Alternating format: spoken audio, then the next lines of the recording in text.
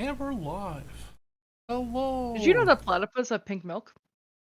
Come on, we went over this so long ago.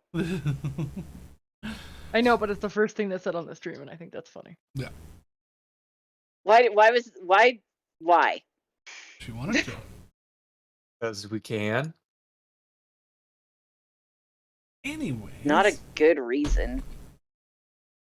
Good morning, afternoon, evening, or night, wherever you are. We are Fables and Flumps, continuing our weekly Saturday D&D session. I am Brandon the Dungeon Master, taking them through the world of Terrassa. And a custom homebrewed campaign with lots of ridiculousness and new, fresh ideas. Everyone's ready. I can give a little quick recap. Not much happened, but a lot happened last session. I was gonna say, a lot happened last session. Yeah. A lot happened, but not a lot happened.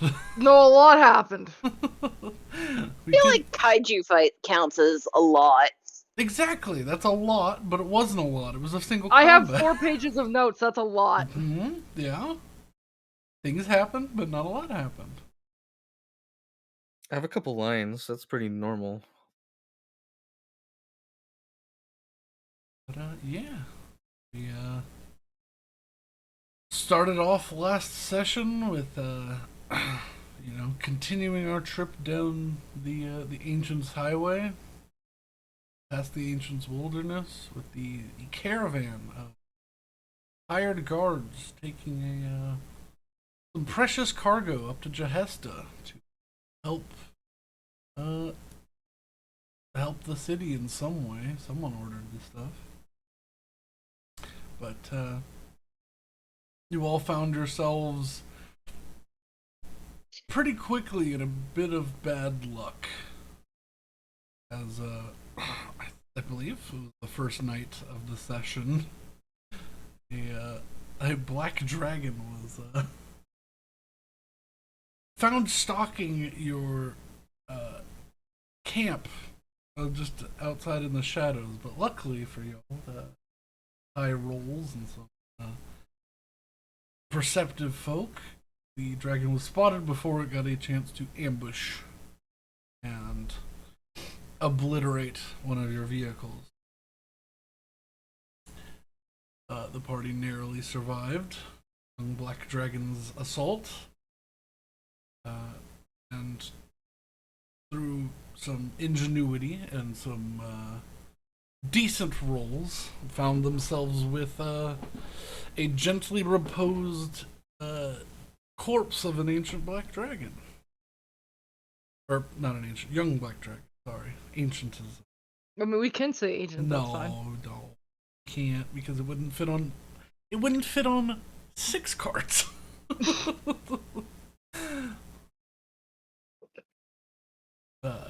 But you managed to keep it from taking it severe damage, and got it up onto one of the carts, which is still managing to hold. I have been rolling to see if it takes damage, and it's held up pretty well. It's got some decent fortitude.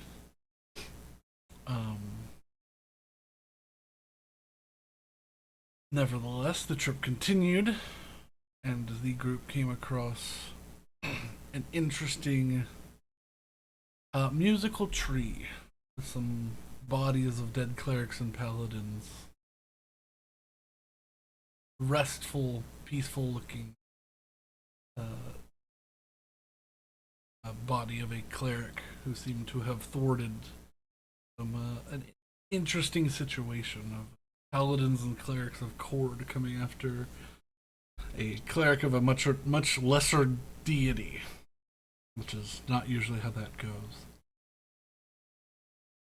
But the party's luck was not quite through kicking them while they were down, and I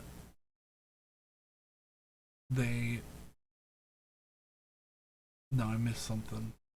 I missed the boggle. Boggle? Boggle was Before. towards the end. No. Boggle was before It was Kaijus. Boggle, yeah. It was Boggle Spores Kaiju. Yeah. So towards the end. It was like the halfway point. They before their luck took another turn for the worse, they had a little bit of an upturn, and they found a strange, unnamed Boggle who lived in a stump who sold things he bartered things. He was not interested in coin. He wanted interesting objects. The crew bartered with him and got some decent things, and made it on their way. Set up camp just down the road a little bit before, unfortunately, a miasma of spores decided to ruin their sleep as they all woke up in different states of high as hell, and all had different effects put upon them. Some good, some not so good.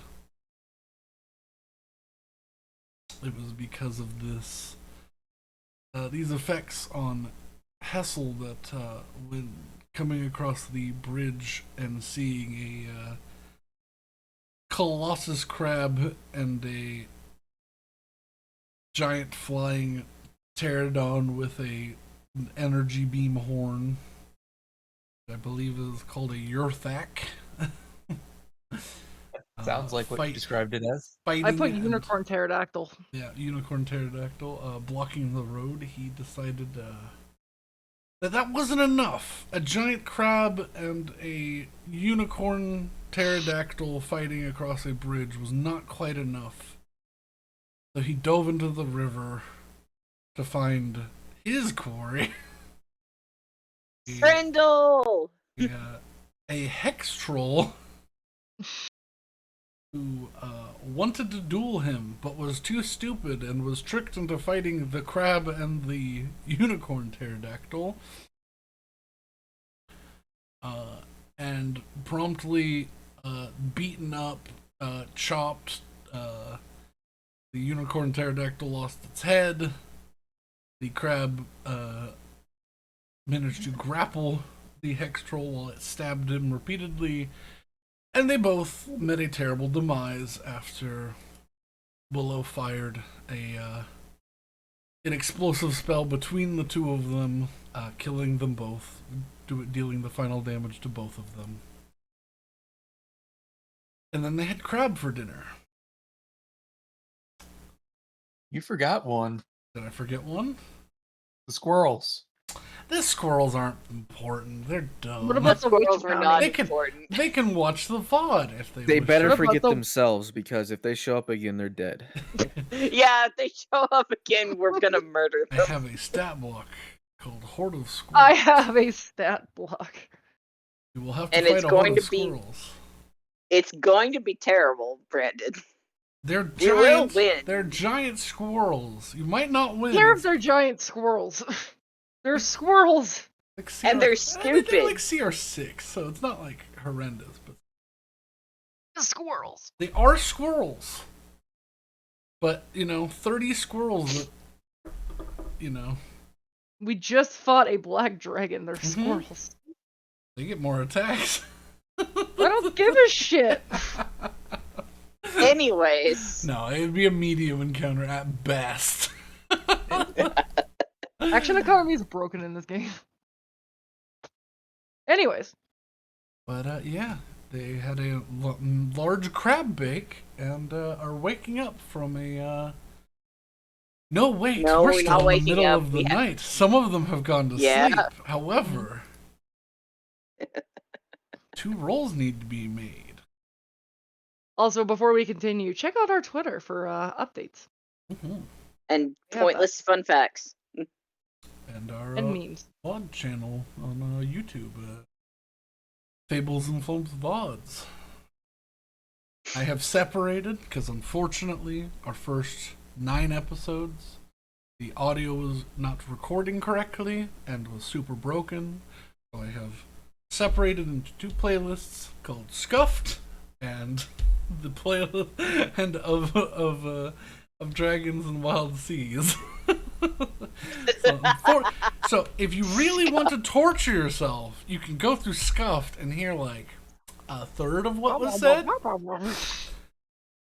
I don't know what happened. I mean, I know what happened, but I don't know. Okay, how I'm rolling my 1d100. Yeah. Roll that dice. 57.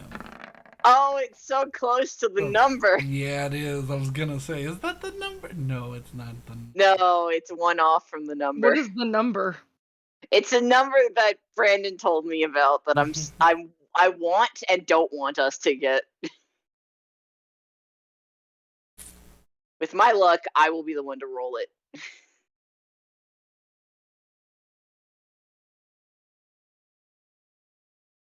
It's one of those things where it has the potential to take this campaign in a wildly different direction. Mm. Oh dear.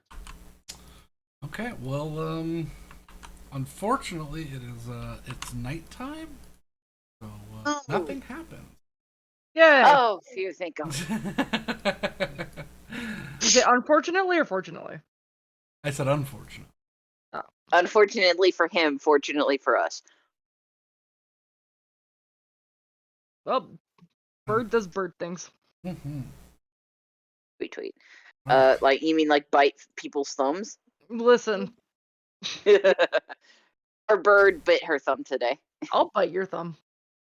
No, you won't. Half of the rest goes without issue. Say Okay. whenever you are ready. Roll a D100. 12. 12. 12. Oh no. 12 is. Oh no. I mean, it's all something. Oh, okay. That's not what I thought. Oh.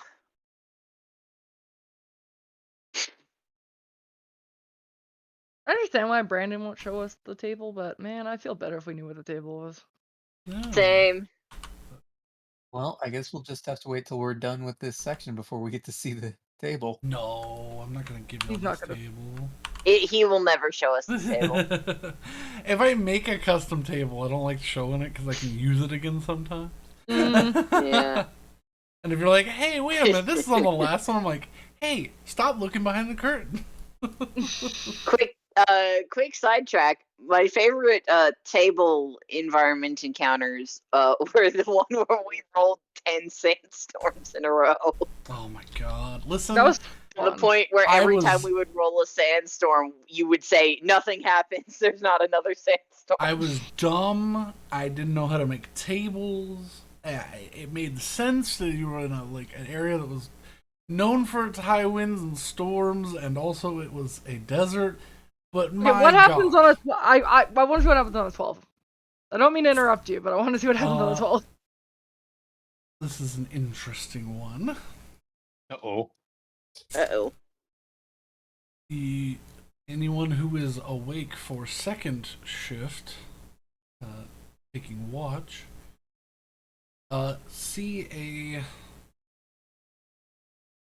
small light blue light coming down the road from Jahesta, and hear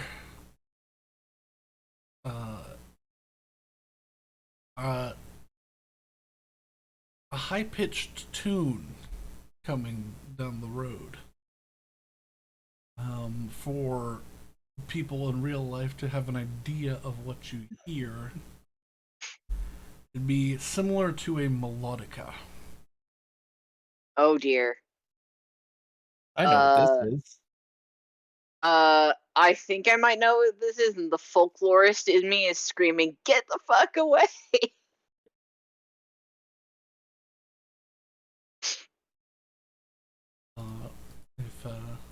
So who would? I'd probably be asleep because I just had my watch. So, or would I be on at the same time as they one? What's up to you? Well, Okay, how I have long? a question. How long would first watch have been? That 4 was my hours. question. Yep. 4 hours? Yeah, I would probably be awake. No? I'm definitely Just- awake. Betty Just would chilling. probably be asleep. Yeah, you hear this just tune playing, and you see the people that are awake get visibly anxious. Like, who the fuck has a light on and is playing music in the middle of the dark in the ancients' wilderness? You're gonna get swept up and eaten. And you see coming down the road, coming into view, is a androgynous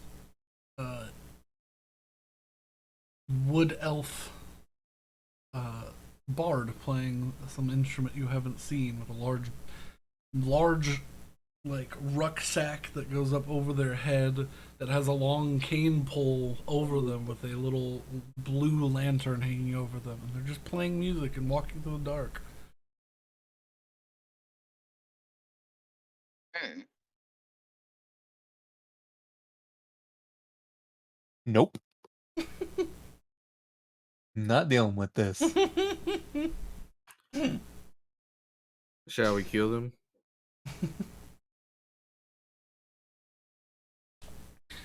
As No, let them pass.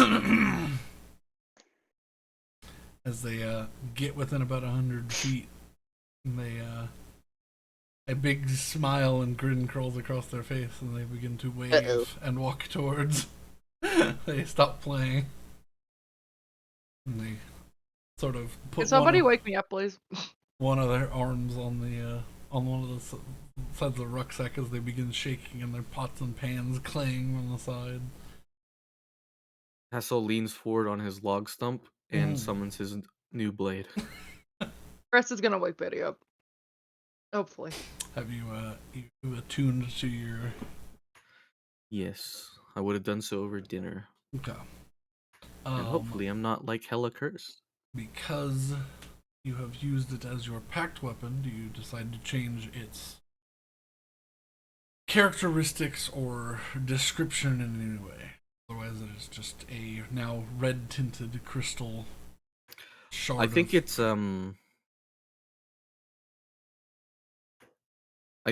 like a probably still the same ice blade, but Mhm. there are like specks like throughout it of like patches of like where I guess the rest would be water, it's blood, and the mist that comes off of it as it touches the air is now a faint red. Mm. Ooh. Pull it out. It's a little bit more refined. It looks like your vision of it makes it a little bit more clean. It doesn't look as much like a jagged piece of glass, and more of a carved dagger with a handle now. There are darker patches and streaks in the quartz, a deeper red, and they sort of slosh and move as you drag the knife through the air, and leaves a small trail of red mist that slowly drifts down and begins to pool at your feet.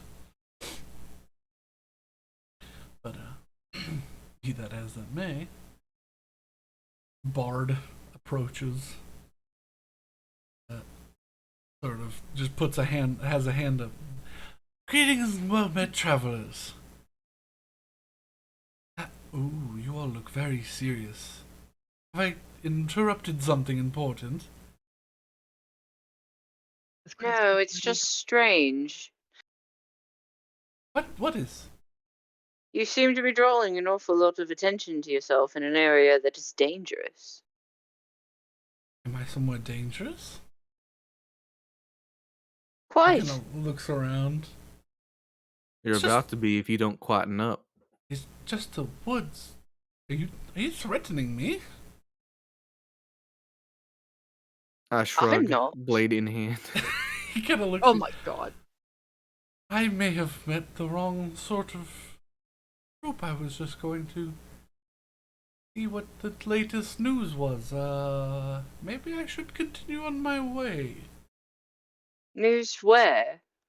Oh, that, no, well, I don't know exactly where I am, but I have news, and I was hoping to trade and see where if I could, find where I was in, in exchange for maybe information?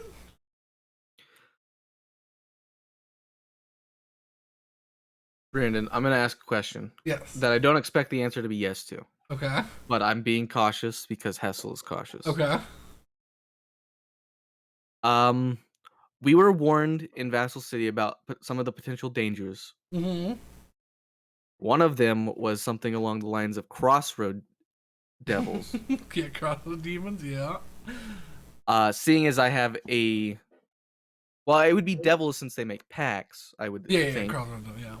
And since I am branded by a demon, I'm wondering if I'm getting hot at all. Blood war and all. No, not sensing anything untoward or aggressive from this person.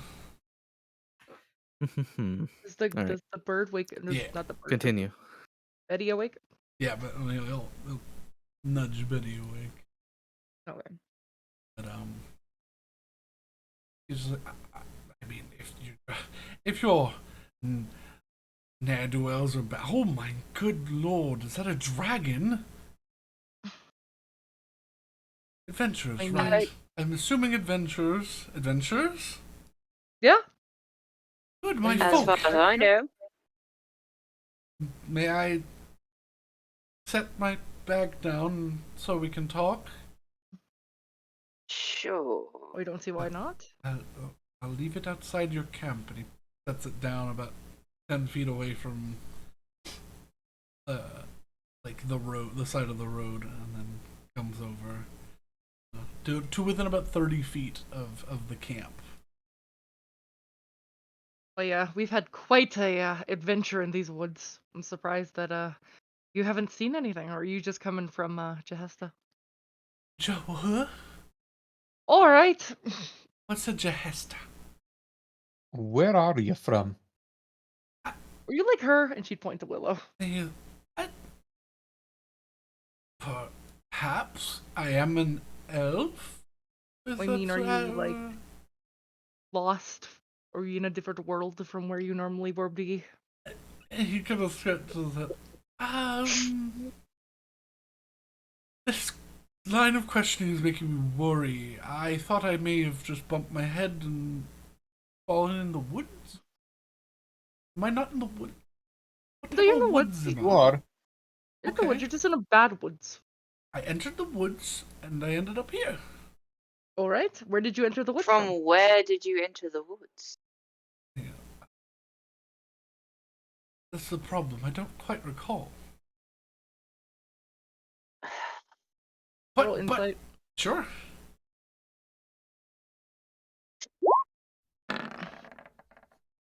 Eight. Yep, totally trustworthy.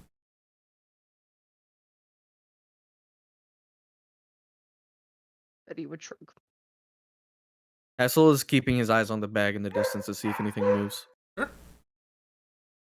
Just Some sitting dog's losing its mind. Pizza just showed up. there. Ah. Good reason to get excited. But yeah, Yeah. no, the bag is just sitting there, still with its little cane pole with a string on it that has this glowing magical lantern on it. Oh, wait. Do Did you- I get any sense of fey magic from him at all? No. Oh, wait, well, let's start. If we're gonna talk, let's start with introductions. I'm Betty. Meet you, Betty. It starts with an A.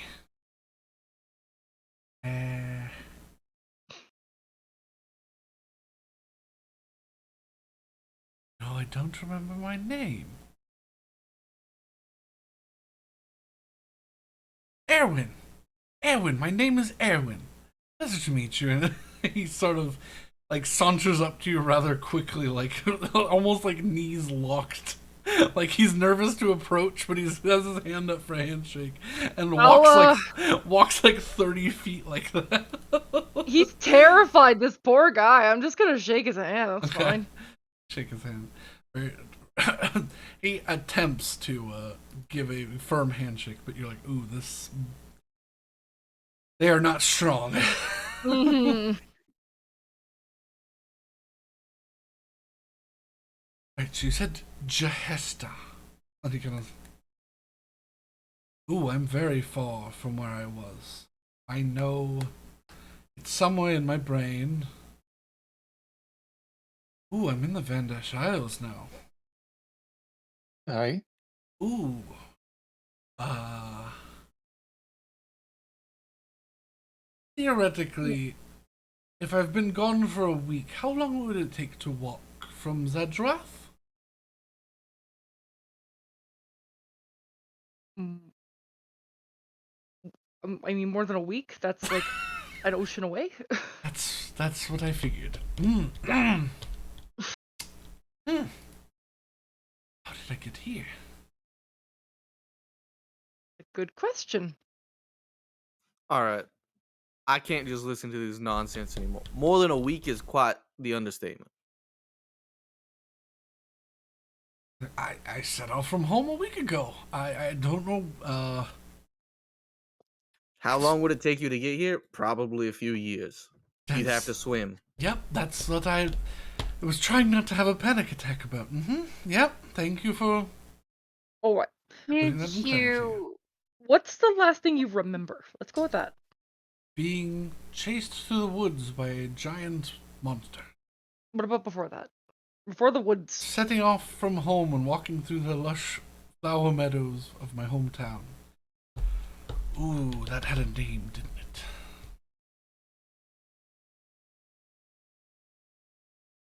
Helig.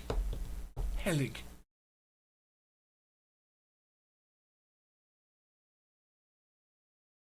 Do you remember anything about this monster, or perhaps any point in your walk where the trees turned strange?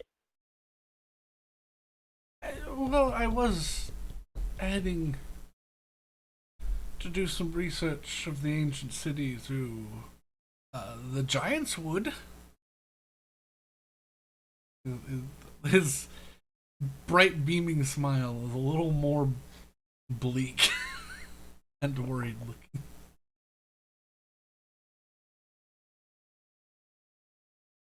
Do any of you? Well, I don't know what that is, but I'm sure that's Uh, significant. Anybody who is trained in history. Take a history. Dude, I am, and I'm baller I- now because of my I'm headband. I'm trained in history as well. I'm not trained in history, 17. but I don't think it would matter if I was. The Giant's Woods are not particularly referring to actual giants, but a magically imbued forest in the northwestern continents of Zadruath on the planet. It's where the ancient god-slaying city, floating city of Ampharina fell, and caused a lot of magical mishaps, mayhem, and misfortune. And it's still being researched, albeit very slowly to this day, because no one wants to go into the Giant's Forest because of the 15-foot tall man-eating squirrels, because of the giant T-Rexes, because of We're there. potentially waking up the Tarask that now sleeps at the bottom of the lake. That was the center point of the impact point of where the reversed mountain top of Ampharina hit the earth. You might have to put this in text blocks because there was so much there. Yeah. It's a magical weird zone, Yes. Alex.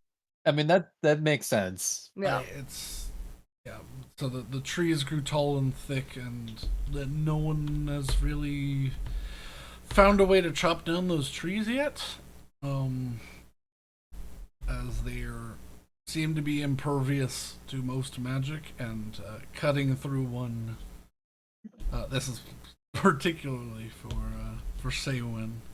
Uh, they seem to heal overnight, so it's not possible to get through the entire tree.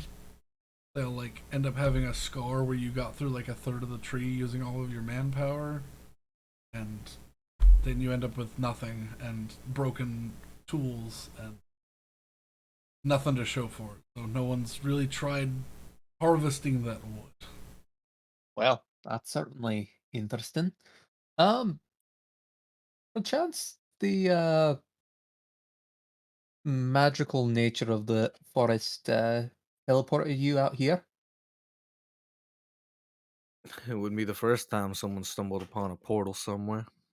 That Certainly wouldn't.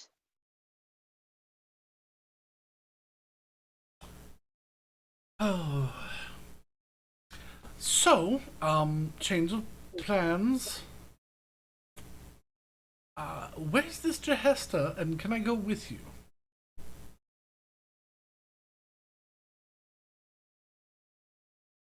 It is due north, up the road.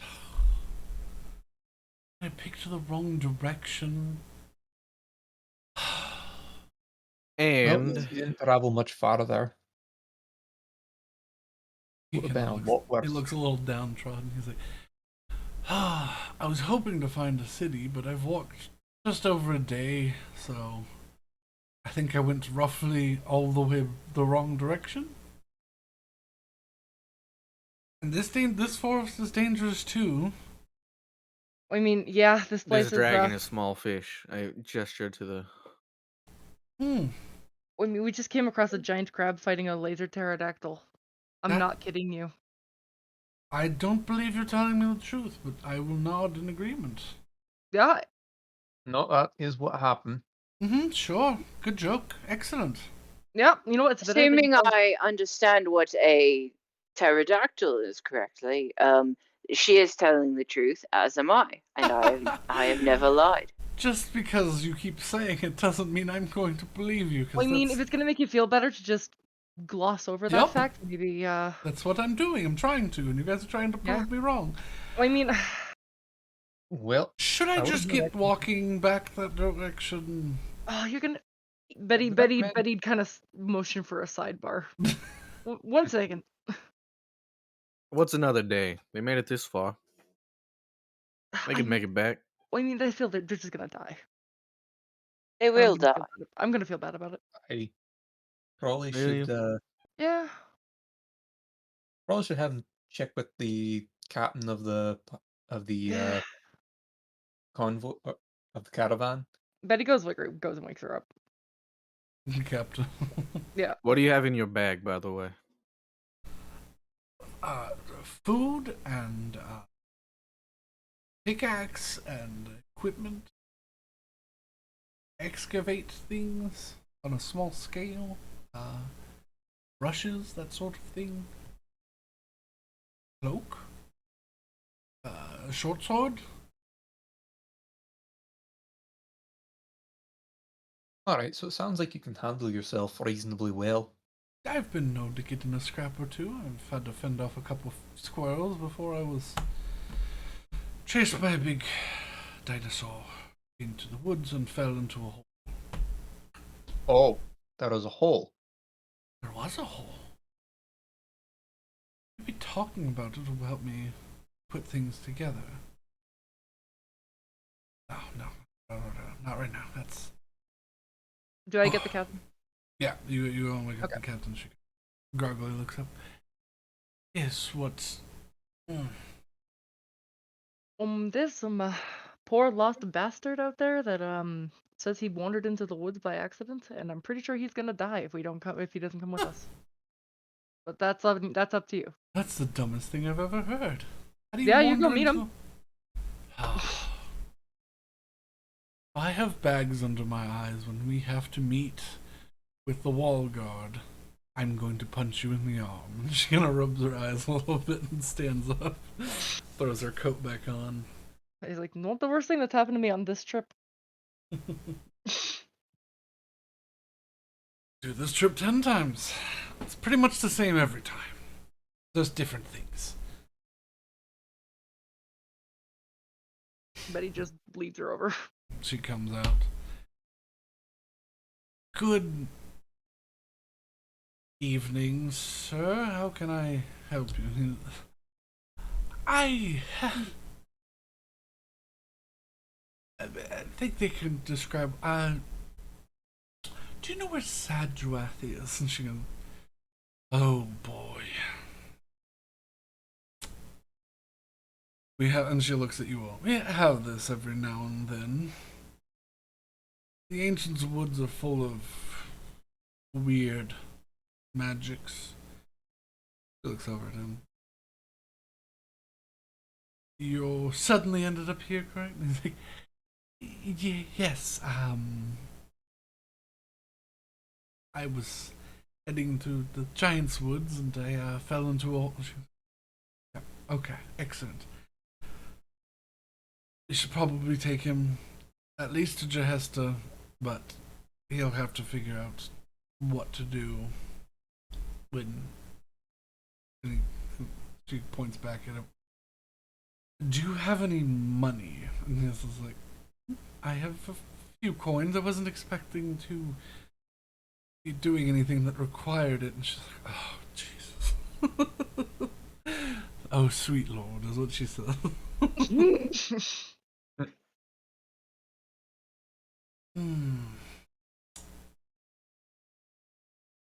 Luckily for you, Jahesta's full of job opportunities, and plenty of folk who want a minstrel or bard to travel with them to keep them less bored. And there you go. Oh, I mean that I could do that for you all if that's. And she's like, I'm a good. Probably not a good idea to be drawing attention to ourselves with loud noises. Just kind of ha ha. This is probably the most dangerous stretch of this land. If you want to get moving in a direction, you could probably try and find a caravan heading east. He was like, oh, I'm. I thought she'd. And she's like, yes, you can stay with us. Just somebody check his bag for poisons. Check his wrists and ankles. Check the insole of his shoe for a clicky button with a knife. That sort of thing. She turns and begins to walk back in, resettle herself.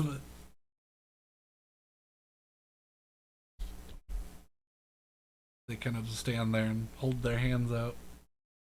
I'm coming with you, yay! Please, don't hurt me. I mean, try not to. Can someone check my things? I'm afraid to move. I feel so bad for this. You know, fucking it's person. almost wrong to interfere with nature working itself out. I mean, we I'll can just check leave his him to things. die. Yeah. I'll check his things. I'm not gonna. Die all the Make time. it. Make an investigation.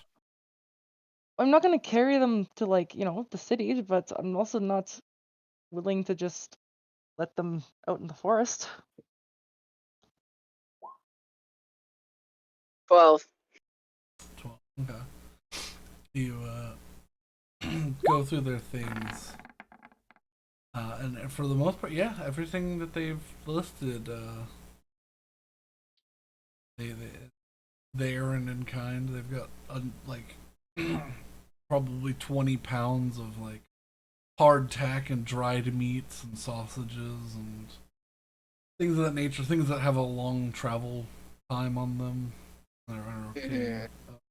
Got a large canteen. However, with a 12, do you see they have a small little folded sachet of like a leather tied with a leather thong at the bottom of their bag. Without saying anything, I'm gonna open it. Okay. Like kind of like as like making the motions of like, oh yeah, I'm still looking for the bed, and oh, flip open. Yeah, What's in here? You open it and you see a strange cracked stone of crystalline and wood, very familiar to you.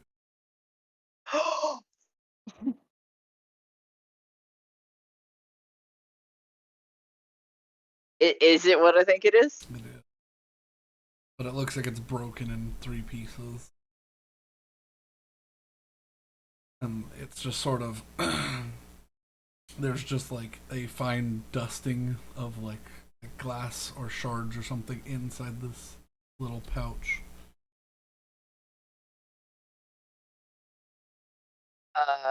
I'm gonna put all the stuff back in his bag except for the satchel, and I'm just gonna walk over. Where did you get this? It's my grandmother's. Oh, She she came through from the Feywild and ended up in Sedgeworth and sort of made her way to the first town and really liked it there because all the flowers reminded her of home. Um, I never really got to ask her much. She was she went home when I was a child, but she told us to keep that one and hopefully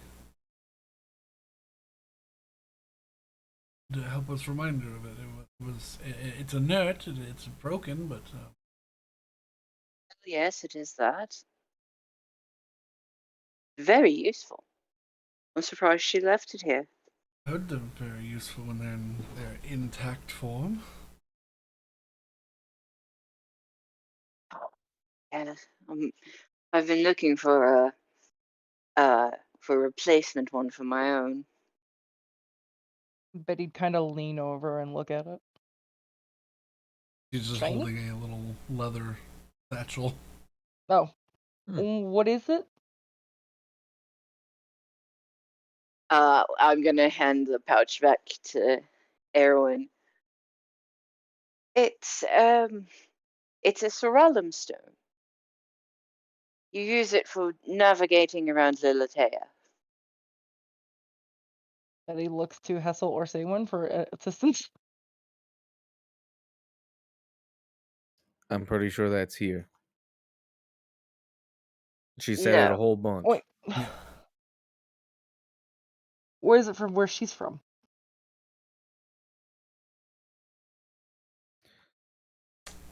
I actually don't remember. Betty, make an intelligence check. Okay. Yeah, I actually don't remember. She says a bunch of words. As 12. do we all. It's called talking. 12. With a 12, you were able to put together that Lutea is what her, her people have been calling the prime material. Okay. Nope, Oh, I by the was way. right. Nope. Other way. Sorry.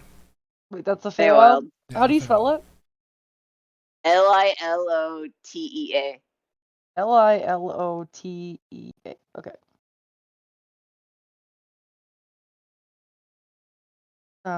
Oh, okay, so it is a Feywild. Yeah. Right. I think I'm finally getting this a little bit. You say some weird words, but they do mean things. Most words do.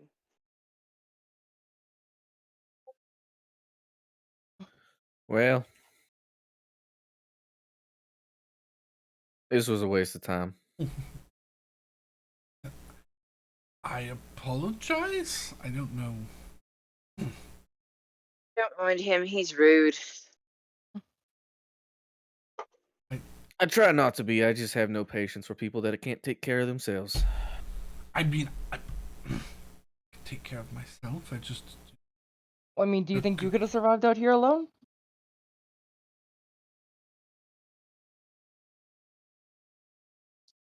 he goes and he grabs his bag.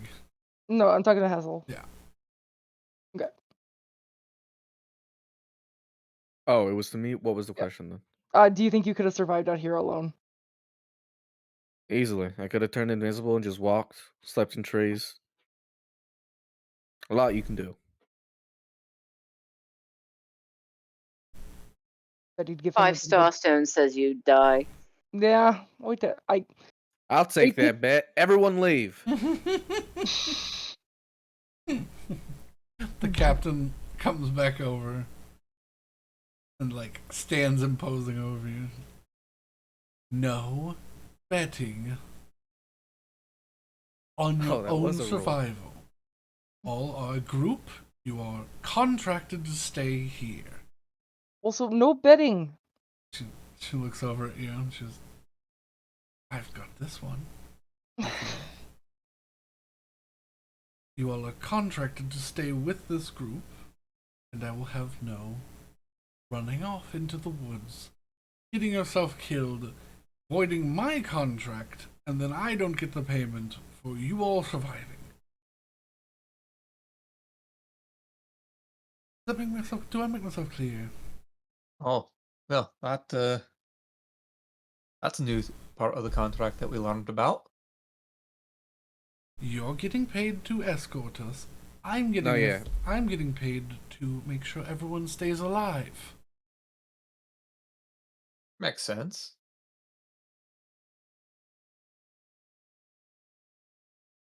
So, please. I mean, I feel like he'd willingly sign the contract, like to void that for this bet. Okay, then the next time I don't. I'm he's- not saying that he should. I'm not saying that at all. Honestly, I don't like betting on the job. I think it makes bad blood. something we can agree Sounds on. like I you mean, lose it a lot of doesn't- bets. It doesn't matter because the bet I made was non-existent. I don't have 5 star stones. No one does. I mean, I don't even know what a starstone is. Exactly Wait, you were my betting point. something you don't have? Willow. No. Yes. Come on. I'd be careful betting things you don't have. Also, wouldn't that be lying? That's bad manners. No, it's not lying. I never implied I had it. It's certainly not True. but we'll let it ride. Isn't making a debt or making a bet, making a deal saying that if the end result is accomplished, then you have to pay up whatever you bet? Well, yes, but that doesn't necessarily mean immediately. I mean, they'd have to get it eventually, and we don't all live as long as you do.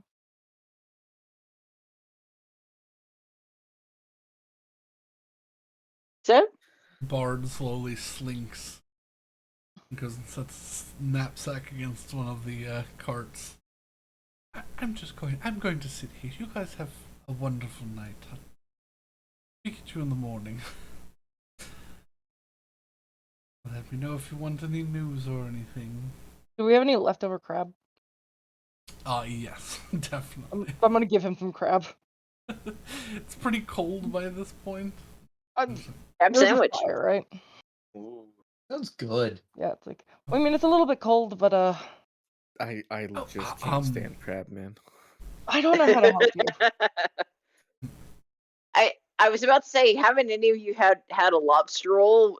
Because those are cold. But then I realized that probably only one of you, other than me. I was gonna say, I have had a lobster roll. They are delicious. I've never had a lobster roll, but you know, I don't. Lobster rolls are fantastic. They are. Yes, they are. Even the cheap grocery store ones can be amazing. At any rate, I You give can't the say elf. lobster and cheap here. No. The lobster you roll can't. I had was like $17. I live in a landlocked province. $17 for a lobster roll is actually really cheap. That's not. Oh my god! It's so that. Okay, I give the poor guy some fucking crab. When the rest of the things were like $8, it was pretty expensive. Oh, I mean, yeah, like they're always expensive relative, but Okay. Yeah. Lobster is a very expensive food, but used to be fed to prisoners. It did, but it used to also be ground up with the shell. Yes. Not exactly appetite. All right. No. Yeah. Yeah. He settles down. He pulls a blanket out of his thing. He takes the small tin plate of cold crab and sort of picks at it. And even though it's, cold and been sitting out like just by the fire, he's like, not bad. You might get the runs later, but that's. Yeah. Oh no. Yeah. We mean, just make yourself comfortable for the time being. Thank you. We're all a crew here. No, please. If anything, I'm just traveling with you all. Don't need to stick your neck out for me. I mean, as long as you're traveling with us, I think that it's safe to say No, that. no, I don't. Okay. All right. It's fine. If I got myself into this mess, I have to take responsibility for it. Thank you all for the safety in numbers. Figure out what to do next. Thank you. Well, we'll talk in the morning. Thank you. He closes, like the old time he's like talking, he's already got his eyes closed and he's like, Mm-hmm. he leans up against one of the wheels and just goes to sleep. Will is going to go back to meditating upon the illustrations in her book. Okay. He's gonna pass out on the Warbounder's fur because it's fluffy. Mm-hmm. So, well, we're going to be keeping an eye out on the road for the rest of the shift.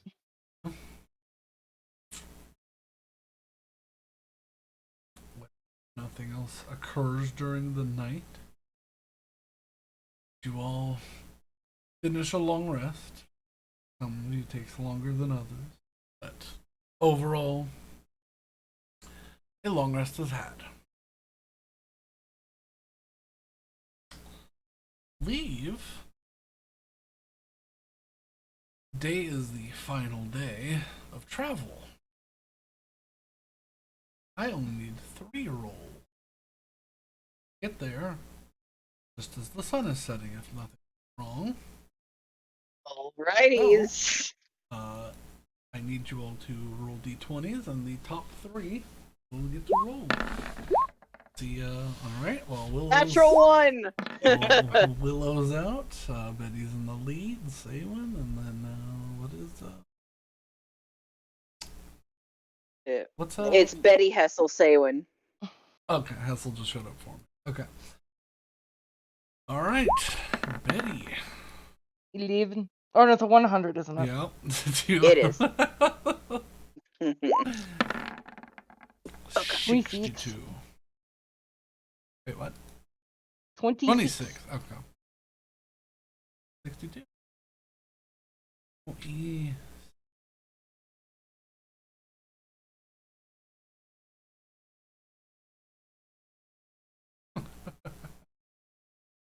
Oh no.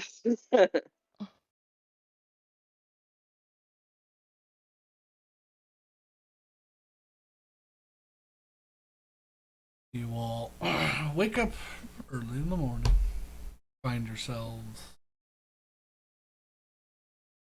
well rested. The crab is uncovered and rewarmed and used as a as a basic breakfast. With that, were you all saving any Colossus crab for in the city, or you all? There's a Yeah, bounty we had store, so, the We the saved- little leg. That's Yeah, right. like You one cut of off the the legs or little leg. something. Okay. Yeah, you I also thought we have grabbed. you got a big old chunky. Claw. Yeah. That's what it was. Okay, Big meaty couldn't claws. remember, but yeah, Yeah. Claw was to sell in the city, and the leg was for us to eat. yeah. All right, but yeah, you have a morning breakfast of a strange breakfast of crab and eggs as they're made in a giant like wok pan. Weird, but Sounds okay. awesome. And Sounds. I mean, it sounds good, but it's weird. oh yeah, it's a little odd, but you know, one of the guards is was a cook before being a guard, so have a decent chef who's willing to try weird things.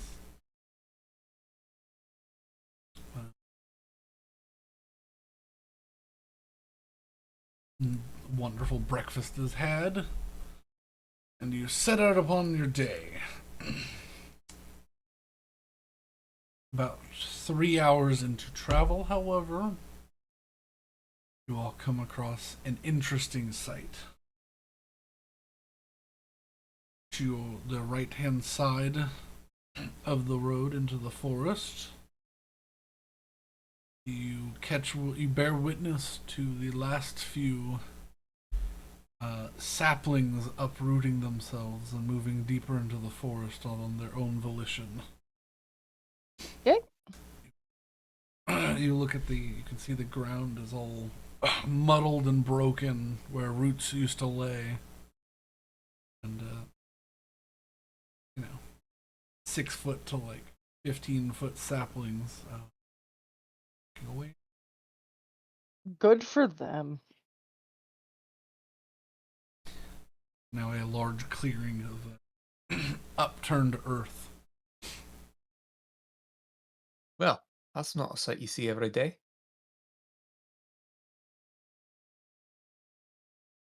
I mean, not here, probably. I don't think I've ever seen a tree get up and move on its own. I Willow. have, but usually it's time to move. Yes. Willow, what is your passive perception? My passive perception is 15. Damn. You can hear just a little bit as you're coming up an old Sylvan Ent song that they are singing. It's not quite in actual Sylvan, but it's close. It shares a root of the language. You don't know exactly what they're saying, but you know what this song is. It is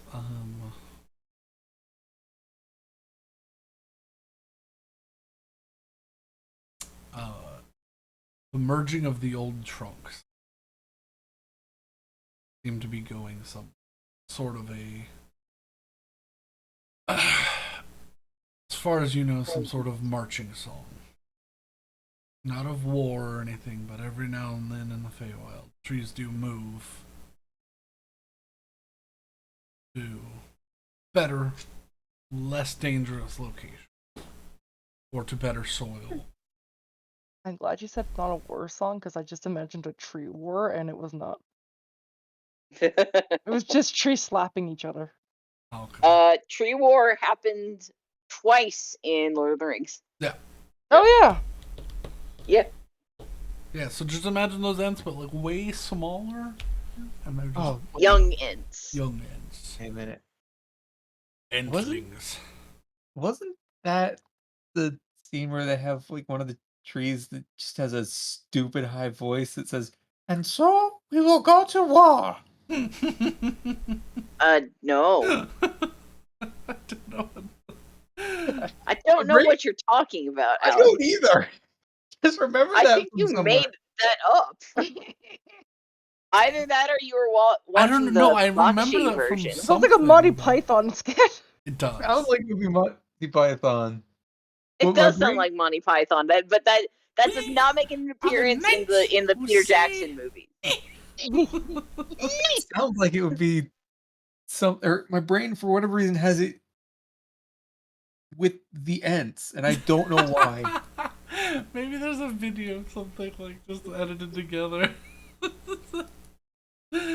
Oh, alright, but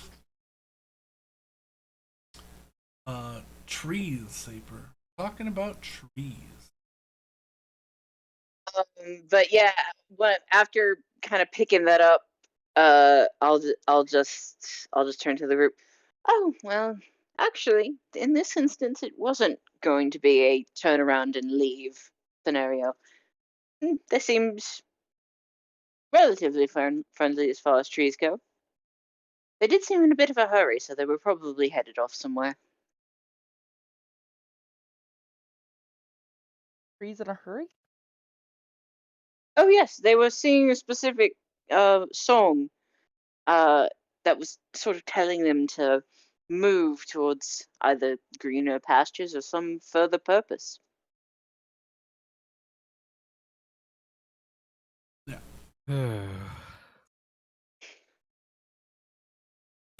I mean, good for them. That's Pirates of the Caribbean. Was it? Yep. In Pirates 3 when they actually vote on the pirate king. Oh, okay. There was the guy in the turban who had a Yeah. really Not a Yeah. tree! Yeah, that's not a tree. don't know. I don't know why my brain. Combined those. But It's it because was- you're exhausted. I am tired. But to be Anyways, fair, I'm pretty sure it's a very similar line. In Yes, because it's no, the ends and will and go to it's war. and so the Ents are going to war. Yeah. the line is The very ants were not. similar. My If the ants brain. were in the Pirates of the Caribbean films, that would be so much better. That would make the Pirates of the Caribbean would be so much better if the Ents were there, but I don't think they could get it past the Tolkien estate. I mean, they No, just they have to just- be mangroves. Like, they'd have to Yeah. be mangroves in the ocean. Oh, Like, they just, No, Oh, that mangrove would not ents fly would with be Tolkien estate. dope. Okay, that's an idea for later. I mean, there probably were mangrove Ents, all right.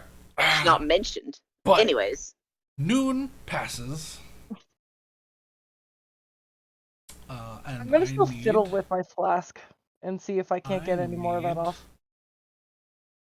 Castle to roll me a D100. I mean, you can't get any more off without potentially damaging it without tools. Okay. 41. Boo. I wanted a 1. What did he get? It's not coming up. 41. 41. There we go. Why are the rolls so delayed today? Probably because the virtual dice are enabled. I mean, yeah, but Who- usually they're who not so knows? bad. Like, because I saw it move and it was like Hessel's name popped up, but nothing else popped up with it, and then it like came up. Yeah, that's what happens with the virtual I dice wonder roll. if, because you two are the closest geographically to one another, it's sending tweets rolls all the way around the world and then back to you. Maybe. And no, I don't think that's actually what happened. I'm clarifying because it would look bad on me as a technology professional if it seemed like I thought that. Dear Lord, what happens on a 41? 41 is not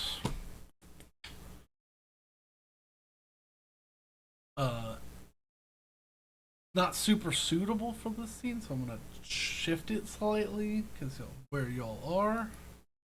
Oh no. Someone as y'all are going, you hear the sound of a horse, a single rider on it. They look like they're stacked up full of equipment, and they ride past in a hurry. It's a gray striped tabaxi woman. She sort of looks back as she walks as she steers her horse around the caravan. Sorry, on the move. And she just takes off. Road. All that happens time. All right. Yep. The last roll of this section of the trip. Oh boy. Shark, go, Remember, shark. whenever you're ready. 32. See, that 32. came through right away. Well, I also have virtual die turned off right now. So Well- it's not trying to roll a die. Well, I turned mine For off me. as well. I think you have Yeah. to turn it off, or I think it's the person who is rolling has to have it turned off. I don't think so. I think it. I don't think that's true either because I had it turned off for a while and they instantly popped for me.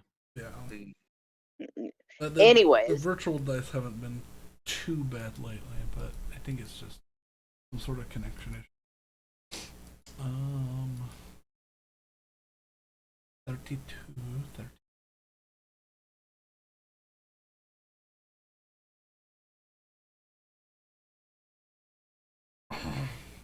You all are not actually in the forest. Nothing happens. yay!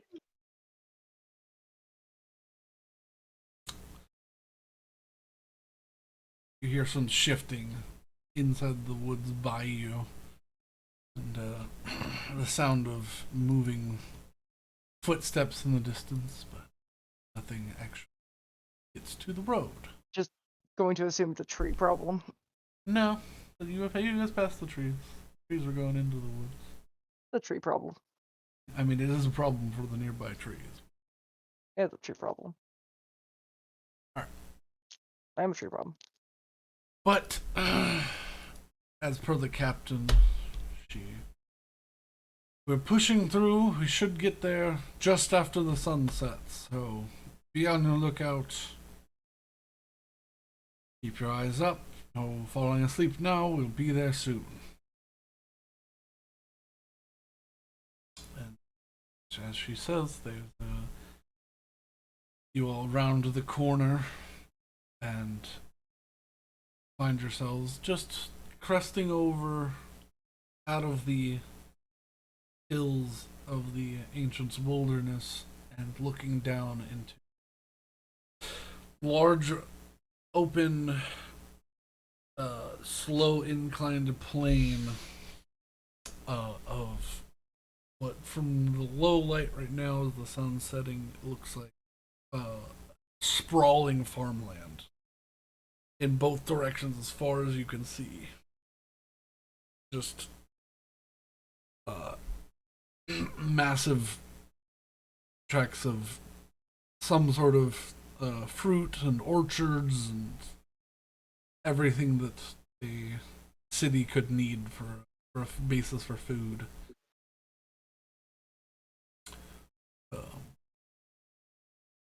And sitting past the farmland, you see the giant towers of the wall of Jahesta leaving these long shadows. A segmented wall in between each section, there's a tower that is twice the height of the wall, so some 100+ feet, jutting up with these large parapets. Diamond-shaped roofs come down to points that you can see in the distance. And you can see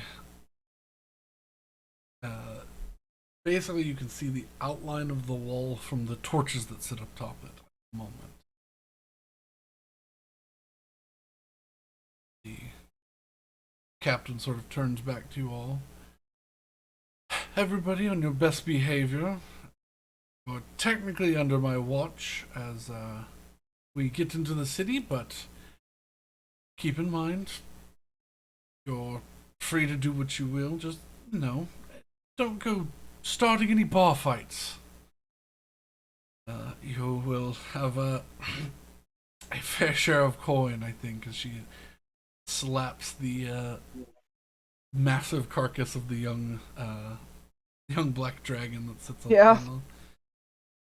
We'll get this all squared away, and you will, I think you'll be quite pleased with what we have for you.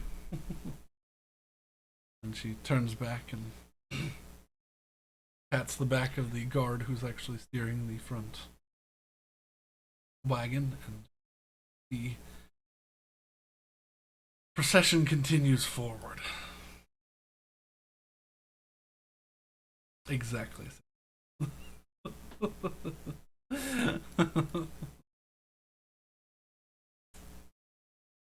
Little marker for the little dragon is Jahesta. You will come up to this wall, which Vassal City's wall is impressive, but it's engineered and it sort of looks beautiful, and it's doesn't see much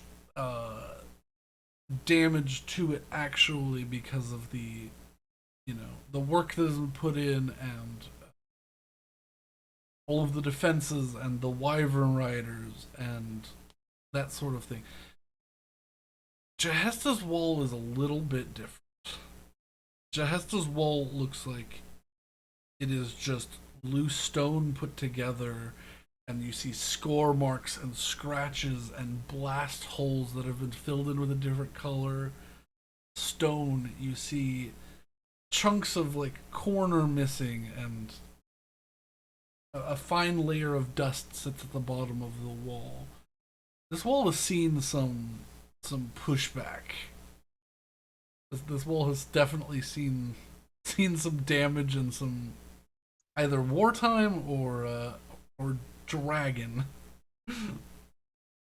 And Well, the wall looks like shit, but certainly seems like it can withstand quite a bit. and just as you all are coming low towards the city is when you realize,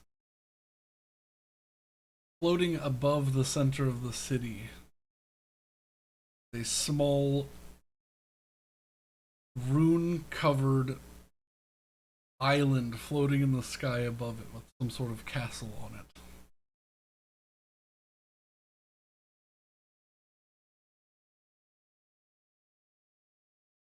What? What is that?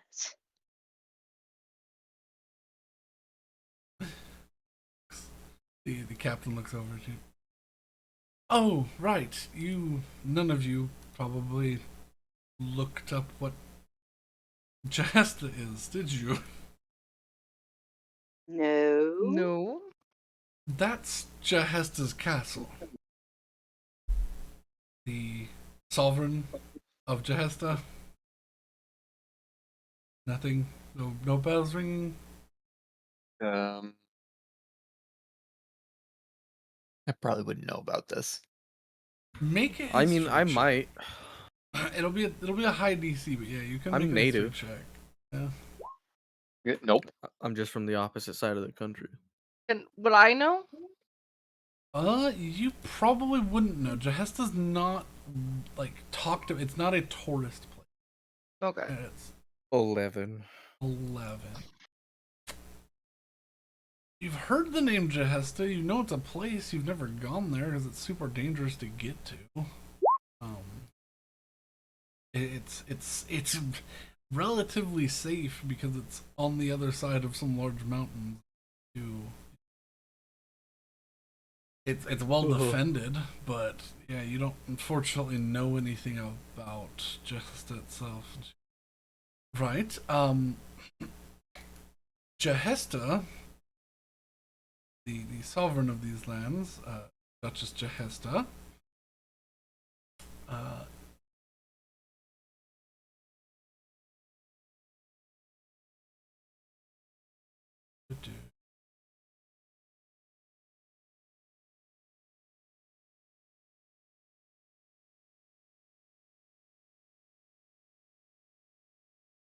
Duchess Jahesta, the caustic fury, the ancient green dragon that hails over these lands. She lives in the castle, and she was one of the first to join the Union and helped bring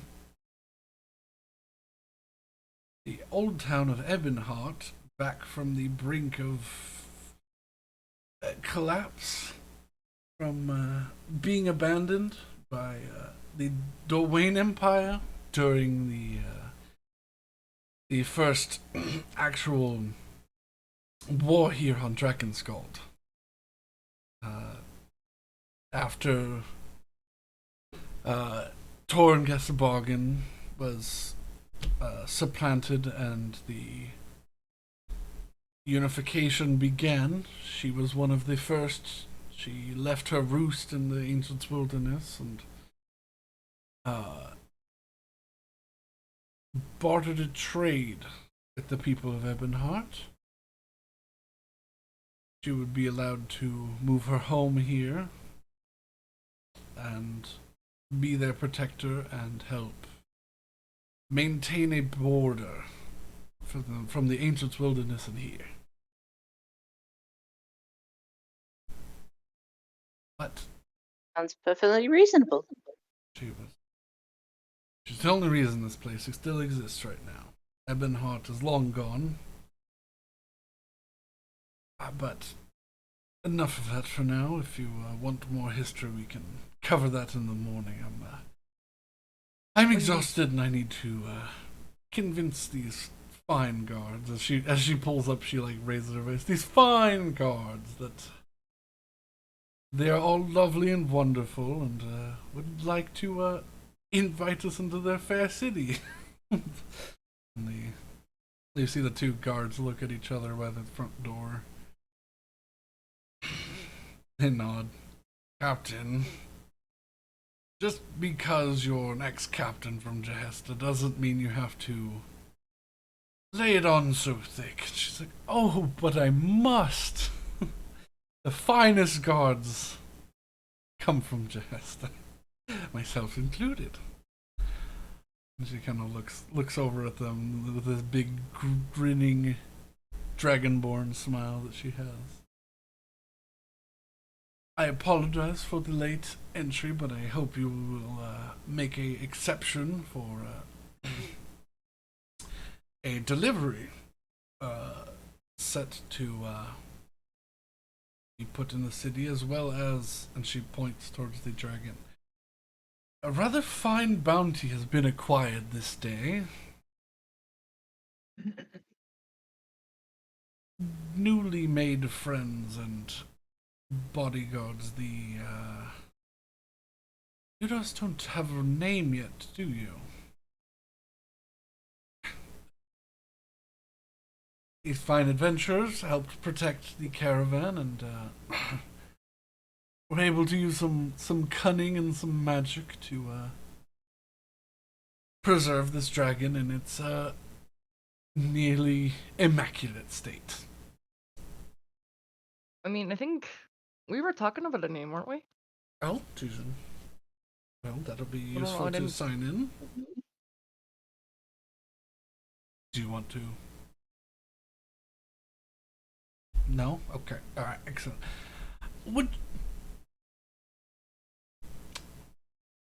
Can we pass? Would you let us in? We're all very tired, and I assure you, you know me and my reputation. I'm very, upfront. And she kind of just gives a grin, does a little pose with her arms. They kind of look over at the crew.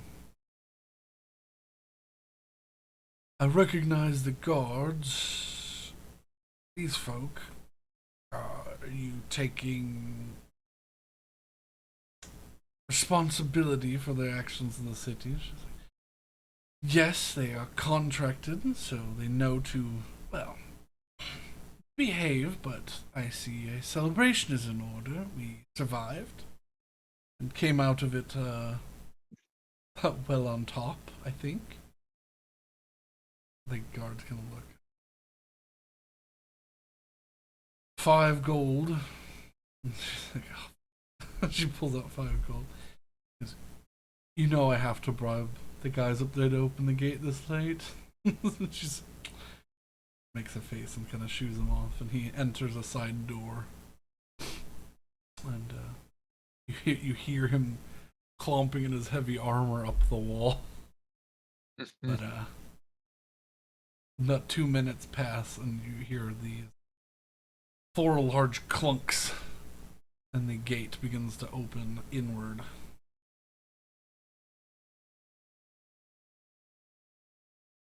Excellent. Welcome to Jahesta. She smiles back at you.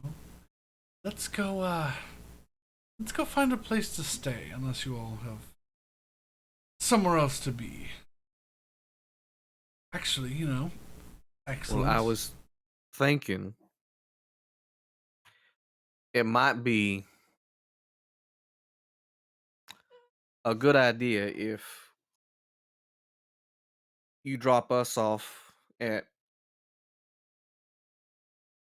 the guild where we would sell these pots, and you get these carts all nice and sorted out, stored away somewhere. What I was going to suggest, you can. They do have not the best room and board at the guild if you are short on coin, but and she looks over at the corpse again, doubt you'll be having that issue.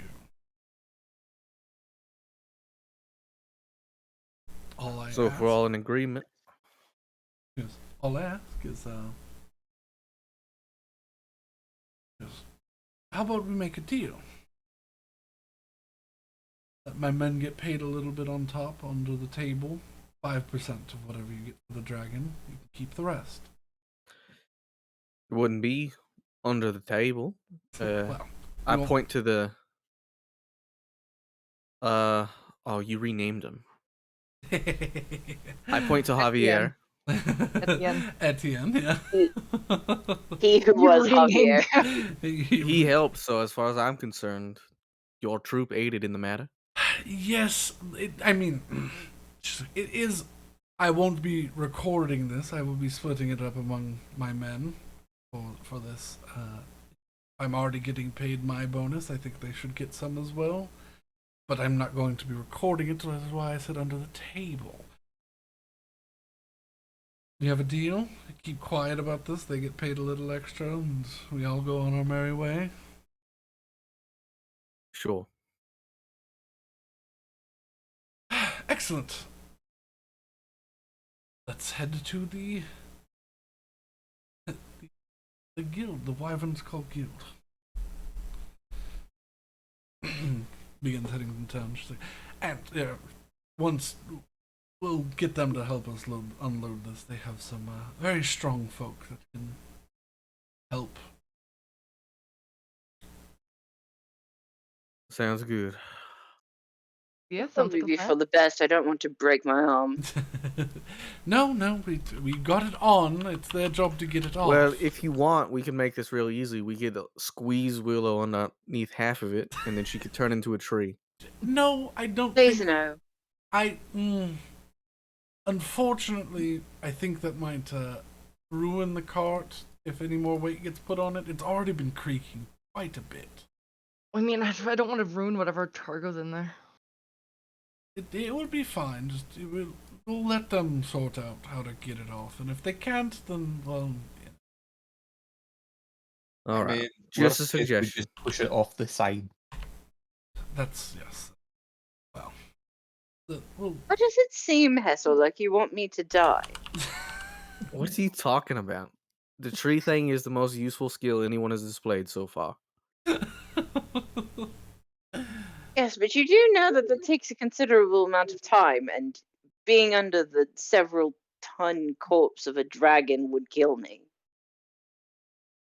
It would be a trial to overcome, an experience that builds character, I think. I think Hessel has advocated for each of our deaths at least once. You know, that's actually fair. Yeah, It's merely par for the course. yeah. Also, do you need the moorbounder, or can I change up crest a little bit? Just like once we get there, we can Alright. switch out or let you do what you will. Luckily, Just pat him on the the head. last day of this trip didn't have any surprises, so we should all be okay. I recommend, probably if you do have coin, not staying at the Wyvern's Call. I would go 2 streets down from that to a tavern called the Towering Halberd. Okay. That's my recommendation. You can definitely search for another tavern or pub or whatever you wish whenever you get in. Ah, we're here. She halts. She puts a hand up, and the caravan comes to a halt on the city. You see a bunch of people sort of rushedly moving out of the way of this giant, this giant procession of caravan. I would go get some help. And she hops off and walks into the Wyvern's Call. She throws the doors open. You can hear, "Ladies and gentlemen," and then the door slowly closes. Like, Once the doors close, I'm gonna wave everybody over. So should we name ourselves? That seems like something that would be important. I mean, I heard murmurs from you guys on the trip. Didn't catch any of the names, but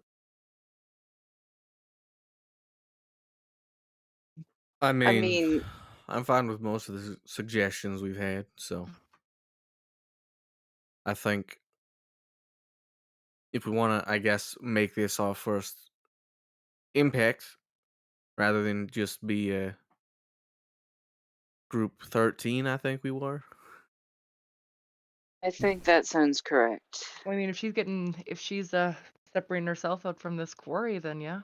I think the Slayers of a Young Black Dragon sounds like a pretty good first step. Oh, All right. Then if well, everyone wants to wait inside or outside, I'll go change our name before we actually bring in the quarry. Yeah, we sounds like a were good. Team 12. That's what it was. We were Team 12. Yeah. We're also told to avoid dragons, but apparently we didn't listen to that. as you all say that, the doors open. The bounty of Team 12, temporarily named. And you watch as 6 Minotaur come out of the doors, and everybody that was inside the Wyvern's Call also spill out onto the street. There we go. I hyped them up enough. Got all the toughest boys to come help. Yeah. Well, All right. Well, we missed the will make boat. I it guess it's settled. We're Team 12. No. I said temporarily. You don't need to keep it.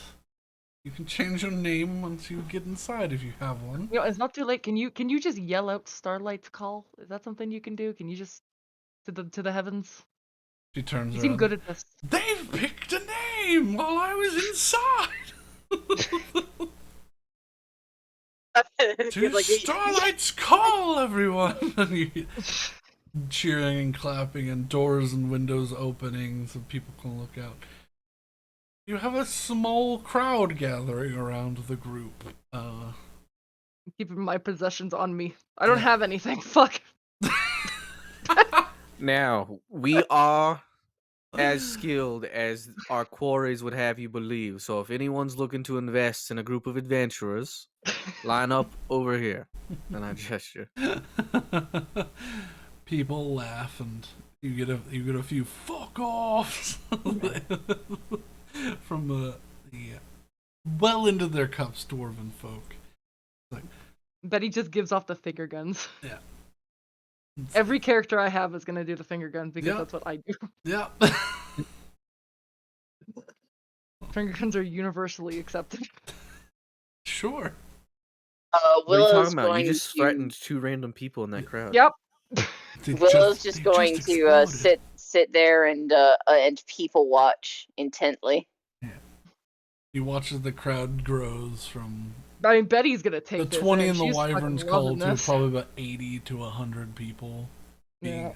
People randomly on the street. Yeah, awestruck, people stopping, children gawking at the fact that a team of 6 Minotaurs wasn't enough to lift this thing off of the She would truck. order Crest to go help. And so, like, I during the process of like the whole like crowd gathering, Mm. I walk over, and climb on top of the cart with the dragon, Mm. and I'll use my fancy new blade, which should cut like butter, to like pop off 3 scales, Okay. Yeah. and I'll toss it to a group of kids. They hurriedly grab these scales. And as a young dragon, these scales are, you know, not more than like an inch long, but that's definitely like a. These kids will remember that. Yeah. Dragon scales are not easily acquired, and even less so with the distinction between the unified and traditionalist dragons. Yeah. That he's gonna flap around and Oh, and fly I and did split forget to into run this dust. by everyone, so I gather up the main crew. Now, I'm fine with taking a hit in my cut of this whole ordeal if I could keep a slab of that hide. I want to try to make some armor out of it. Yeah, I mean, fair enough. Some As nice leathers, studded. you see, I mean, most of it's going pretty much right into the boat fund, right? Yeah. you, Well, you all this might watch. push us over, actually. You all watch as a section of the roof of the inn is opened up, and you see like a large crane arm is brought out and dangled over since they can't get it off of the cart, and ropes and pulleys are brought down. And as you say that, one of the minotaurs that's sitting there, they're waiting for the ropes to get dropped down, or the chains to get dropped down. He gonna we we do have some fine tanners and armor makers part of the guild. You could maybe bargain to have armor made as part of payment. Sounds good to me.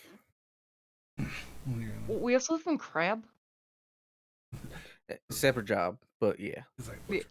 anything you have, I'll take. But this is She'd list off the crab, the troll bits, the just the absurd Yeah. amount of things that we got. well, one of the minotaurs reaches up and sort of struggles with the crab arm, and it sort of is hard to fit through the door. He has to like drag it through, and you watch it like scrape up the wood real hard. Ooh. you hear, Byron, fucking stop dragging shit. The door's closed behind him.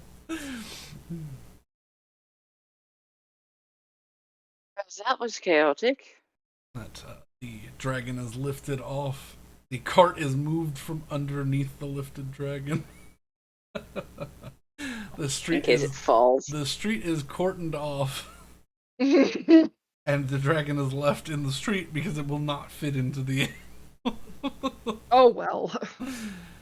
Well, We'll have to pay the city, and you see a small dwarven man come up. Well, we'll have to pay the city and just process it here, but it's not the first time. It won't be the last. Don't worry about it. And he sort of like pats you all on like the hip, sort of. All right. He like reaches up a little bit.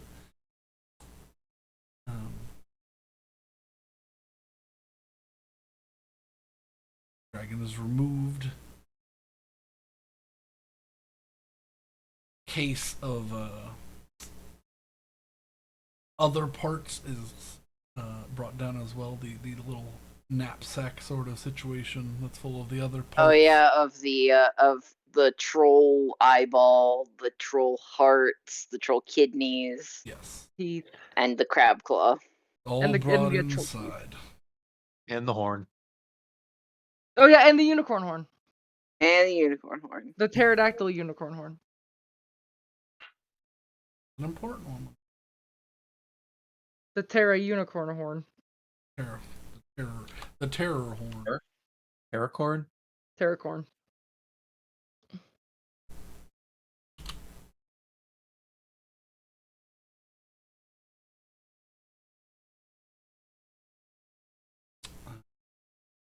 Out of character, I want to meet this green dragon. Same. In character, I don't know if Betty wants to meet this green dragon. Probably not. And by the way, I would walk over to whoever is, I guess, organizing our payment to describe what I'd want the armor to be. Okay. Because basically, I want it to be like a 2-piece set to like basically form up studded leather of pants and a coat like mine. I don't know how else to describe it, but like the long captain's coat. Okay. Yeah. And I want like Trench a, coat. I guess it would just be like a trench coat, yeah. No, bridge coat. Bridge coat. Is that what it's called? Yes, Okay, cool. I know because I own one. But and I want like a hood to be included. Okay. Like if I pull it up, it's like sort of like a half hood, half like a half mask, where it's like a dragon's head Oh, that's cool. Okay. that could come down over my eyes. You give these specifications. There's a a half orc man with a looks like a wax tablet and a little stone stick, and he's like, "We'll get these all marked up for you. Come back in the morning. We'll have everything prepared for you. We might not have the coin as of yet for the dragon. It's going to be a bit, but we need to do some calculations." I think we plan on being in town for a few days before heading back to Vassal City, so that should be fine. Excellent. Shouldn't take more than a day at most to get payment, but see to that. We'll let you know first thing in the morning. Are you guys staying here or are you staying where else? I mean, We were recommended a tavern down the street. The Towering Halberd, I believe. We'll send a courier over in the morning. Just so you're aware, Torngeth is having a sort of word, an announcement tomorrow, 10 a.m. if you wish to view that town square. He is not here himself. Communication orb thing he has. all right. Good to know. Well, do you know of a silversmith anywhere? There's a few in town. Why do you ask?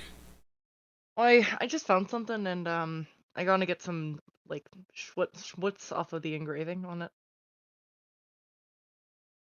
You know, like, let me see. Notes.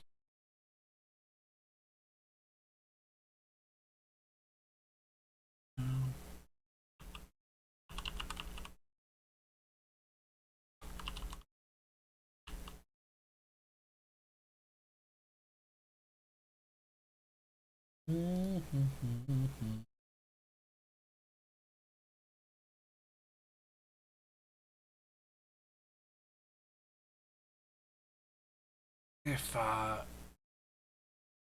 you go to the edge of the city by the wall, I'll make you a map. There's a place called the Cobalt Forge.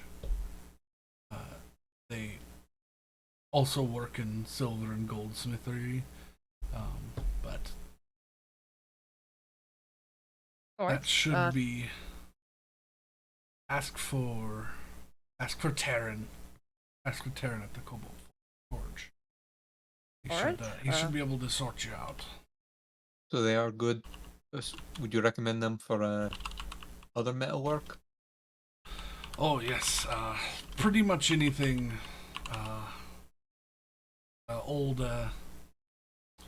He's an older family sort of run smithy.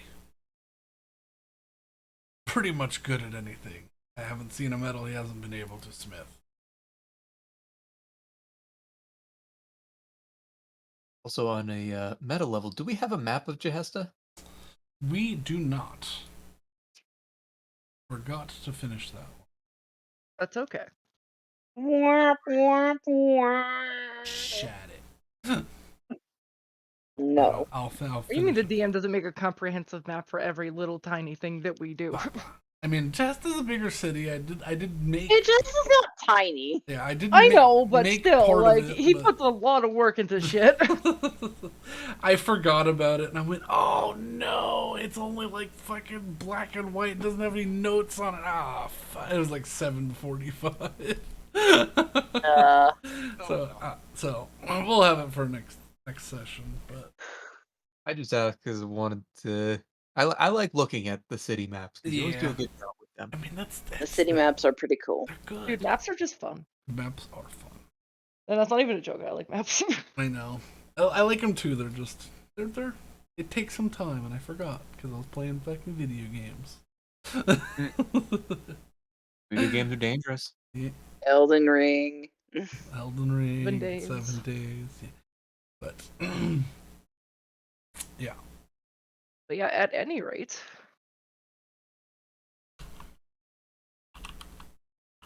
At any rate.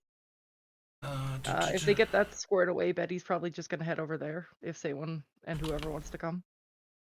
Yeah, I'll head over. You mean to the forge? No, I'm going to the hotel. Yeah, go to bed. You can go to bed. You're allowed to sleep. The forge is definitely closed by now. I will say that. Oh, is it? Okay. Yeah, it's very late. Then I'll go in the morning. Yeah, I mean, probably. Well, it's late for a world without electricity. It's a solid like 10 p.m. by the time they get the dragon down off the carts. Okay. And you all would know that forges don't run super late. Usually people, not the best folk, are looking to find knives and hammers at midnight. Fair enough. Is Erwin with us still? If you want them to be, I was just gonna have them sort of separate as they got into the city. Well, I wanted to talk to them about the news that they had to share. Oh.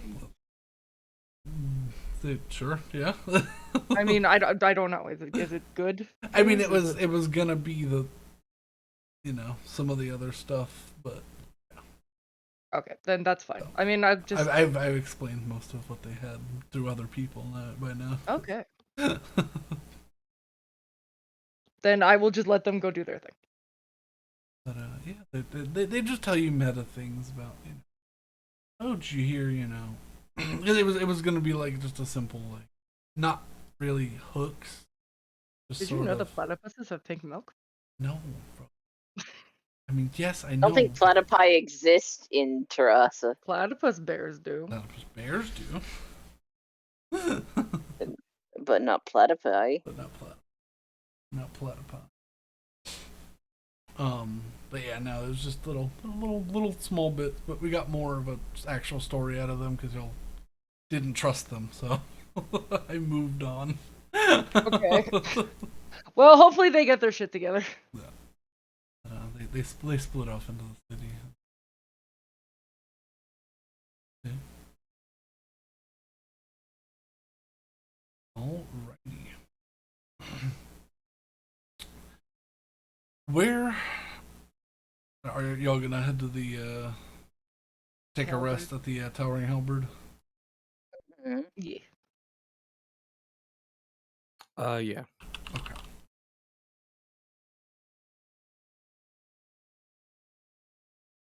Make your way down the street. A number of people sort of follow behind you for a little while. Realize, oh, you're not doing anything cool or adventurous, and leave you alone. By the time you get to the Towering Halberd,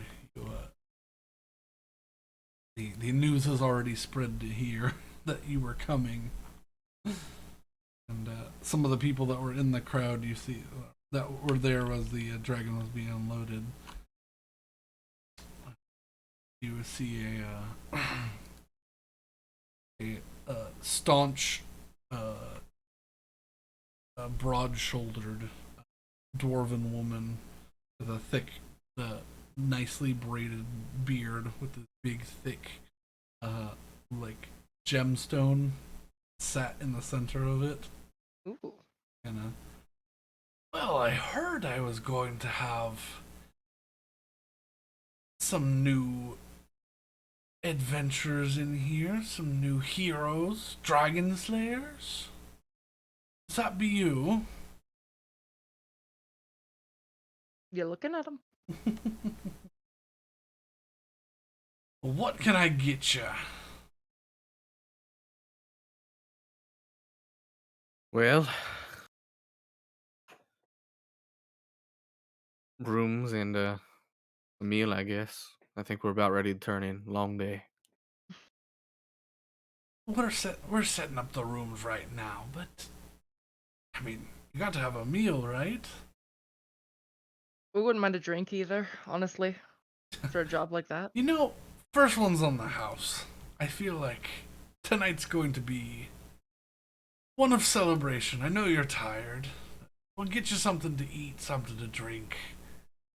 Come, sit down. And the sort of the mood changes. It lightens a little bit. Y'all are tired. You're exhausted. That sort of they respect that. They understand. We can party up later once you've had some rest. She just arbitrarily sets four of these large, like pewter steins in front of you. Yeah, inside seems to be made of it's like pewter on the outside, but bone on the inside, like a polished Ooh. bone. And she Ooh. sets these four.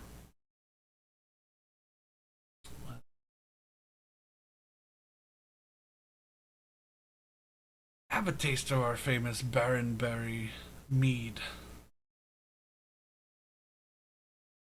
Oh, I will. I at Barry and Mead, Willow's all for it. So Betty was all for it. She's like, she thought it was gonna be a hard liquor, but she's down for anything. It's a it's a tasty sweet mead. It's you all don't you all aren't used to Baronberries. Baronberries are from the edges of you actually passed a bush. It was a bush that had almost blue leaves and the deep purple fruit on them. Oh, okay. They're like palm-sized berries that are full of seeds, but they're like a cross between like a lime's citrus and a blackberry.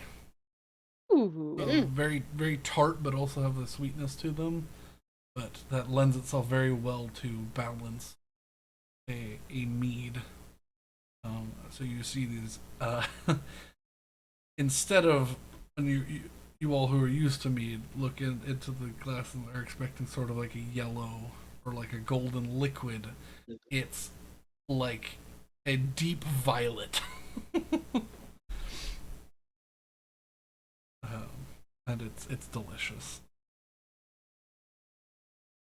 Any preference on food?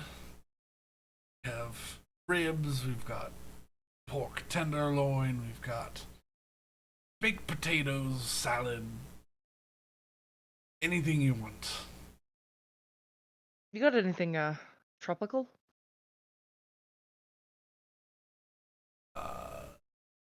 Have some fruit? I don't know if that's what you mean by tropical. Oh, I mean, I'll take some fruit and some ribs. That sounds good. I'll keep it light. Couple fruit variety. Fruit plate, I guess.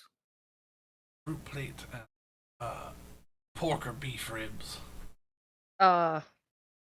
Beef. Got it. Anything else for anybody else?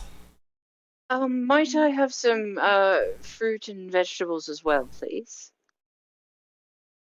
I'll bring out a big old platter of our freshest fruits. Everybody wants fruit. Just the drinks are on the house, but just yeah. You got any fish? Aye, we do have fish. Well, that would be fantastic. Grilled, fried, or got a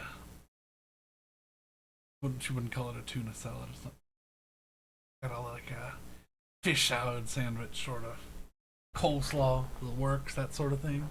What are you into? Grill would be yes, thank you. You hear her fire off the order real quick, and then it quickly brings back a platter of a smorgasbord. She just brings you basically what like she like went into the kitchen, found like a mixing bowl, and just filled it with different fruits. There's apples and there's some of these barren berries in there, and oranges and clementines and pears are all piled in. A full like dozen bananas. I feel like Betty would be able to de-pit any fruit that was in there like very easily. A deep or a long vine of these rich dark red grapes as well. She slides it over. She's like, have at it. Be out with the rest of your stuff in just a moment. And she stops. She goes, forgot to ask. Sorry, dear. And she looks towards Willow. Do you want steamed or raw vegetables? Some folk in here come just by themselves. By themselves is perfectly fine. Thank you. Get that for you. She comes back out pretty quickly with a plate of like little baby carrots and some cauliflower, some broccoli looking things, and some peas in the pod. Because I didn't know what you wanted, so got y'all something. Everything else is actually menu items. Do they have any Thank pineapple? you. What was that, Rose? Is there any pineapple in the? There's no pineapple, unfortunately. That seems like a luxury item. I would just say, thank you. You're an honor to your clan. Raise an eyebrow. Yours.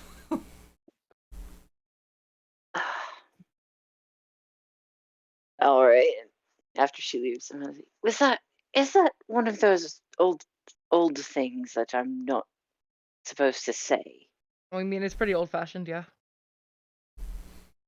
You could say it, but I don't think it's ever going to offend anybody. Yes, honestly, I wouldn't know how to offend anybody unless, they Their made entire clan themselves. was slaughtered.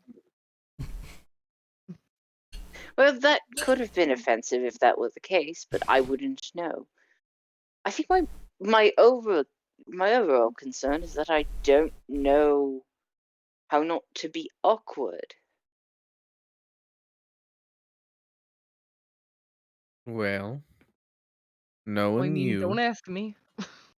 if your goal is to avoid being awkward, I would probably just suggest that you don't engage.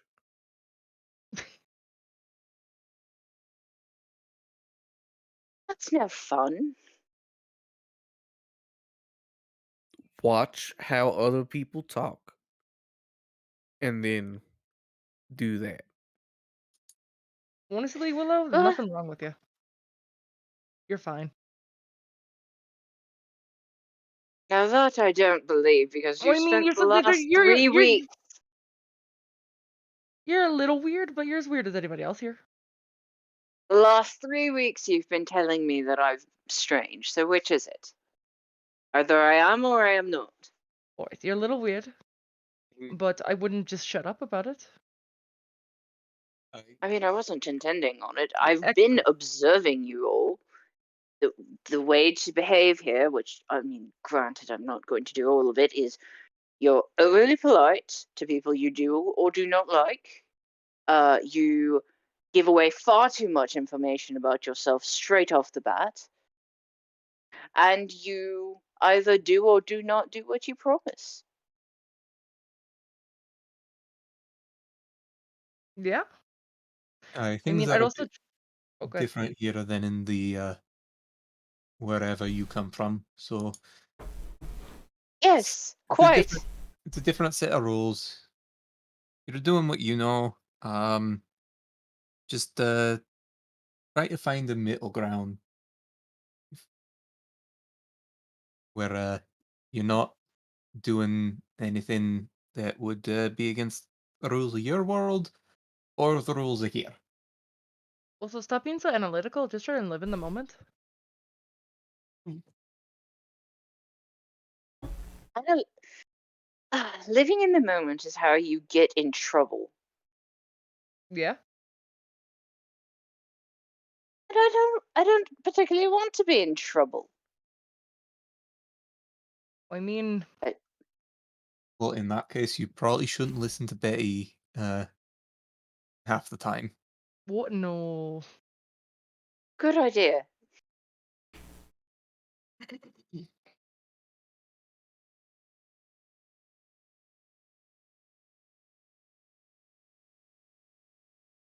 But yeah, we fucking made it. Didn't see that coming. Right? I certainly saw our deaths multiple times over the course of the trip. I mean, I definitely saw yours. You She did fell die. lower. Oh, not in the physical sense. I mean, in the foreseeing sense. Look, things went fine. It was smooth, all things considered. What do you think? We did pretty well together. Right? Perhaps. Maybe the Starlight's call isn't as bad of an idea as I thought. Well, I've got to say this is the first time I've been held in high regard. Typically, people notarize me for not the wrong reasons, just different reasons. They're all truly correct in the way that they look at me. You know, there is a very easy way to fix that. I mean, how? Uh, don't be a marauder. Oh, that's no fun. And therein lies the rub. As you say that, she goes, "Yeah, God, you could tell we did rub this." And she slides a large plate of beef ribs that are covered with seasoning over. They're still sizzling. Yeah. Is there any lemon on the platter? Yeah, there's a couple lemons in there. Okay, she's gonna put some lemon on her ribs. Lemon on ribs? I'm sorry, what? Is that not a thing that you do? No. Oh, It's usually Lemon lemon on fish. Yeah. lemon on fish. But you don't put Maybe it on chicken, never on ribs. Really? Okay.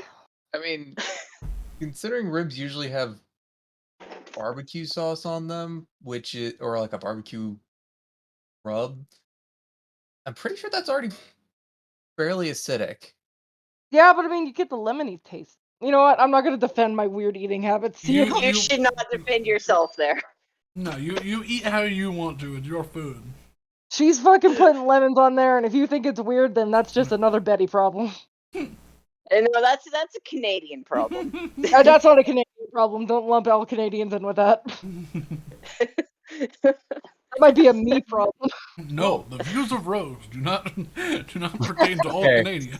Do not represent her country. I'm gonna hate myself for this, but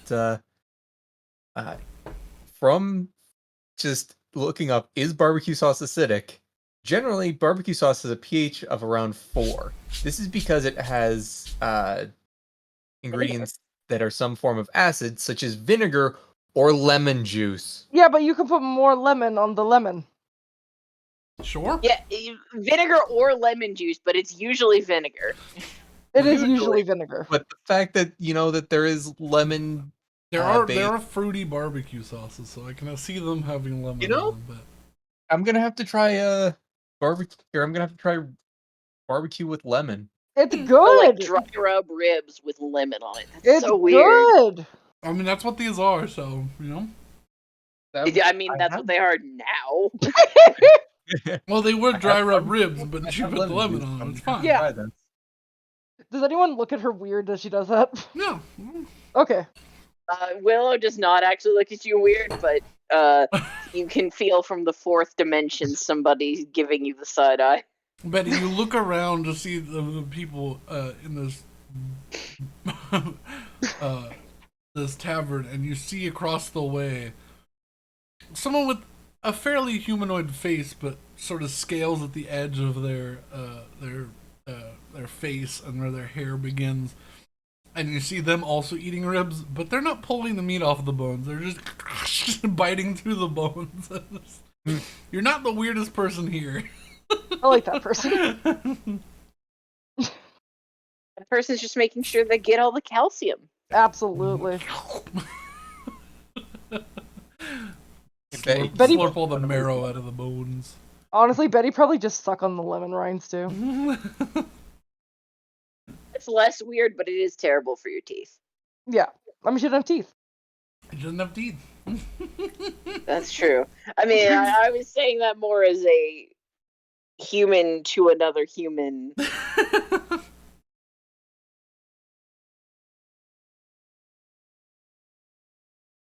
Yeah, Betty, just take all the citrus and just consume. Save one of those lemons for me. I need it for the fish. I throw the lemon at you. I toss the lemon to Salem Okay. nicely. I throw the lemon at Sam. Bonk. Shark go lemon. I imagine he starts winding it up, and then she like starts to throw it, and she's like, No. This campaign is a lemon. No, Little bit. that's fantastic. All right. "All right, And here, a comically large, what looks like half of a flounder, is Ooh. brought out to you. Some sort of a flatter fish is brought out to you. It's like butterflied and laid out, and you can see like the grill marks. It's pretty big, but you know what? I feel like Salem would be okay with that. Oh. Probably. It still has the head on it and the fin, but it's almost, I'd say probably 18-20 inches long on this big long my lord." tin plate. Oh my god. There we go, grilled fish. Slides it to you, and it does have a few lemon slices on the top, and there's these thin looking little like shoestring French fries. And she, I'll leave this here. And she slides a small little tab, slides a sheet of paper. Divvy up how you wish for payment for food.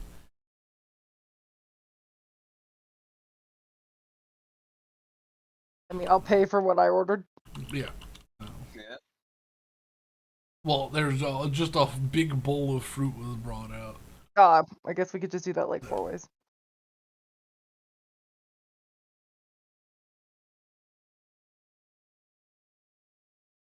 All right. So the fruit is the most expensive part. 9 gold for the bowl.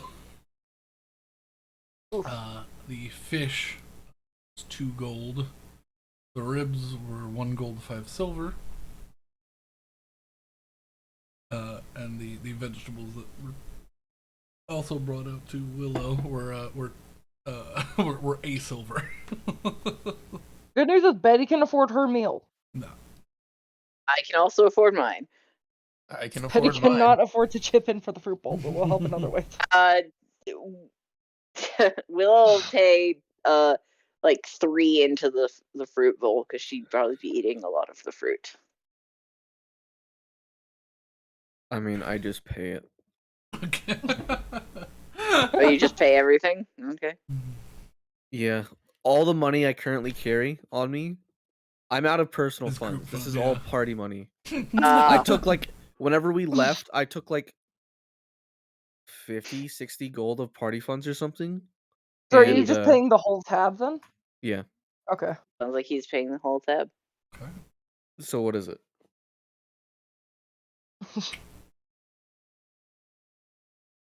Math, because I numbers again already. 13? Yeah, I have no personal wealth. Ugh. 9 for fruit. I mean, my personal wealth is Fish. 1 gold and 62 silver pieces. All right, the rich get richer, huh? Yeah, 12 gold I'll and give you a 6 silver. silver total for everything.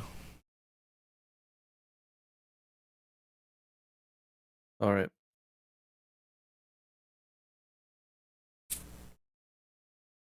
Hearty meal is had. I have to ask, was the fish good? It's very good. All right. It tastes freshly caught. It was grilled to perfection. The underside was also grilled, and it just slid off of the skin as you cut it. You didn't even need a knife; you just sort of needed to pull it. It just slid off. Oh, man. Yeah, I'm That's gonna. a cartoon way of eating fish where you just like pull the bone, the whole skeleton out. It was already deboned, but yeah, sort of. I'm gonna tip a gold because that was a good fish. Light aside, anybody ever had a fish bone jammed in their gums? I have. I have No, not, my lord, I'm so I've- sorry. I've had it in my cheek, but not in my gums. That sounds horrific. I'm so sorry. That It does not sucks. sound fun. Yeah. No, it's not. Is this like when you ran over the sunfish?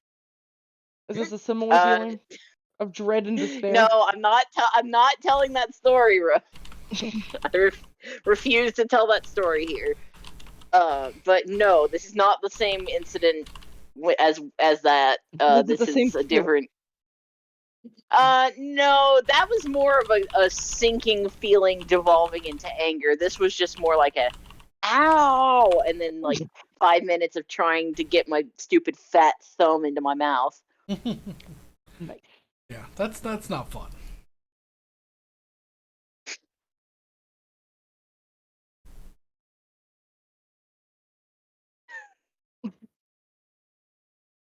Yeah, I want to tip the chef a gold for that. Yeah, comes out, takes payment. There's an extra gold. Oh, this is 1 gold too much. A bit extra because that was a very good fish. Ow. Get many tippers. We raised prices a bit to accommodate living wage here, but give the tip to the chef myself. Thank you. Good establishment. Right. You all need room. How many rooms did you? We set up 4 just in case, but it's up to you all. Well, I mean, I wouldn't mind my own room. Yeah. Nor would I. A golden night comes with breakfast and everything. If you that inclines you. Sounds good. I'll put down another 4 gold. Oh, She takes them, and she doesn't hand you keys. She hands you 4 small, uniquely engraved little chips. Nice. Keep this in your pocket. Get you into your room. You don't even need to do anything. Keep your door locked. I'm gonna de-summon Crest. Like, I'm gonna go outside and tell him what's going on, do that, and then... Because I don't want to pay for housing. Yeah. Crest is just sitting next to the door. People are like giving a wide berth. Sitting down, 7 foot tall moorbounders just sitting next to Yeah. the door. like My Neighbor Totoro style, just sitting Nice. looking forward. And just, everyone's like going around, and it's just terrifying. All right, I'll see you in the morning. And You'll growls be at the you big. with approval. You'll be the big bird. I know you are. And then I'll let him go. He disappears in a puff of white-blue, sparkly flames, and then fades into nothingness.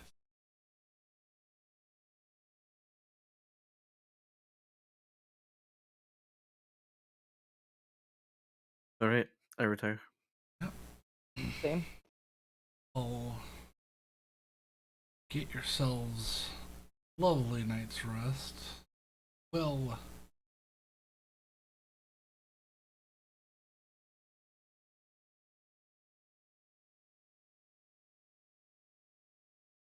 uh,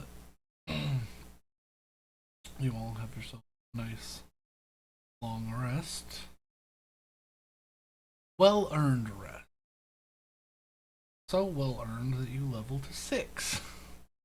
Oh my god! Hey! Soundly. I'll feel a little bit of a change.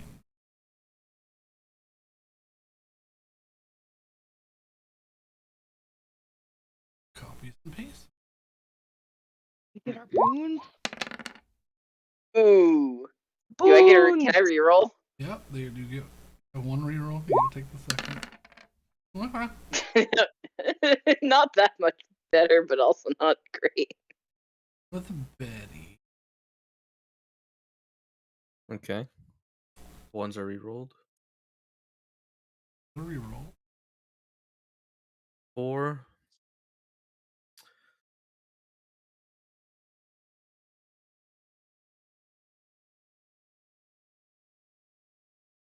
Oh. Hmm.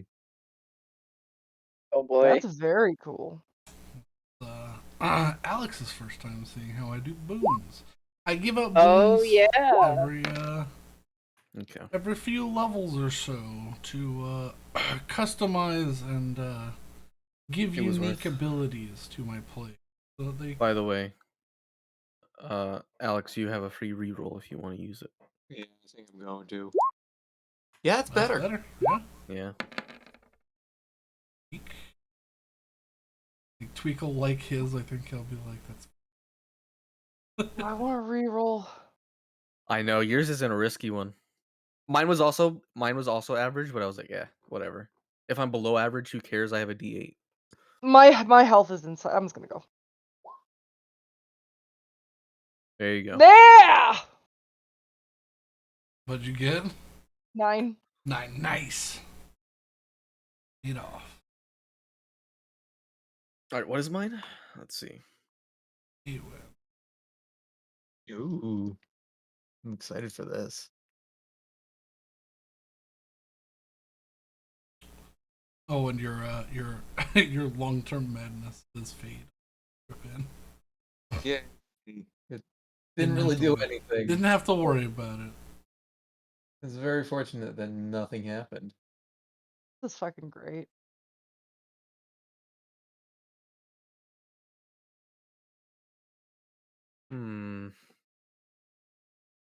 Mine's interesting.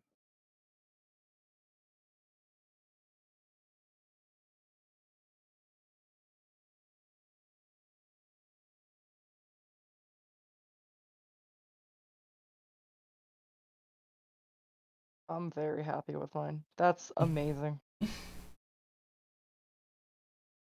So you can choose to speak yours into the world or keep it secret. Up to you. Secret time. Yeah, secret time's good. Yeah, time, Jill. I will say that mine actually slightly changes my build plan because I no longer have to pick up assassin rogue, Ooh. which means yours is a little specific, but I but feel like it's completely eliminated the need for me to do this subclass, so I have more options now. yeah. See, that's the point. I don't love it.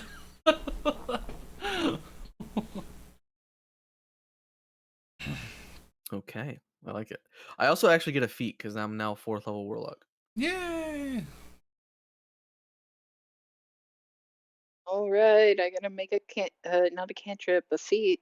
I Woohoo. love mine. Mine's so good. I like mine too, and I now understand the through line that Brandon was referring to. Well, let's put this out there. Is yours an ability or a buff? Mine is Ability. Ability. an ability. Yeah, okay. I think this time they're all.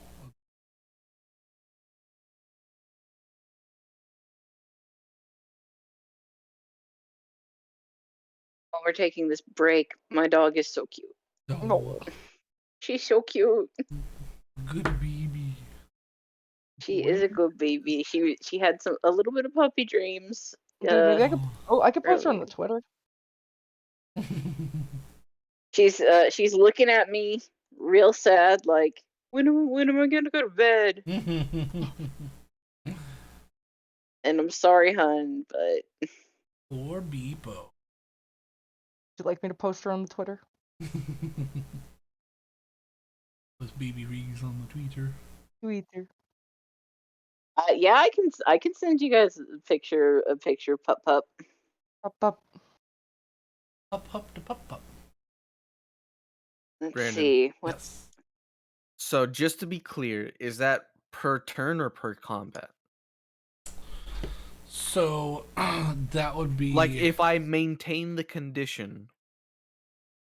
it's a once per combat sort of Okay. scenario. That's what I was wondering. Oh. Because it's Oh, so I don't know if anybody cares, but Coca-Cola Starlight. I'm, at the risk of being canceled by Coca-Cola, not a huge fan. It tastes like somebody dunked a whole bunch of like raspberry flavored cotton candy into a Dr. Pepper. And it's like I got the unsweetened version too, and it was just really sweet. Oh, I get my aura this level. I thought I got my aura next level. Well, you get it 6. 7 you get your the second part of it, I think. Okay, I was like, so yeah, if everybody stays near me, they get a +1 to their saving throws. Or no, they get Your That's a charisma bonus. modifier. A Yeah, bonus. it's more than Oh that. yeah, my charisma, so +4. Yeah. So if you're All right, within Rose, 10... I put the picture I want in Oh. in Streamworks. So It's the beautiful. There we go. I'm gonna When do you want me to put? Oh, that's so cute. When do you want me to put that? Whenever you want. Okay.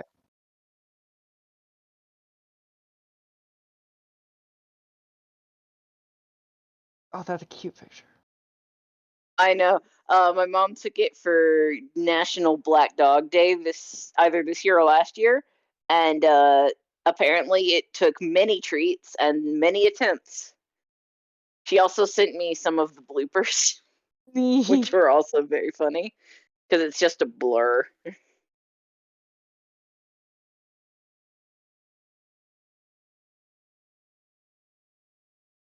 Just to clarify. gotcha.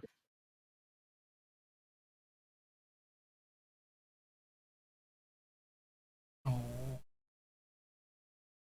Your weeks is so cute. Princess Weeks. No. Princess Pup.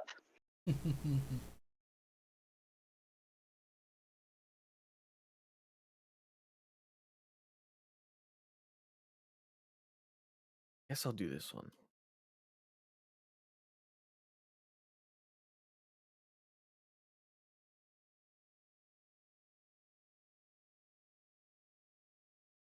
Are you tired, your royal pupness? Royal Hupness. REGAN, right? You could just put REEGS. REG. Okay. Reegs. Reegs. Okay. Reeks.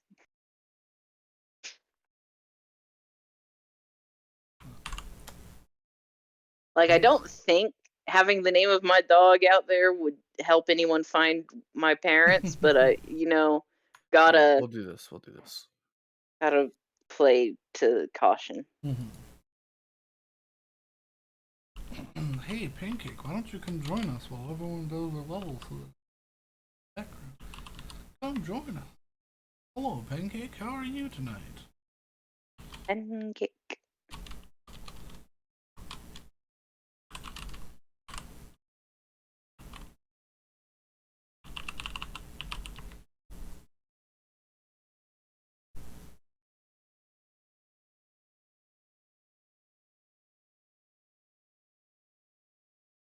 A little bit of music while everyone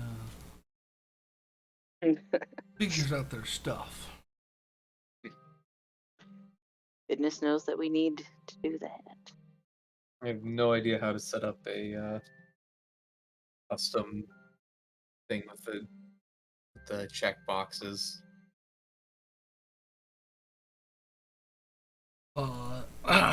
We can always, I would say, just keep a note of it right now, Yeah, that's gonna be the easiest way to do it. and we can. All right.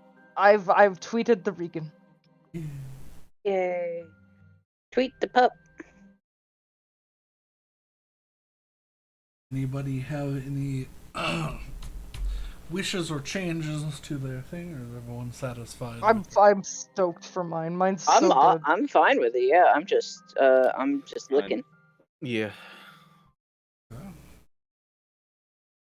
That's exactly. I love it. Also gonna use this as a be right back. Okay. Yeah. And that's also how you save Betty's life like 4 times over. Oh. When do I get access to that, actually?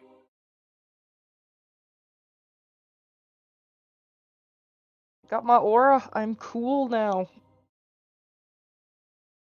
You do, which means your token gets a permanent aura around it. Ooh. I'll do that right now. Thinking about it. I'm gonna make it a light blue. Everyone can see it, unless you have a any. I mean, she doesn't have Lorian's gold like blinding light, so. Mm-hmm.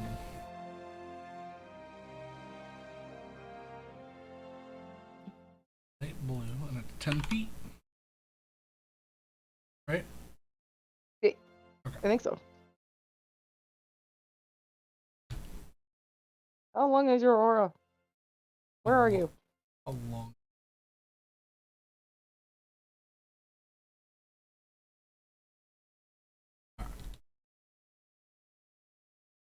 All right.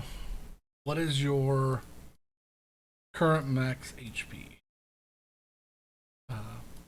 49. Well, you rolled 9, right? Yeah. That's plus. Oh, you have no, plus 0 for your con. I have +1 for my con. So you can get 50. 50. Okay.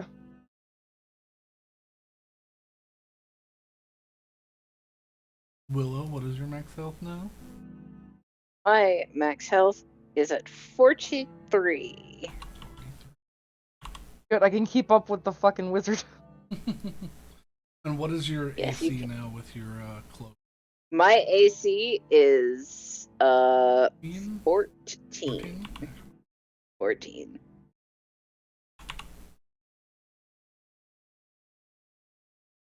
So what is your, and do you have any changes to you? Your AC? Yeah, it is 10 feet. So it's 42. And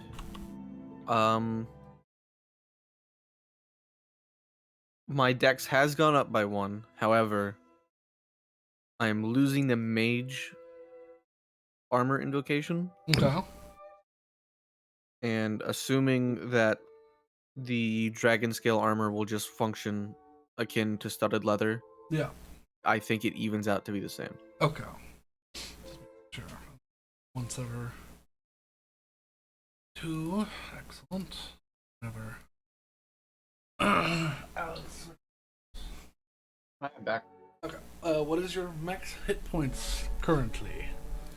As a level 46. 40. So Betty has taken the lead. I think Betty was already in the lead. You were. You had 40. Betty continues Yeah, to be in the but lead. I'm only slightly behind you. Which is wild. You should be 10 hit points less, honestly. Yep, but I don't want to be.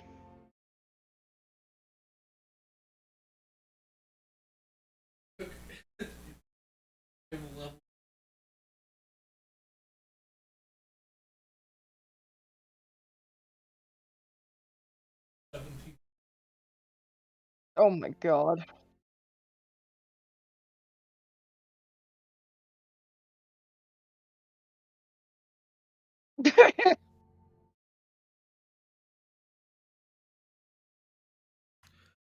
But all right.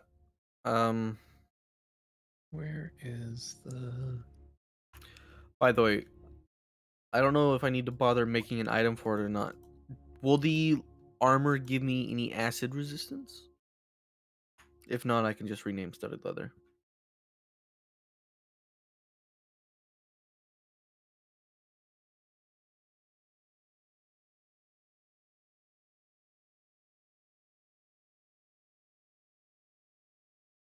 But goodbye, mage armor. I have dropped the invocation. Dad, did you check the Twitter? I have not, no. You should check the Twitter.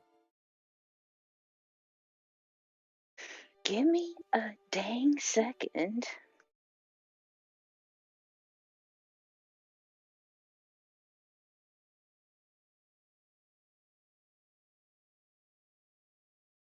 I think the last 2 tweets on the Twitter have been really good. Shut up, What? Like the Twitter. Yeah, it's good.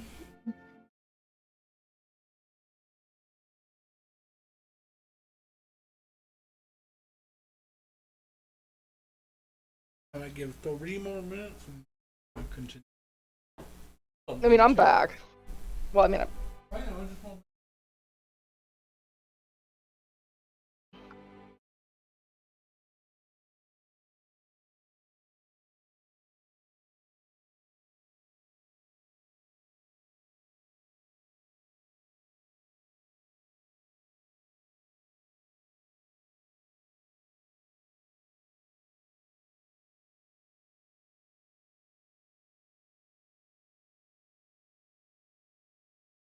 oh yeah, we have a bag of holding now.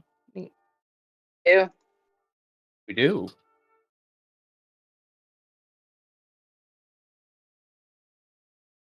Oh yeah.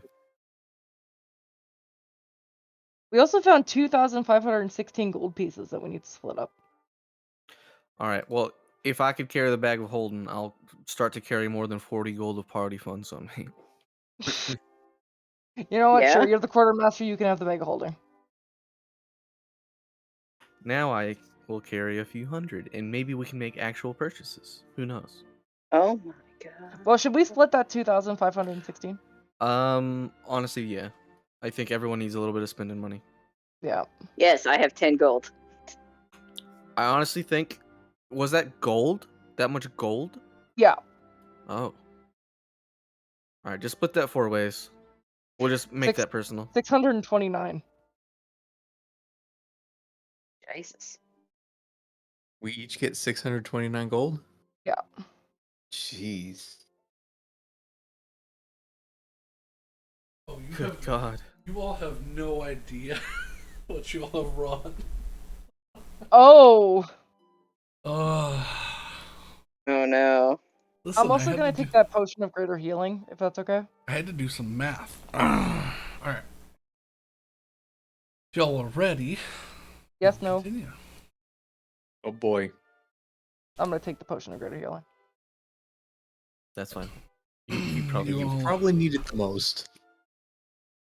You all are awoken in the morning around 8:30ish to the sound of a quick like 3 tap at each of your doors. You hear it one by one because y'all are all right next to each other. I'll open the door. You open the door to a thin dragonborn woman. She hands you a small note. Just to courier delivering a summons by the Wyvern's Call. Been requested to sign some paperwork. Alright. Alright. She nods. Have a wonderful day. And she scurries off.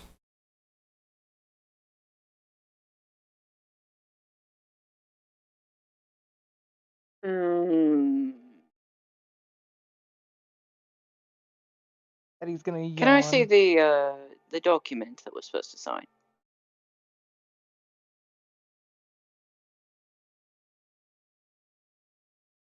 Betty hand her the document, or That we're Yeah. supposed to sign? Yeah. She just said we're signing some paperwork. she said you were requested at Wyvern's Call to sign some paperwork. Oh, we're requested to sign. Yeah. Okay. So we don't have the thing there. We don't have the paperwork yet, no. There is a small piece of paper. Oh, I Yeah. can. I'll give Willow. I'll give Willow the piece of paper. She can read it. Eddie doesn't know what reading is. Not overly sure how pleased I am with this, but You untack the little seal on the note that says, "Good morning. We are requesting your presence to have a private meeting at the Wyvern's Call to discuss payment and a sign over of materials that you have given to the Wyvern's Call. Please make your way here at your convenience." Signed, what is his name?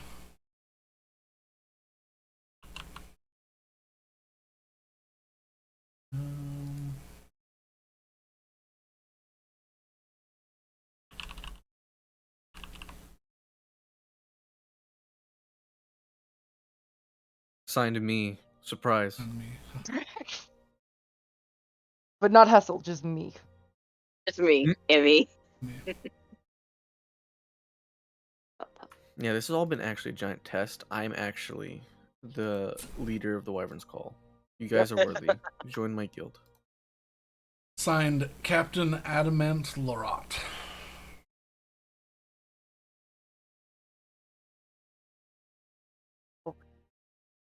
Sure, I spelled that wrong, but whatever. Jingle jingle. Are you telling me it's time for the dog's bedtime? Copy paste. Can't go to sleep yet. I'll keep Alright. you up if we go to sleep. We can't go to sleep yet. Yeah, I got I put the last name as a laureate. I did not spell that right at all.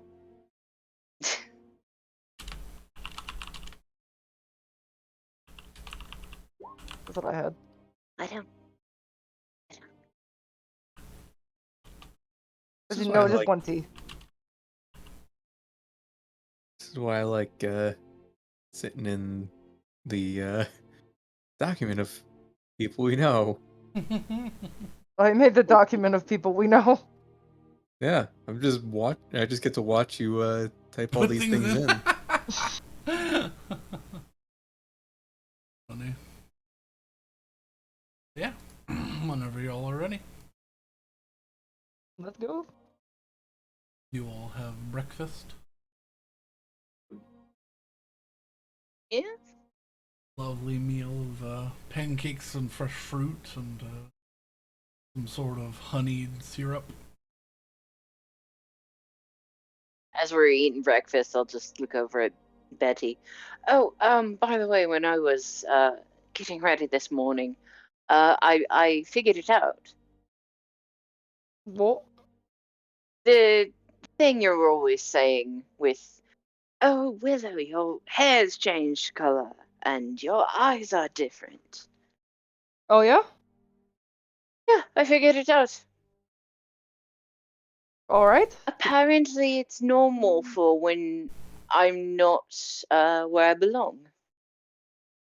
Oh, is that like a Fae thing or is that the you thing? I believe it's an Elat thing.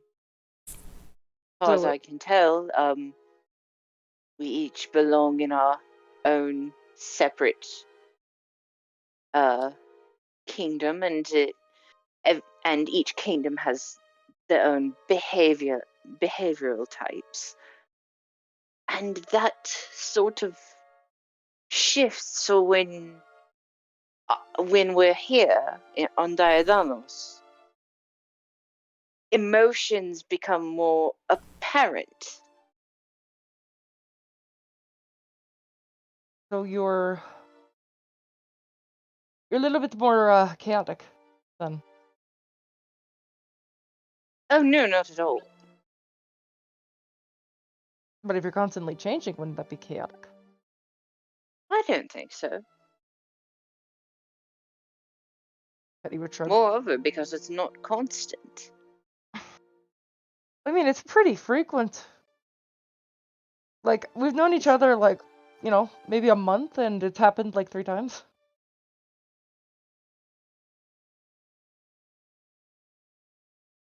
But, not fully understanding it, I don't have an answer for that. But has it changed our interactions very much? I don't think so. I mean, you're certainly happier than you were when we first met. Well, that's to be expected. We were in a terrible, dangerous situation, and I was very confused for a good while, actually.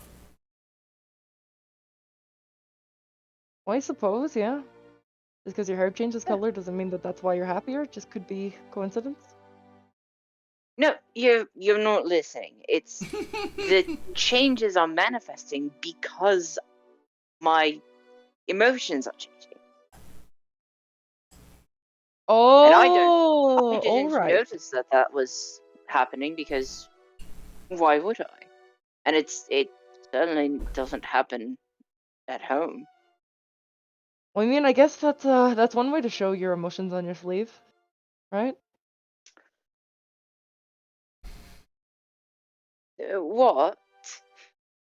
Is that another saying that I'm not going to get? Ah, sure.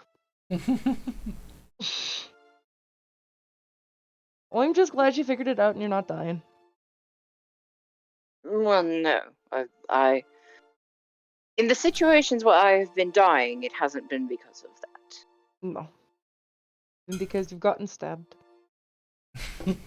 Yes, twice by other people, once by you. Yeah. Speaking of changes, has Willow's hair changed at all, or is she It's still, gone. still rocking Her. She's still got a couple of silver streaks, but her eyes stopped being uh crystal blue. Okay. And now that we're not hiding this fact anymore, if there are any changes you want to describe about Willow as things go on, feel free to.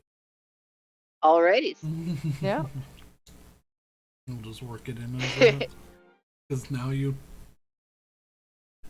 whether or not your character knows, everyone knows the reason why now. So you don't have to be so sneaky. She's not dying.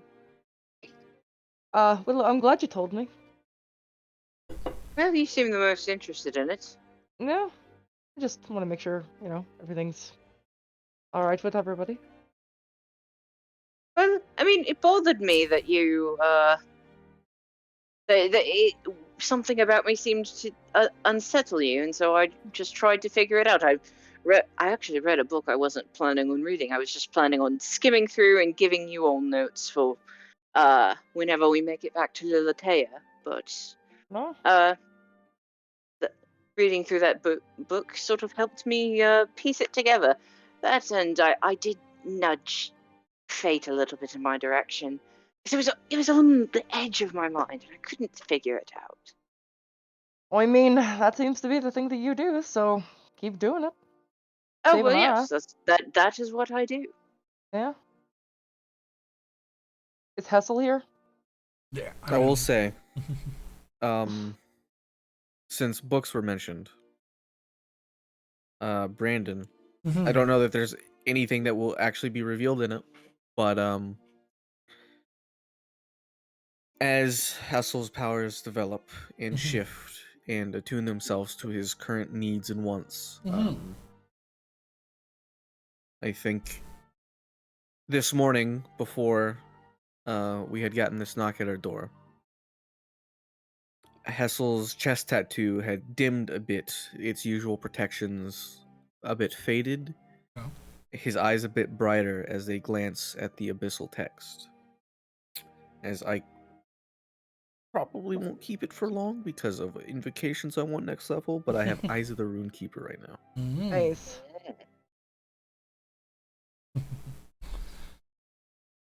Oh, but speaking of telling each other things, I actually have a very good idea for something we could do tonight. If we're looking for entertainment, that is. I mean, I'm absolutely looking for entertainment. It's a game we would play back home, sort of a divide breaker. Mm-hmm. And I didn't really have a name so much as it had just a way of doing. You would state, tell me your truths, I will tell you no lies. And someone asks you a question, and then you get to ask someone else a question, but you have to answer their question first, truthfully. I mean, honestly, before we get into stuff, do you want to just do a quick round of that now? I don't see why not. We do have a meeting, but We do have a meeting. And Yeah, but I mean, it's at your it is convenience. a bad taste to be late for things. It's at your sure, that convenience. is true, but also there is a following meeting at the town square afterwards, and I kind of want to make Oh, both. yes. All right, we'll do it tonight. That's what I was suggesting, Betty. I mean, yeah, just This is definitely campfire activity, not Exactly. middle There's of the no day need to be activity. hasty. I mean, it's morning, but okay. There's no need to be hasty about these things. Well, so Hessel, how's your appetite? How's that going? All right, well, All right. bit of a bland spread, but it worked. All right. Well, I'm glad you're getting what you need. So, you all finish your breakfast. I'll say you haven't had a moment yet to read your book, Hessel, but when you get a chance. Yeah, to, it was you will. just I was just letting you know what I currently have the abilities of. I'll prepare some information before next session. But Eddie's just gonna keep looking at the flask and trying to jog her memory as to why it's familiar to her, because she has no idea. yeah. Can I roll something for that? Can I roll like a... Well, is it like a logo? It's covered, but like... She can still make out.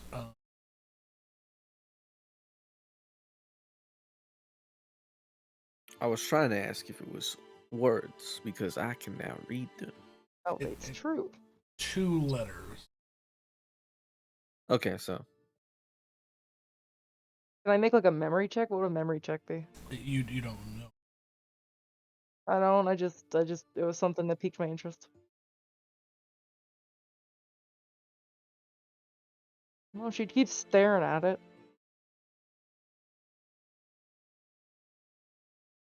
Stop looking at your feet. We gotta get moving. I'm not looking at my feet. I'm looking at this thing. I don't know where I wrote that. I had a name and everything. Oh no, I moved it. That's why. Okay. But you know what I'm gonna do? It's a flask, right? Yeah. I'm gonna get alcohol and fill it up in there before we go. Yeah, to fill it. You ask for alcohol, and the bartender's like, it's a little early for that. Are you sure? Well, I mean, it's just gonna be a to-go kind of thing. Right. 4 gold to fill the whole. All right, and I give him 4. Fills it up with about like 15 shots worth of. Hell yeah!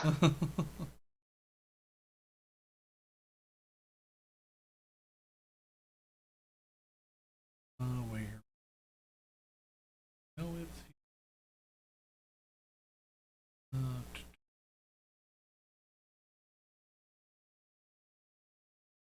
far as Betty is concerned, we're basically done the job, so she's fine to imbibe. Okay. Did I not highlight this name? Am I big jackass to myself? Yep.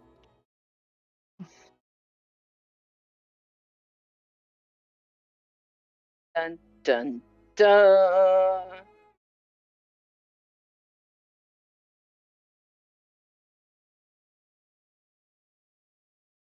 Mad at myself if I can. There it is. Yeah, the the flask has a large embossed curly HK inscribed on the front. And it now has 15 shots of alcohol in it. It's Henry Kong. Henry Cavill! If it Nope. was with a K, No. not a C. yeah. Dude, I didn't know The Witcher sponsored Betty. Alright. I am highlighting this name so I can find it. Yes, I just put it flask that Betty found in the bottle shop. Alright. We head out. Alright. Let's figure out what we're getting. You all make your way back down to the Wyvern's Call, which, Oh, yes. I don't know if you included this in what we found, but I turned the bag of holding inside out. Yes. Oh yeah, was that's Okay. how we got all the stuff. Making sure. You, as you arrive, there's someone standing outside waiting for you. A man in a rather fine,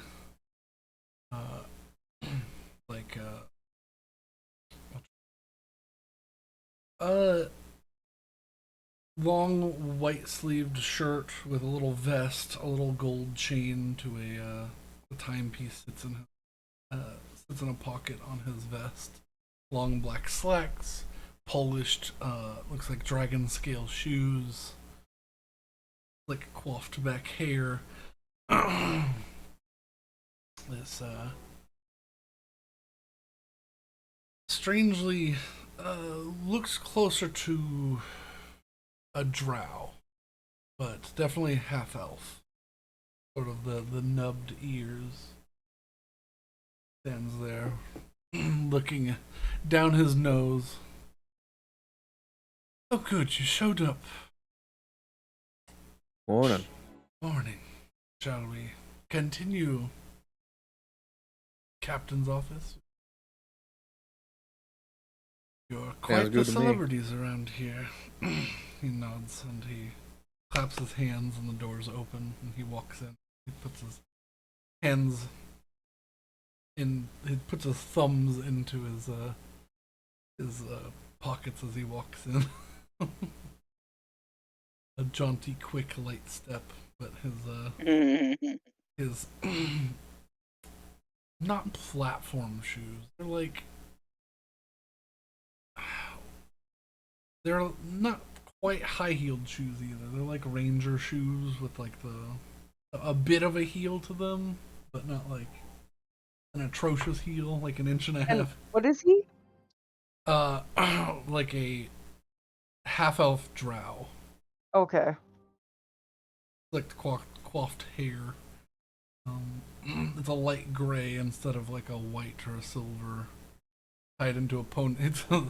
He's got like a little bit of a like a flip coif and then a long ponytail that runs down his back. Okay. But he's dressed in very nice clothes. Looks like an old timey bank manager sort of vibe. Nice. But like a very thin, tall frame for half elf. He's probably like about 5'9" ish. But looks like he couldn't be more than like 130 pounds. Okay. So, do y'all paddle mini dragons around here? No. First one in quite some time. Really? Forest is full of them, you know. Most of the dragons in the ancient wilderness are sort of holdouts or inexperienced and understanding of how the world works in these current times. I mean, this one was certainly not very understanding. Time to understand. Thought himself king. Quite funny. They already interrogated his soul and everything to make sure there was no foul play before we could make payment. And he leads you all up to a set of double doors that leads to a staircase to another set of doors. How do you interrogate someone's soul? Oh, you get a cleric who's strong in that sort of thing and ask them questions. Oh, all right. He wasn't too many dusts his clothes off. How you say? Pleased that he was toppled by some foul words. I will not be. I mean, yeah, that sounds about right.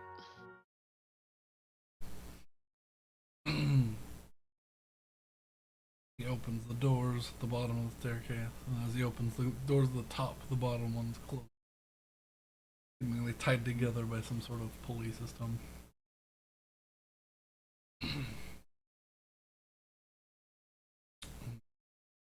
Walks in, and you see this beautiful but odd arrangement, almost like a light blue or maybe like a robin's egg marble floor, and this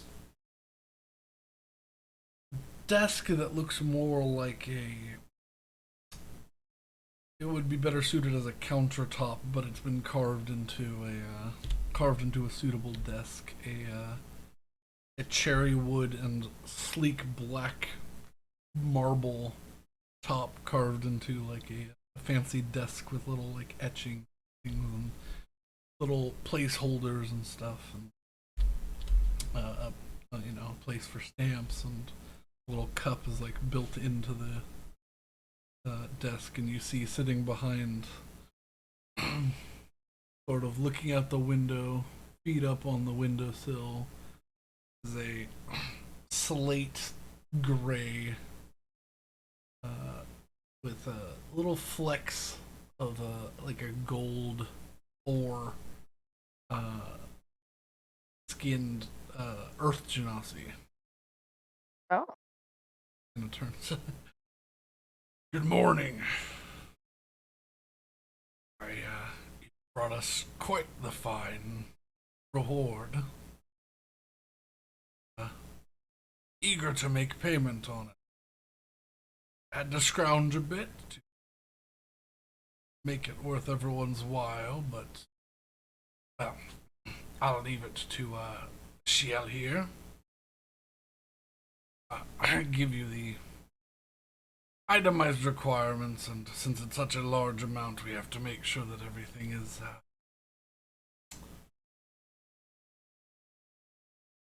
to your agreement and to sign the payment, since it's going to be coming through Grand Torngeth Bank. He gives a Out of ring. character. How much did we fucking get? You'll have to wait and find out. Okay. Oh gosh. It has to go through a bank? He doesn't have this kind of money on him. What is this money? It's a lot of money. Just you'd be patient. Okay. Boy, we definitely broke something. Shiel pulls out a small set of glasses that just sit on the end of his nose, and he pulls out a script, and he opens up the front of this folio, and he looks at it and he goes, we'll start with the smaller items and work our way down the itemized bill before I give you your copy to sign. Everyone in agreement? Alright. Well, first, and he pulls out a pen and licks the tip. Is there a group name you want this associated under, so you only need to sign it once, or would you all like to sign? Starlight's Call, I think is what we were going by. Or Light's Call? Yep. Hey. He scribbles it down rather quickly. Eyes, crosses teeth. He puts the quill back down. Start with the small items first and work our way down to the dragon. The 2 troll hearts, 60 gold apiece, 120 gold. 2 troll kidneys, high quality, 34 gold total, 17 gold apiece. 1 troll eye, medium quality, 12 gold pieces. 3 troll teeth, high quality, 15 gold apiece, 45 gold total. I'll give you all these numbers. You don't have to write. Okay, thank you. I'm doing that. 1 Urthak horn. We had to look it up. A very rare creature. Horn is decent quality, 250 gold pieces. We sought to fill the request of the person looking for Colossus meat. The 500-pound claw, roughly 500 pounds, had about 200 pounds of meat in it. So for a total to fill that request, 400 gold. Small items together equal 861. Is that agreeable? Yeah, I mean, He scribbles an initial next to it. Now for the dragon. Other than a few scrapes, cuts, immaculate condition. These are the prices we are willing to pay. These are not negotiable. These have been gone through by a board of 6 individuals this morning. If you do not agree with it, you can find someone else to purchase it. However, I do not believe anyone else in the city have the coin to purchase the full scale. Pay you 150 gold pieces for the meat, 450 gold pieces for the blood, 30 gold pieces for the intact teeth, 300 gold pieces for its bones, 600 for the 4 horns, 1,500 gold pieces for the pair of wings that were undamaged, 1,500 pieces for the dragon leather scales, 1,500 pieces for the Draconis Essentia, the sack that carries its acid, 750 pieces for the heart, for a total for the dragon by itself of 6,780 gold pieces. Totaling together with the other small items, a total of 7,391 gold pieces, and a rapid processing fee and a quick time turnover of 700 gold, leaving you with a total of 6,691 gold pieces in total. This is an agreeable amount for the trade that I have just spelled out for you. Has that factored in at all the request I made beforehand? It has not. We were going to make sure that we signed this before we got to work. But if you wish to keep enough dragon scales, we can subtract 750 gold from the leather to allow you to keep half of the, or a required amount of leather to make clothing and armor. And then points to the captain. My leather workers, smiths, will prepare it for you and have it ready.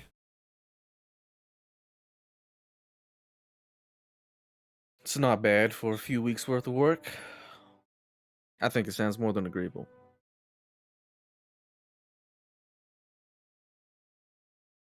So, subtracting 750 gold, armor, and customized coat, have a total of your side receiving 5,940.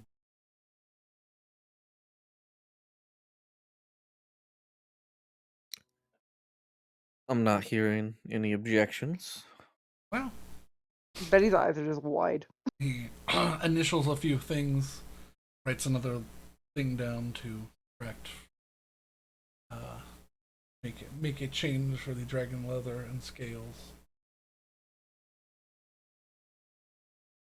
An adjusted fee is handed to you all for one of you to sign. I will go over it to make sure it looks actually as described. Okay. It's just And I'm going to assume it does. Yes, it's a standard itemized bill. You're used to this sort of thing. An invoice. An invoice of payment and completion of a deal. Feels like home.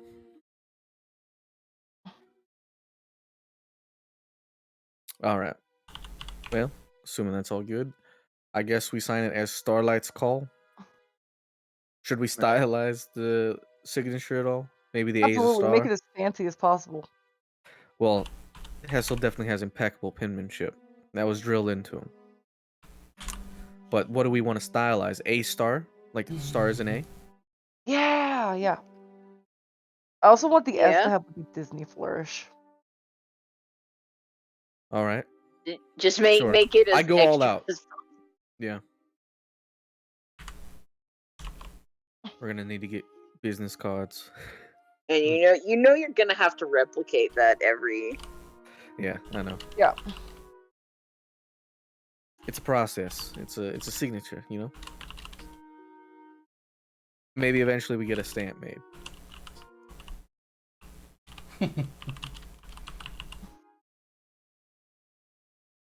So yeah, super stylized. Alrighty.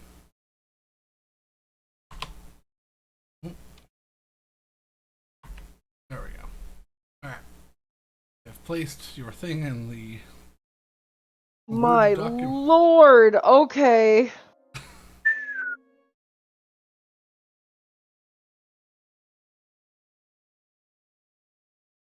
How much was the ship? 18K?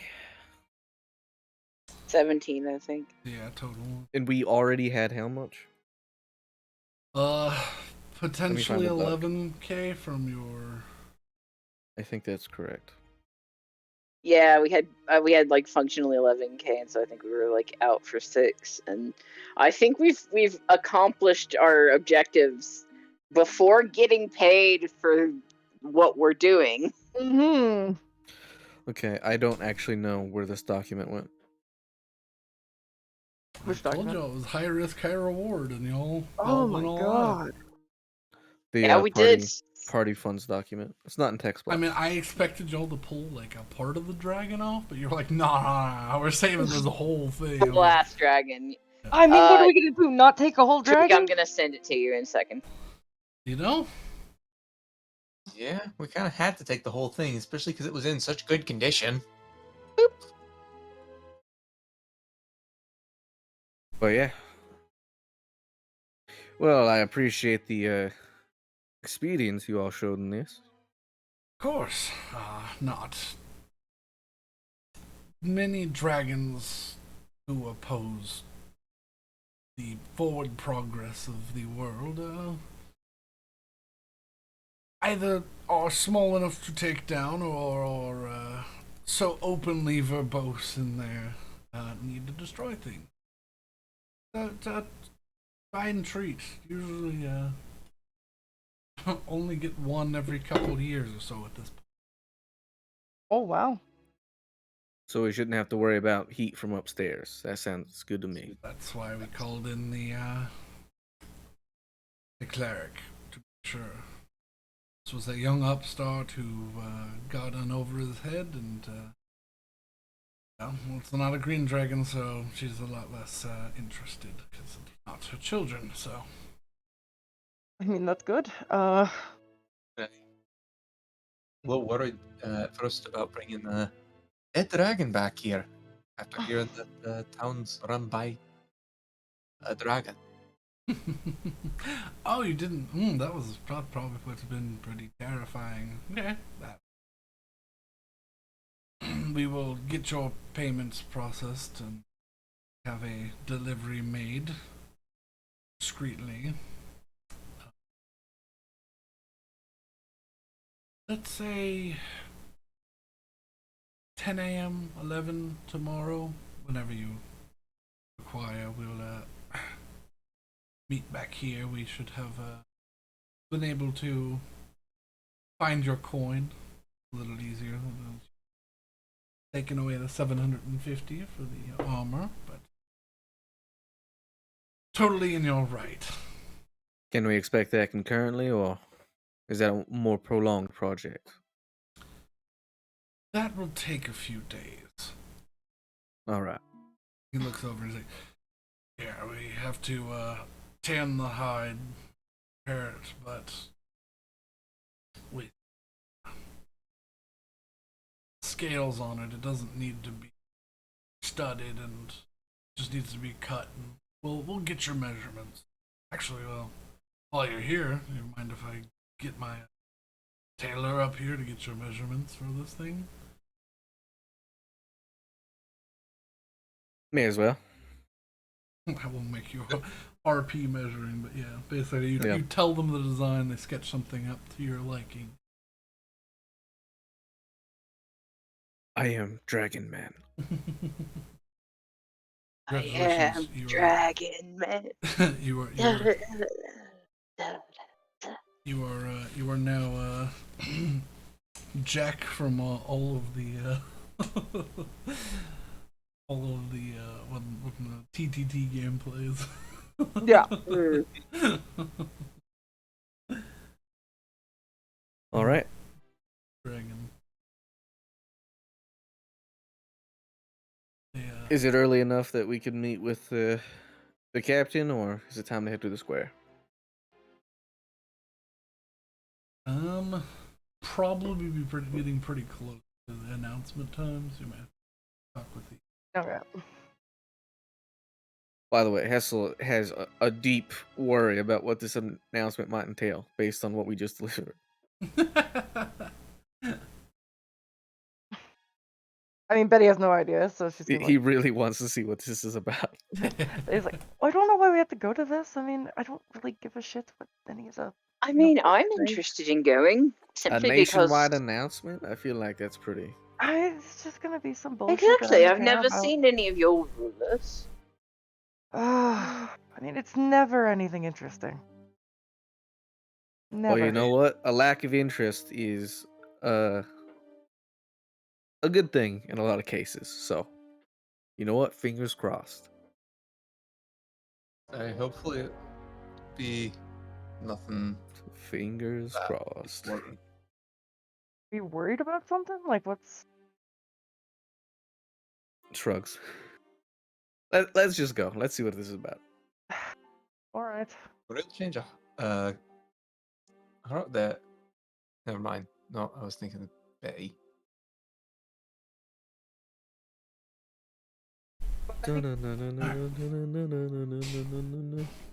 You all head to the town square. You see a large fountain. It's running water down it, but sitting at the top of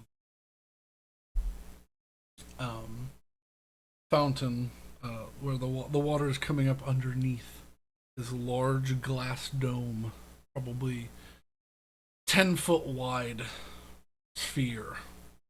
That's in the center of the town. It has a light, like sparkly glow on the inside, like a giant crystal ball.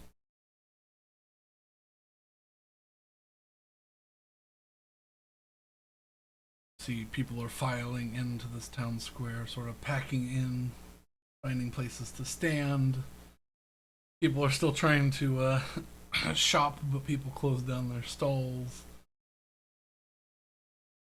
Is there anywhere I can fly up to get like a? Or I guess it's got probably the same vantage point from anywhere, right? Yeah. I mean, yeah, you can. You Yeah, wish to. Willow would hang off of like one of the sides of one of the street light platforms. Mm-hmm. Betty will So just she fly can up to like a see. taller place so she can get a good look. Sure. You fly up there and you see a few Aarakocra as well as some. You would have met a couple half dragons. Okay. They look fairly humanoid. You saw one earlier, the fair skinned humanoid with the scales around the edges of the face that fade into the hair. Usually, lots of the best way to describe it, and I hate describing it this way, very anime hair. Nice. You know, Yeah. colors of hair that match the scales on them, but they have two large draconic wings that sit on their back. I'll just say, in Orin, how you doing? Turn their head and sort of mockingly try their best to say it back. A few people. Or were you saying you say hi to the? No, I say how you doing in Orin. To the Aarakocra or to the? To the Aarakocra. Okay, Aarakocra respond. Yeah. I mean, I don't think the dragons are gonna know. But... Yeah. Sorry, I was describing the dragons and I was like, no, to the Aarakocra. You speak Draconic. Yeah. I do speak Draconic. I mean, I want to talk to the bird people. Yeah, bird people are very nice, very friendly. Definitely. I'll also, I'll say it to the dragons too. I speak Draconic. Okay. Everybody's equal. Yeah. Castle's gonna sort of intermingle with the crowd front and center, try and gossip, see what rumors are about what this announcement will be. People are most people are lost and dumbfounded. They're not sure what this is about. Others think, as you ask more people, it's about the tensions with pets. Others are concerned. Thorngeth finally got tired of somebody in war. Maybe that Queen Korayan lady took things a little too far and overstepped bounds. Unsure. Also, am I the brightest bird where I am? You are absolutely.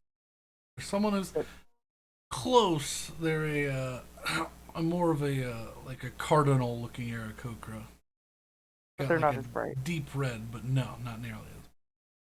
Good.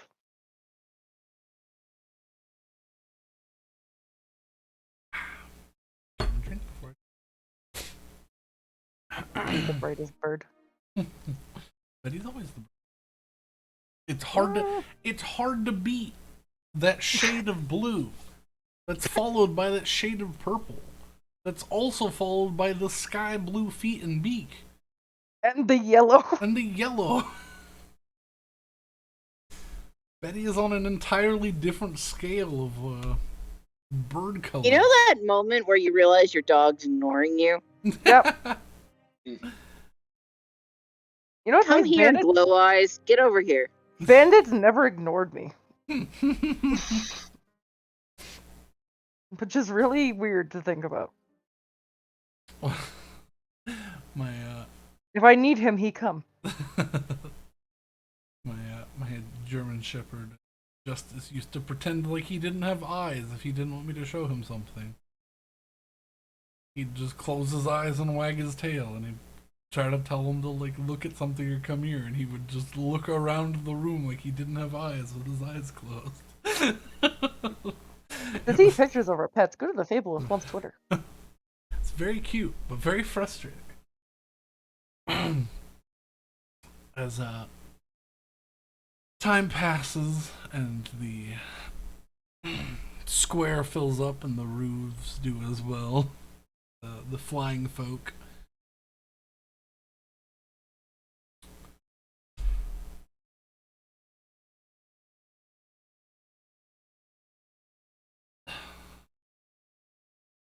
Hessel, as you're talking with people, for just a moment, only you,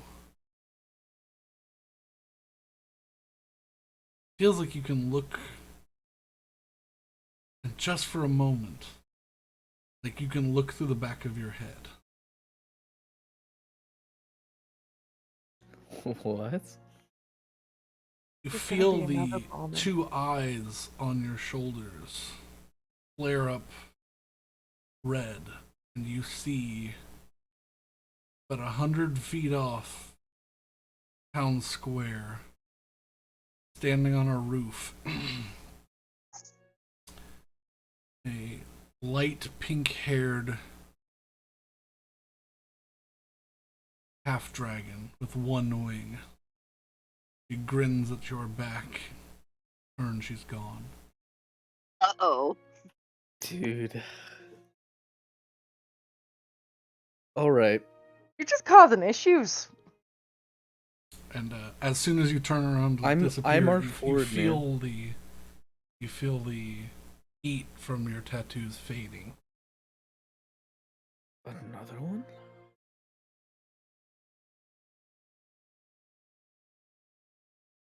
I'm now very distracted. Just as you hear that, you see a blue light cast upon everybody as the orb flickers to life. It begins glowing. And you hear a distorted, garbled trumpet fanfare for the orb. You hear, "Hear ye, hear ye.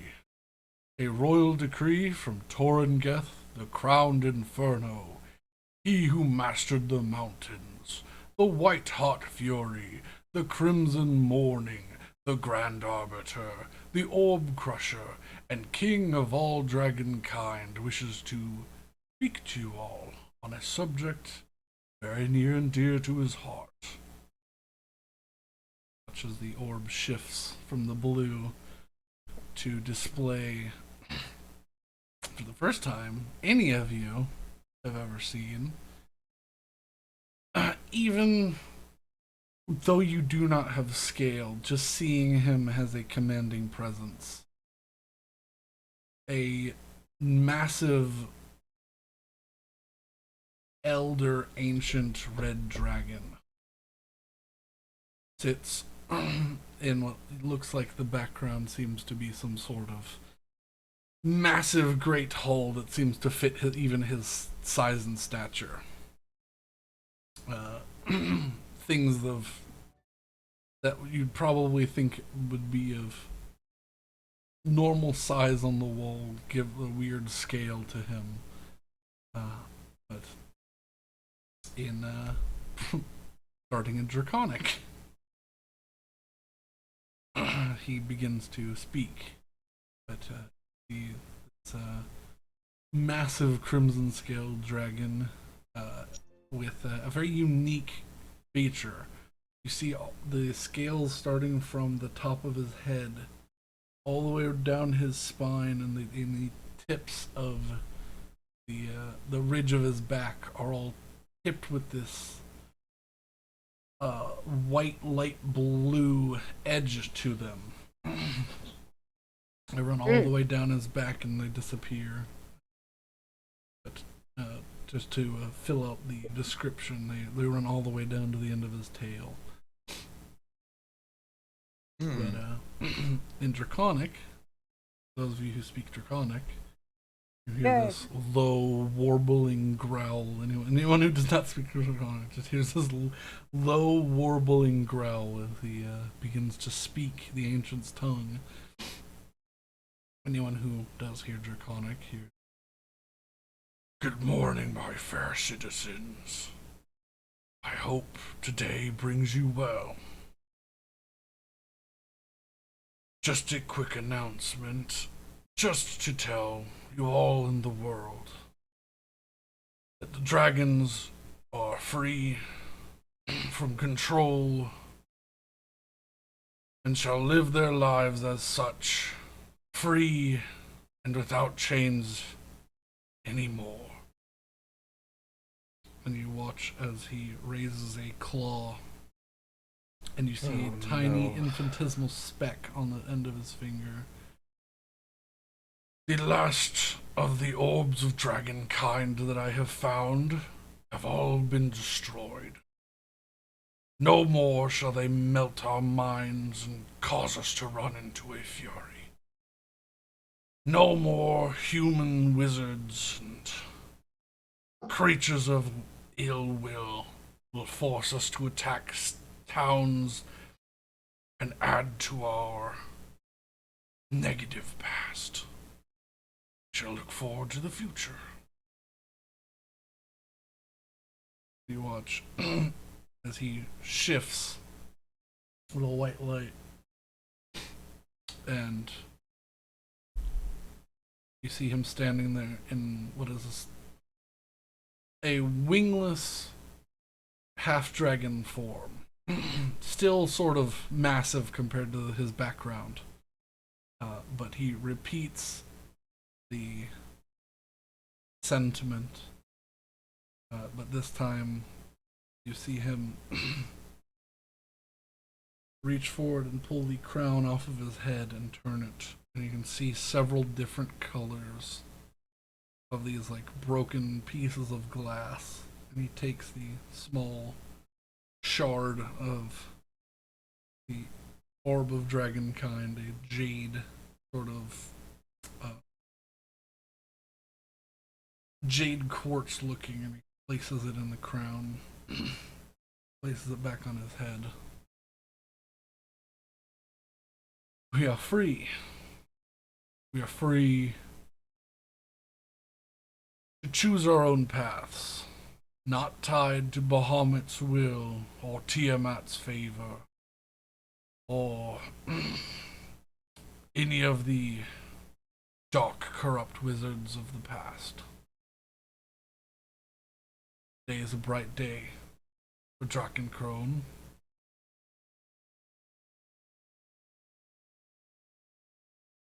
And starting today, and every year, on this day, in perpetuity,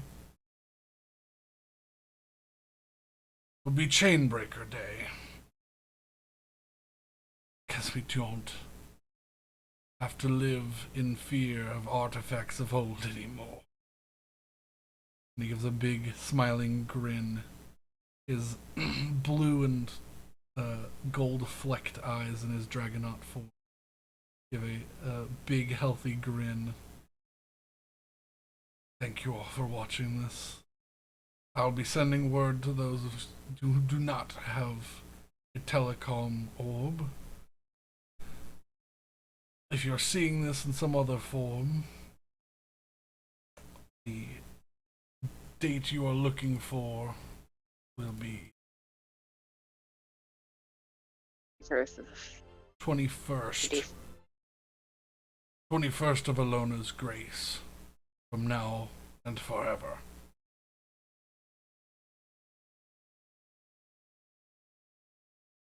Enjoy, be merry, be free. Have a good day. The orb cuts off.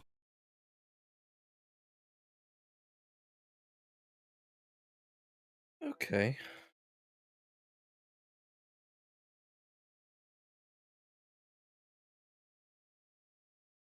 All these mentions of chain breaking, I thought he was about to announce a war. Well, it's rather exciting to hear for all the dragons. Seeing as don't have to worry as soon as we get. I don't know where I'm going with this. Half I, for dragons. one, think it's far overdue. What was that, Russ? I said, how are the half dragons looking on the roof? They look happy, or There's like sort of a stunned silence that just sort of builds until an eruption of applause. There's no one to applaud to, but sort of Is everyone applauding? that you can see. Yeah, make a perception check. I just wanted. 13. 13. I mean, yeah, from what you can tell, there are some people that are just sort of lightly clapping. There's some people that just look indifferent. Some people maybe didn't quite really catch or understand what was happening, so they just sort of look confused. But no one looks like angry. Okay. I think it's high time we destroyed all those things. I didn't approve of their use back when they were used.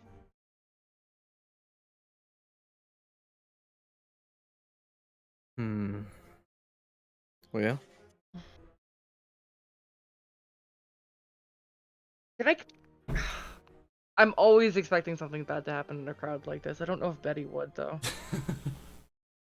Betty I probably think keeps an eye we're out. I think we're expecting something bad because every time in our last campaign a large crowd was gathered, something bad happened. Can I roll a separate perception check to see if there's anyone who's looking weird or shifty? I mean, that you were Or would sort the of 13 looking out be for included that. in that? Okay. Yeah, like you're not gonna, you don't see anybody. Yeah, I don't know. Yeah, I don't think Betty would be. Just as the crowd begins to settle down, a large shadow begins to descend. We'll all see a woman in a, what's the best, like almost like a bishop's hat. It's golden green, and she's descending. She's got this large royal gown on and these massive golden green wings that slowly descend her down, and she finds a place off off the town center to stand. People seem to move out of the way. You see this nearly 30-foot tall woman, her wings fold in and disappear. Her voice gentle, calm, but commanding. Well, you heard the king. Celebrate. This is a wonderful day. And you all see Duchess Jahesta in her Dragonaut form. Mm. You watch as she sort of scales down by about 10 feet so she can fit between the buildings with her dress. People cheer and raise up and sort of like skirt their fingers across her dress, and she sort of laughs and spins around the central market, and everyone sort of moves out of the way. It seems pretty common to them, but for y'all, it's a little shocking. And now I just feel underdressed, and I'm going to cast mage armor, and instead of the green and yellow robes that I'd picked up, the robes become more tight-fitting, more like an elvish riding dress with half-length sleeves in a orange, gold iridescent fabric. Royals and folds down around you. You catch the eyes Way of more some practical. people as you transform. Children are very in awe of a sudden rolling transformation of your dress. Do I see the odd children? Mm-hmm. I will immediately go and start using minor illusion to make mini fireworks displays for them. The town begins to celebrate. Good news. It's for the even for those who are not associated with the dragons.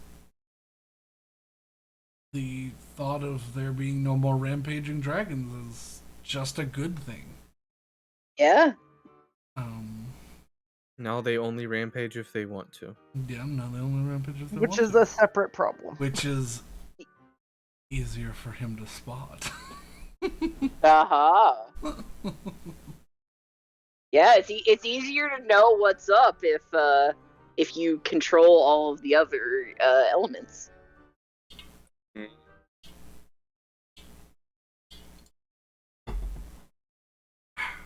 I like to think that Cora would have assisted Torringeth in this adventure. Probably.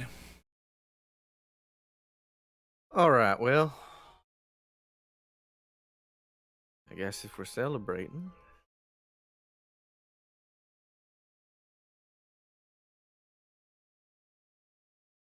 What does everyone want to do?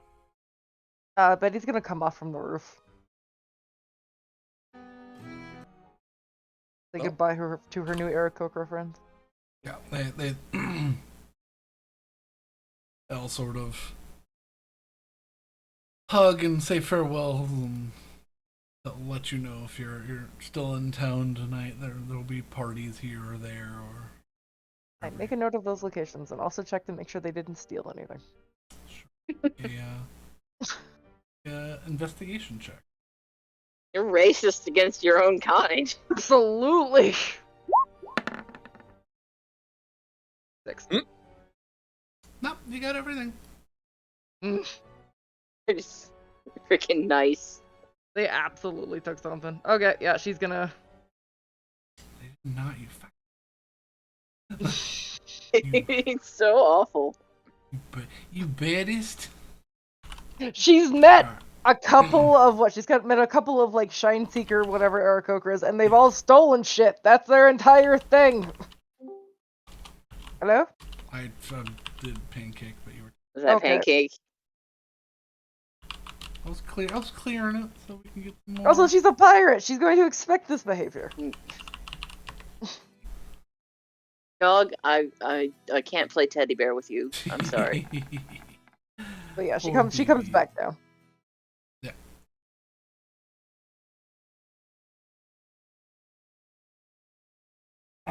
People begin to bring out instruments.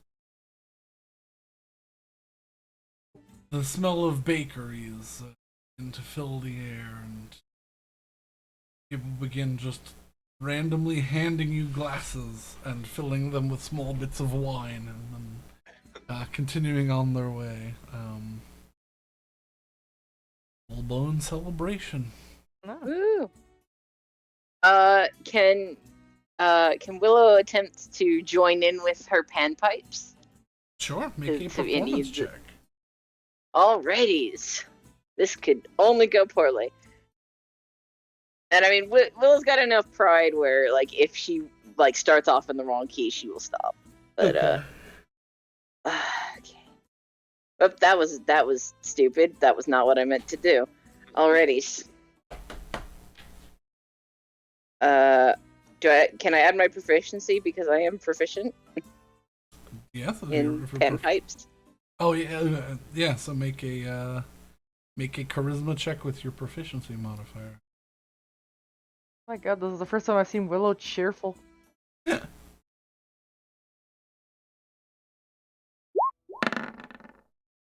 16. Yeah. But begin to play and dance, and people begin to follow and cheer and match the beat to yours in your area, and yeah, you just you join the celebration.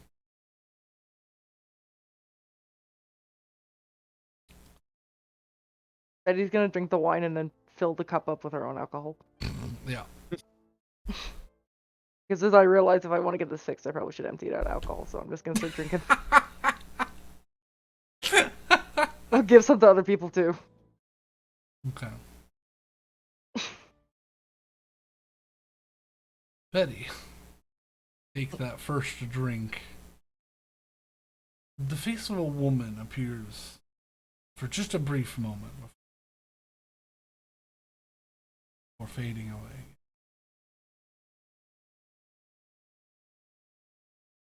Weird. I'm going to continue to drink. Perhaps this will continue to help. You take another drink. This is a strong alcohol. Yeah, that's fine. So, with the second swig, the face appears again. By name, Helen. But it fades again, just as quickly as it came along. I will make Constitution saving throws if I have to. Are you gonna drink again? Yeah. Make Oh, a Constitution saving throw. You're not that heavy of a bird, and you're taking 11. 3 shots. You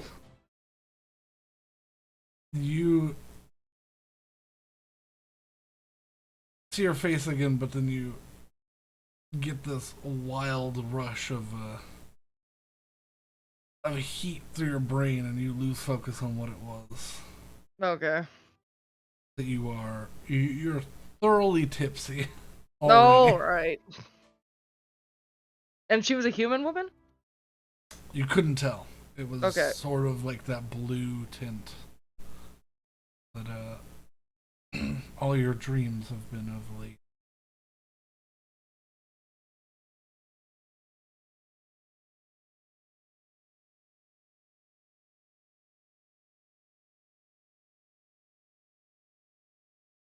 Helen. Okay. Mm-hmm. Betty is tipsy. Got it. Yeah. I'm gonna make sure that I'm staying near Betty. Assuming I notice this. Make a perception check. Betty is gonna try and pretend to keep it together. Like, she's not gonna completely lose it. 17. 17. You do notice Betty is sort of like, as she passes people, she like hangs onto them for a second, or like, scruffs a kid's hair as she walks past. She's doing a little bit of the, not quite too severely, but the little bit of the Captain Jack swagger. Nice. Alright, Betty, why don't you stay with me for a bit? You had to go up to the forge, right? Well, yeah. Shall we start heading that way? I mean, yeah, sure. Alright. To the Cobalt Forge. Yeah. Like, wait. She go to the other group. Are we going to, we're gonna turn in the other thing? We're gonna go do that, right? What other thing? Talk to our contact, or do we talk to Griff back at when we come back? Pretty sure we have to talk to the man in the office when we get back. Okay, so nothing here? Pretty Probably not. No. Pretty sure that's gonna have Thank- to be left up to Hessel. All right, I'm gonna go to That the. too. All right, I'm good to stay here. All right. Also, I told you this would be boring. All right, I heard my And you were name. so I'm wrong. back. I was running tech support. That's okay. Okay, yeah, basically, Betty was just like, oh, do we have to contact anybody to get our payment for the Like escort? here. And in Jahesta, payment and on return. Okay. yeah, that's what Yeah. Okay. that's what Saywin and Willow said. Okay. I wasn't sure. Also, Betty's tipsy. Also, Yeah, because Betty's gonna go. part of our escort is we have to safely deliver the carts. Yeah. But yeah, I'm gonna head off with Saywin to the forge.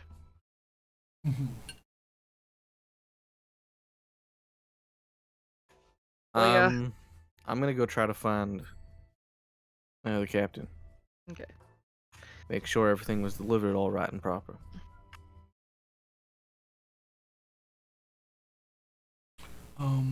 We'll deal with Betty's thing first. Hetzel, just in the meantime, make me a investigation check with advantage, because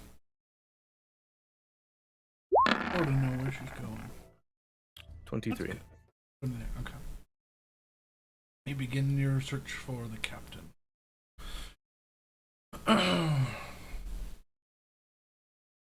Betty and Saywin.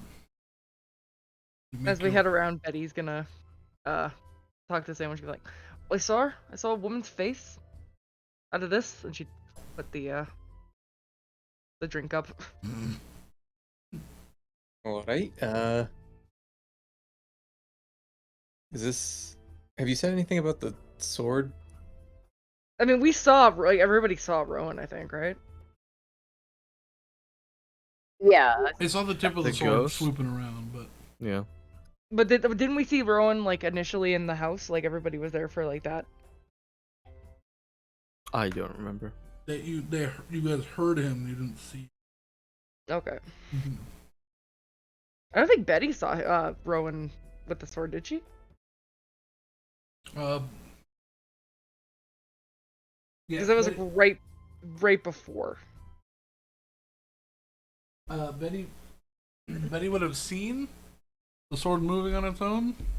Okay. But yeah, that was roughly 2 seconds before you got popped. Yeah, I could say that she'd probably have plausible deniability to not remember that. Yeah. Yeah. I saw a woman. I can't explain it. I just drank out of it, and her face was there. I couldn't tell anything about her. Her name was Helen. She was like blue tingy. Everything's in blue tingy when I've been sleeping. It's weird. All right. I swear I'm not on drugs. Again. Again. All right. Don't know exactly if I believe you on that one, but I'm also wondering if you should probably see a doctor about the seeing blue in your sleep. I mean, I'm sure it's fine, right? How long have I been seeing blue in the sleep? Since you died. Okay, that's fair. I mean, I'm sure it's fine. Just probably a thing that happens sometimes. All right. Anyways, let's go. I'm gonna be keeping a close eye on Betty to make sure that she's not completely wasted. She's not. She's just getting there.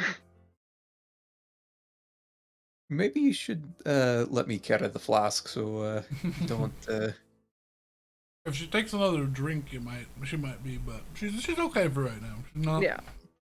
I'm gonna quite try at and preempt disadvantage yet for anything, except for sleight of hand checks. Yeah. No, I'm good. I got it. I'm good. I got it. I can carry it. Just don't drink any more from it right now. I won't. You want some? Sure. I'll take give her some shots.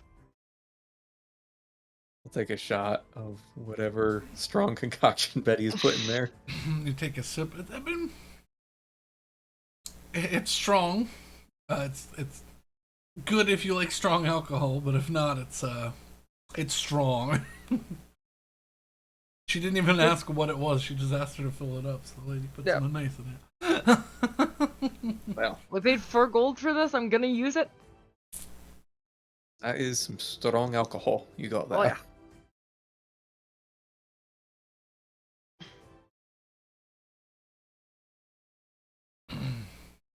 Like Alright, so probably 90 or 100 proof alcohol. Oof.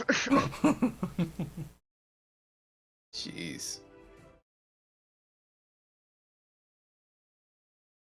But yeah, I'm gonna head to the silversmith if I remember where the fuck that is. I mean, you got Saywin helping you. Yeah. You all head southwest from the town square, and make your way looking before eventually finding the Cobalt Forge, which the building is sort of two separate buildings. One that looks like it has a nice stairs up into like a glass showroom, like a jewelry sort of display, and then the other half is these two open, large, like almost like garage door bay areas with these like large smokestacks at the top. It looks like to funnel out fumes. Nice. And four large forges and different like stations and setups sit inside this two-bayed forging workshop section. And you can hear the sound of 4 hammers clinking against 4 different things as you approach. So there's 2 different entrances? So there's the 2 open. It looks like they probably have like roller doors on them, like big garage doors, and then there's the actual like showroom area is what I'm gonna call it, like the actual store section. Okay. I'm gonna go to the garage because I don't want to go into a store. Okay. And also, I'm not buying anything. I need something fixed, so that makes sense. You approach and you see you see 4 dwarves, thick silver beards. All have these big, large protective masks that are cut around the shapes of their beards.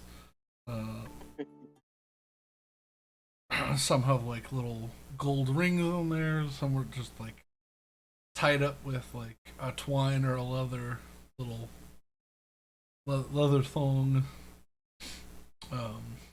And one just has it sort of hanging wild, and it's like curled from the heat at the edges.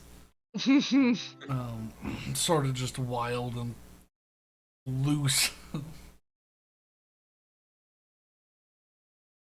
You approach, they're all ting, ting, ting, ting, ting, ting. It's very loud in here all of a Okay. sudden. She's gonna yell it. I'm assuming you're busy. I don't know if this is the place to talk to people or not.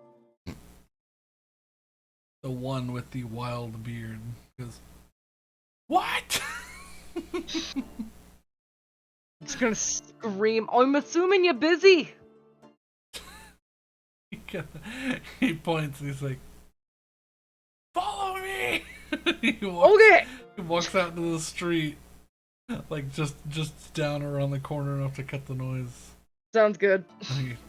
You see him take off his big, thick, padded ear covers. He goes, "Oh, sorry. What, No problem. Actually, hang on, wait. Sorry, what can I help you with?" Well, I wasn't sure to go into the showroom or this place, and frankly speaking, I'm more comfortable with this place and I need something fixed. So this seems like a better place to be. Yeah. We are unfortunately working at the moment, but if you would like, could, what do you need repaired? I'm really expecting him to be Scottish, but that's incredibly racist, so you know.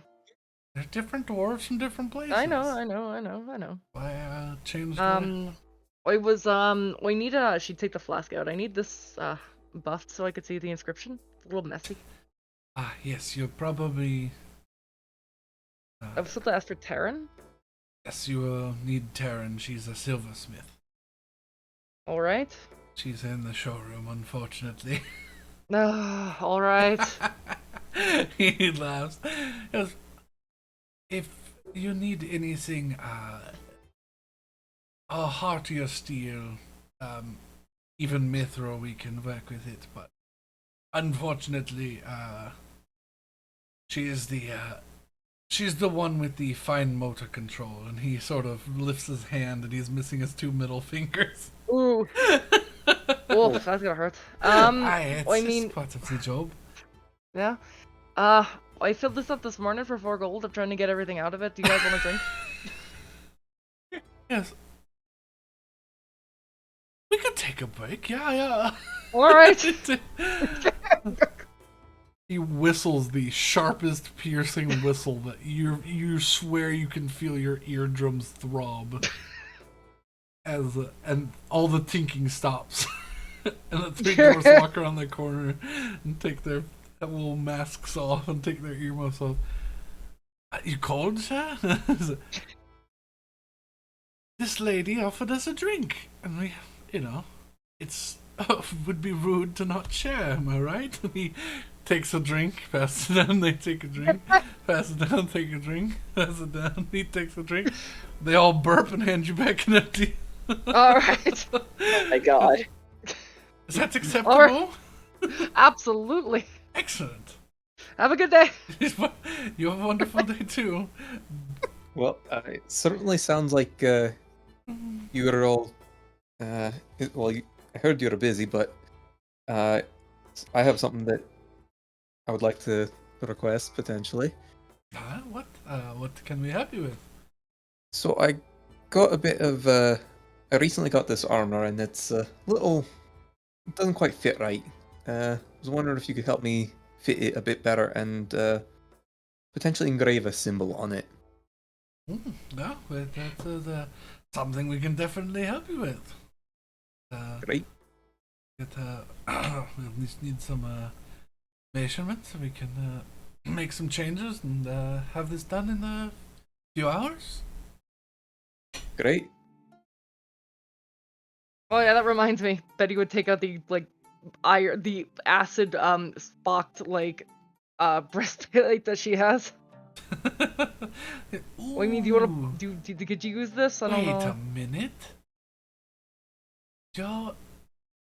Are you the ones who brought in the black dragon? Yeah. Yeah. Put up real fierce. The one with the burned, curled beard sort of reaches out and attempts to shake your hand. I will absolutely shake his hand. He vigorously shakes your hand and shakes Saywin's hand. If you, are you trying to get this repaired, or are you trying to sell this? I mean, honestly, what's my better bargain here? I mean, this might be more of a collector's item than anything. We'd have to repair it, and you'd only get. We could offer 180 gold for it as it is. If you want us to repair it, take us about 30 gold of materials. Well, let's sell it for 180. That's fine. 100, and if we can sell it, we can just hang it up as a trophy, hey boys? And they kind of all punch him in the arm at the same time. Oh, absolutely. They did. It got me real good. Well, authentic hero blood and all that, right? Yeah. If you need bird blood, it's on there. He reaches like he might be digging for gold in his pants. Then he actually pulls out a gold pouch of gold. Nice! And pulls out 18 platinum. Nice! Oh my I would God. take that. He stuffs the sweaty coin purse back into his pants. Ew. Hey, gold is gold, whatever.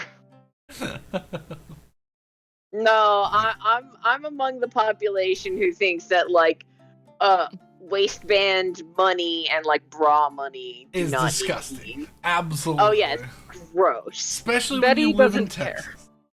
Texas. Rose gives a shit. Rose absolutely gives a shit. Betty does not give a shit. I mean, it's probably a But lot we more all seem to be normal in in this agreement world. that you don't put money like right on your skin. No. Yeah. But yeah. Well, thank you.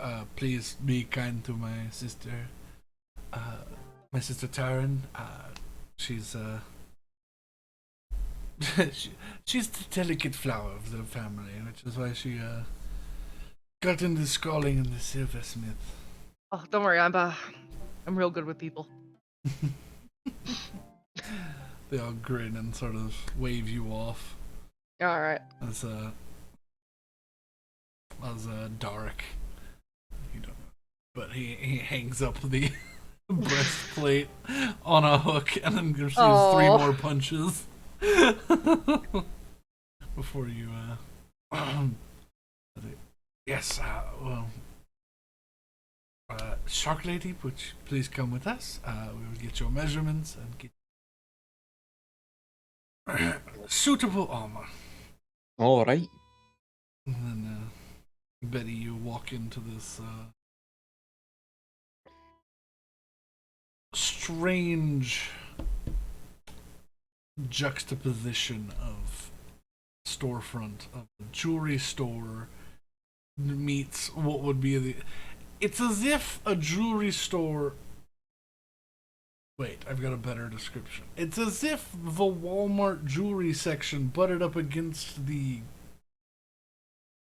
hunting section of a Walmart.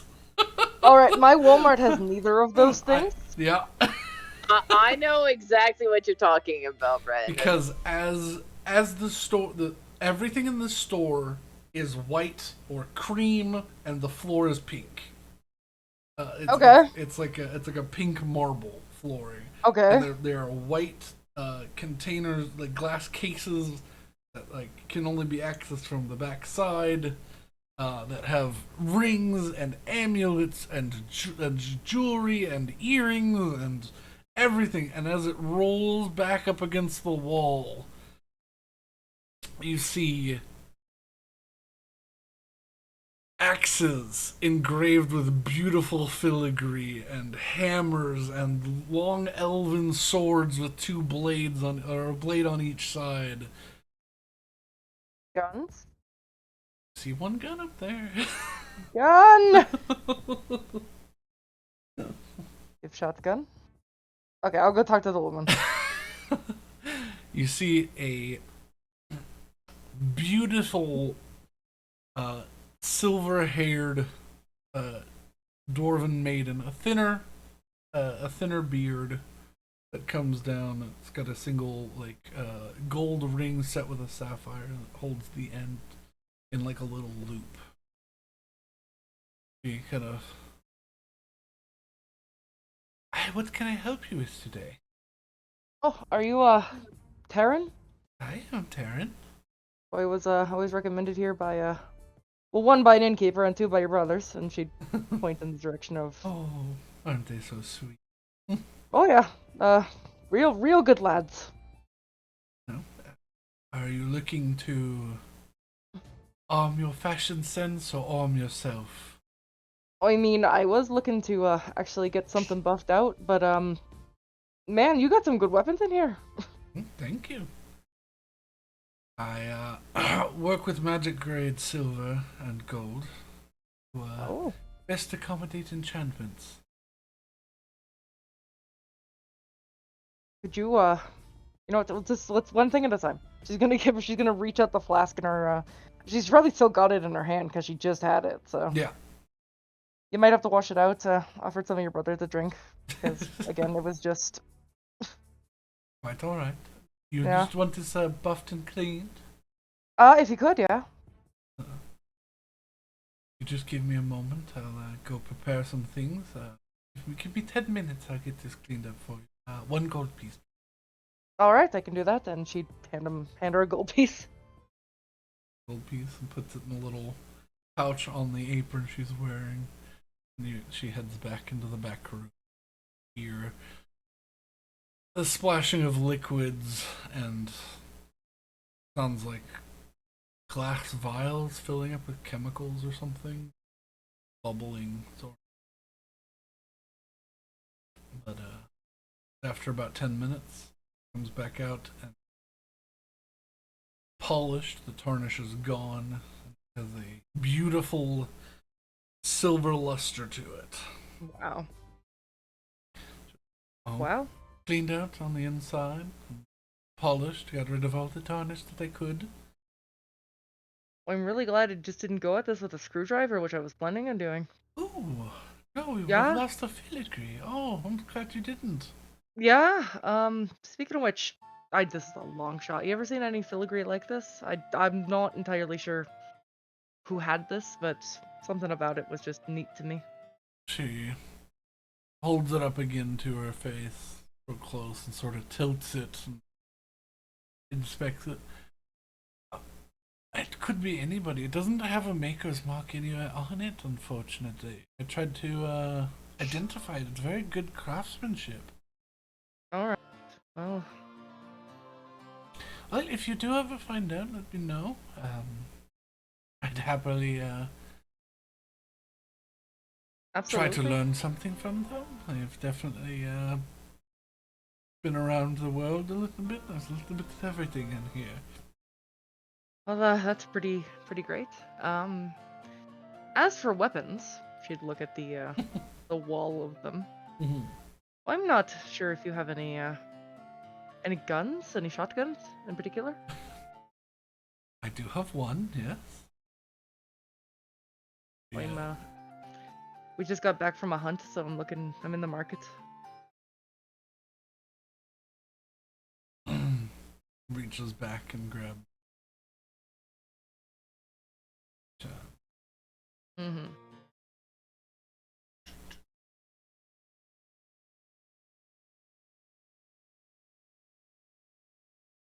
She reaches back and grabs this beautifully filigreed and purple heart. So it's like a silver and purple Ooh. heart drilling shotgun, the 3-barreled shotgun. Thank you for specifying, because I don't know what that means. That he would Wow. All right. Do I even want to ask how much this is? It's not enchanted, so it's not quite its perfected state. But if you have anyone who wants to enchant it, it will be very easy for them. However, this one is 1,200 gold. All right. That's what she'd think about it for a second. How often do you sell out of these things? There's unfortunately, my weapons don't sell nearly as much as my jewelry does. But I have a knack for both, and I'll continue. I'll you know what? I'll see if I can't come up with a little bit more cash. But I can't promise you anything. No, it's, I'll make you a deal. I'll hold it for 2 weeks unless someone pays me more than my asking price. All right. That sounds like a good plan. Not it'll be here. Also, are you good at evaluating metals? Like weird ones? I would be sure to call myself a master silversmith if I wasn't able to identify at least some metals. Yeah. Well, I don't know a lot about this, but she'd pull out the radium green sword that she has. She I just want to know a little bit more immediately, about. her eyes Yeah. go wide. Iridium longsword. Having adventures in the Underdark recently? No, just got lucky. Interest. But I'd like to know a little bit more about the metal and what it's made out of. It's less metal, more crystal. The drow technique of fortunately has sort of a dark past to it. Oh, Viridium is a crystal. However, with certain magics, it can be melted down and formed into blades. They would usually use their slaves to do this, as the process was toxic and very most likely ended up in the death of whoever poured the into fair the enough. mold. But after it's poured into the mold, it sort of solidifies and is sharpened into a sick, dark blade of a beautiful, terrible design. Well, I guess there's a history usually designed with dark steel handles like this one, and well, this one has the authentic illithid leather handle, so a rather fine piece, considering its cherished past. Do you have any moral and or safety concerns about possibly doing an engraving? She looks at it and she goes, I could do an engraving, but breaking the outer layer could lead to it shattering. Would you do it on the handle? I could do it on the handle. All right. And she just asked for like BB. Okay. BBB. BBB. BBB. With like, I want to put like little wings on like the two outer B's. She's trying something here. She finds the widest open spot on the. There's two spots that are big enough to fit what she can scroll with the her chisels and the like. I can either do it on the pommel on this side, or I can do it along the side of this very small guard. Up to you. Do pommel. I think pommel's good, right?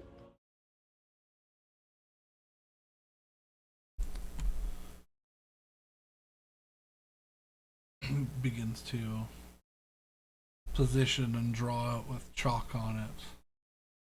Goes, how does 15 gold sound for this? Oh yeah, that's doable. Finishes it and begins tapping this fine V-shaped chisel, and begins to in a very nice filigree sketch out or sketch in the BBB, and she does these little cartoony, puffy little wings on each side. Very cute. Can you tell that we killed a dragon with that? She looks and she goes, "Oh, you're the ones who okay. Word has gotten around about some dragon slayers. Yeah. Well, at least you're putting this to good use." Yeah. Truth be told, it was an interesting encounter. It was luck, but you know. I think all encounters with dragons that you end up alive are considered lucky. Mm-hmm. Some can be fickle creatures. Will this I mean, because that thing was pretty acidy. Will this thing melt or anything if I get into like a bad scrap? I've had a couple of swords melt. This one is fairly resistant to that sort of thing, but I mean, eventually, if it's not enchanted, it'll begin to break down. All right. And while I'm at it, would you like me to sharpen the blade, polish it, that sort of thing? Sure, absolutely. I mean, if again, as long as you don't have any personal harm come to you, Oh, if it's no. toxic or whatever. No, as long as I don't break the shell of the casting. It's the hardest part of the viridium. All right. She this one's on the house. Dragon Slayer. She takes it in the back and you hear the pumping and then a grindstone. And he just gives a quick buff polish and fixes the edge of your blade. If there's any nicks or anything, she Nice. buffs them out, brings it back. And one final question. I know I'm asking a lot here, but I had a lot of things for a blacksmith. You're apparently. paying gold. It's fine. She'd take out the mithril blade part and she's like, is there any way to make this into usable? Because it's just the blade right now. He looks at it. Oh, this one's very interesting. Find a lot of crap. Find a lot of stuff. I'm not gonna say it's crap, it's actually been quite useful to me. I mean, not every day you see dwarven mithril made into such a very thin blade. Dwarves like the meteor weapons, hefty. That's why my weapons don't sell quite as well. They're more artistic and more of an elven flair to them. But I couldn't. It's such a small knife. I could maybe make it into a dagger, make a handle for it. It wouldn't be mithril, but I could fit it. I mean, as long as it just keeps the general the general base of it. I just don't want to take any of it off or really ruin it in any way. Just the break is clean. I can I can make something up. I can get you a handle. It'll take me a day, but all right. We'll be in town to for fit that. to fit a mithril. I'll see if I have any epoxy that sticks to mithril. All right. Take a little bit of. I'll get it done. Okay. And I'll leave that with her as well. Okay. Well, I guess that's the only thing I'll leave in with her because she's done everything else. Yeah. And how much is that? Unfortunately, I won't know until I do some, and I don't want to lowball myself or Oh yeah, make no you problem. worry. So, but I promise it won't be more than 20 gold to do everything. Oh, okay. Yeah, that's no problem at all. I'll figure something out for it. Okay. Thank you. Nods. Begins to look up and begins to draw out some plans, some sketches with some chalk on this thick black paper. Nice.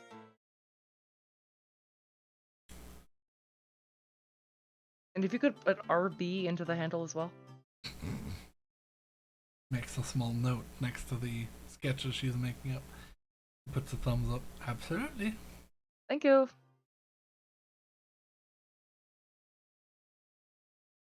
And that was Betty's day at the forge. Everybody else can go now. Say when you are measured and fitted and armor's repaired and buffed. If there's anything else you want to add to it? I wanted to get The, Zephyr's the symbol. symbol, Yeah. yeah. Easily enough. But all in all, repairs and everything charge you 25 gold to make repairs, make the modification fit. But afterwards, it's nice and smooth. And they added a few few of these like cross hatch straps to the sides so you can turn a little bit better. The armor doesn't Cool. sort of bulge out when you turn. There you go, some a little bit of dwarven engineering. Fantastic. Speaking of dwarven engineering, and I'm gonna pull out the warhammer I have. They all I stop. Ooh. found this in a chest in a block of ice. That's where we got the hammer, right? Mm-hmm. Yeah.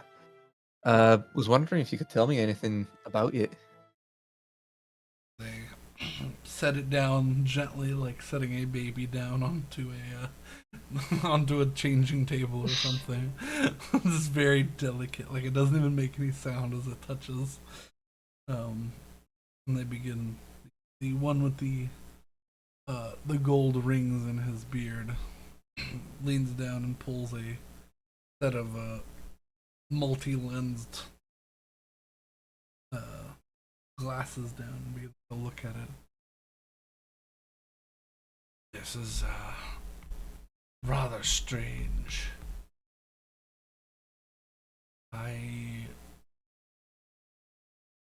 Looks like whoever made this scrubbed their mark from it. Really? He points. He goes, "This is the outline of a dwarven seal,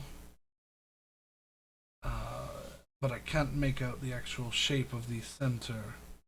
And you see he points to a small thumbprint sized like rune that is on the underside of the hammer where the handle meets the head, sort of like a little buffed out circle.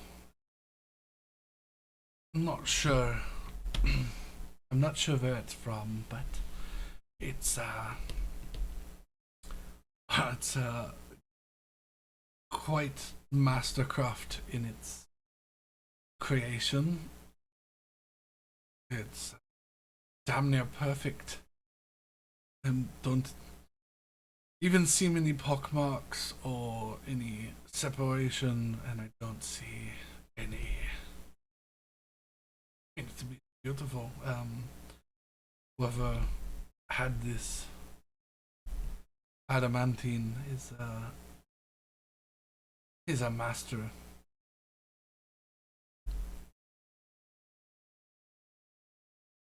Well, that is incredible to hear. Unfortunate that don't know much more about its history, but glad that I'm absolutely going to be making sure to take care of it, seeing as it's so well made. And he goes, and it's quite chunky. So I mean, if you ever want to tired of it, we can definitely make like 10 adamantine swords from just the head. Well, I will keep that in mind. Let us know, we'd happily buy it from you, but my goodness, that's a work of art. Feel bad to melt it down ever. Well, right now I'm pretty keen on keeping using it because it's been doing well for me. Yeah, that is good. Was using it to when we were fighting the dragon. So I hope broke a few bones with that. I most certainly did. Just so I know in the future, what are your names? Let me. You were prepared this time. Huh? You were prepared this time. I um,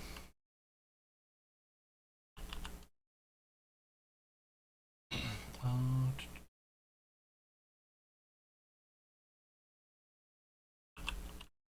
I like these dwarves. They're fun.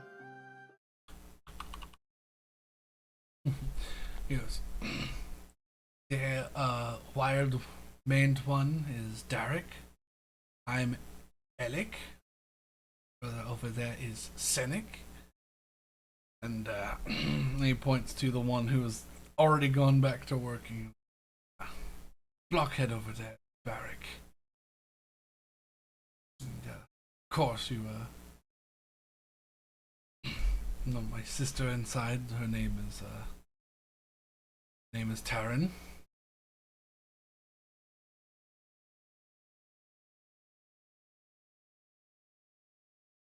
Wonderful. I What, will. what are your names? And what's your I group? am. What's your group called? So we are the Starlight's Call. I am Sewen Moraistanak. The bird is Betty. Good. So It's been a pleasure working with you, and if you have any other work you need us to do, happily take your patronage. absolutely, this honor fits so much better. Did a fantastic job. We take pride in our work. It certainly shows. I hope your friend got what she needed from Taryn. And, is there anything else you need us to help you with today?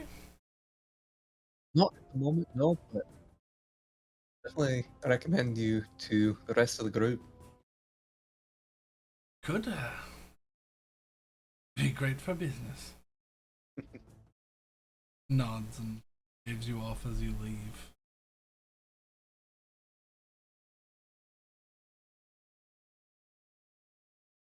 Castle.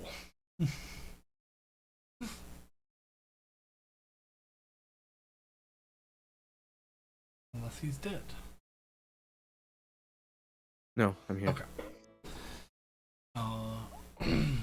You it takes you a while to find because she didn't exactly specify, but it's not hard to question and ask around about three very heavy duty wagons unloading of sort of thing. Uh,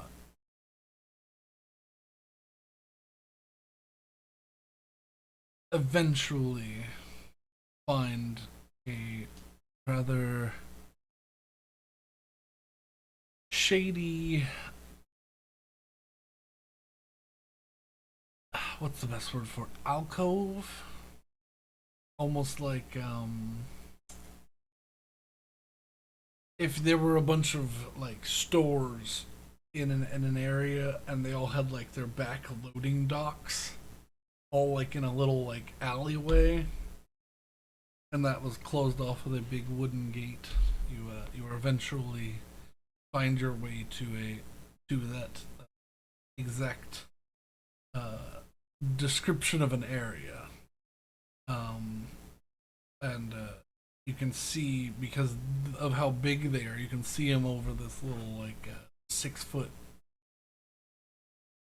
sliding wooden door. You see neck just down the street from the door a homeless man with a long large hood up with sitting in a rags, sort of wrapped up in a cloak and sitting on like a towel, or not a towel, like a picnic blanket. A bunch of stuff around them, small tin cup.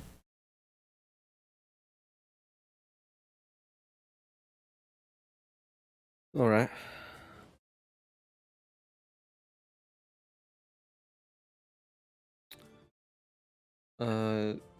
Yeah. I tried to track down and approach the captain. No. You you walk around the building. You don't see any other entrances other than that. If you want to hop the fence or something, you can, but all locked up at the moment. Hmm.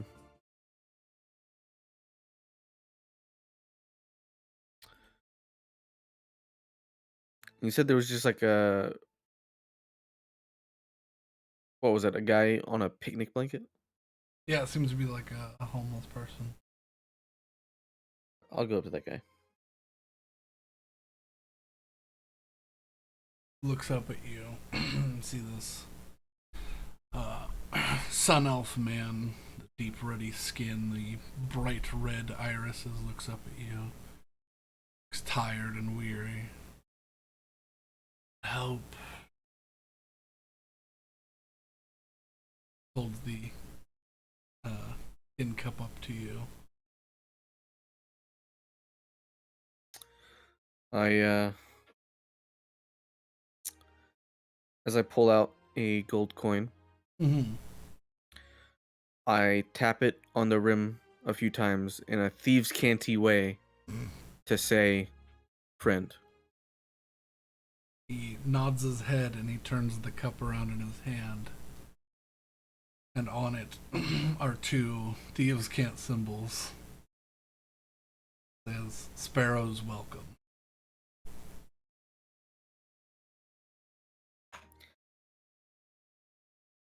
Flips Looking cup for the around. captain. He flips the other cup. He flips the cup around, and shakes it a little bit. I'll throw it in. Okay, you put it in there. Sets it down. Stands up, straightens his neck, cracks it, walks over, pulls a key out, opens the gate for you. He, right this way, boss. All right. Is he escorting me, or is he just opening the door? He just opens the door and stands aside. All right, I'll go in. As you enter, he close. You hear it lock. And you hear him. Okay. He goes and sits back down.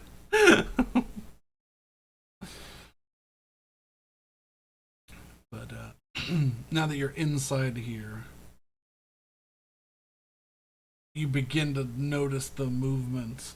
This seems to be a pretty decent, like, Thieves Guild entrance sort of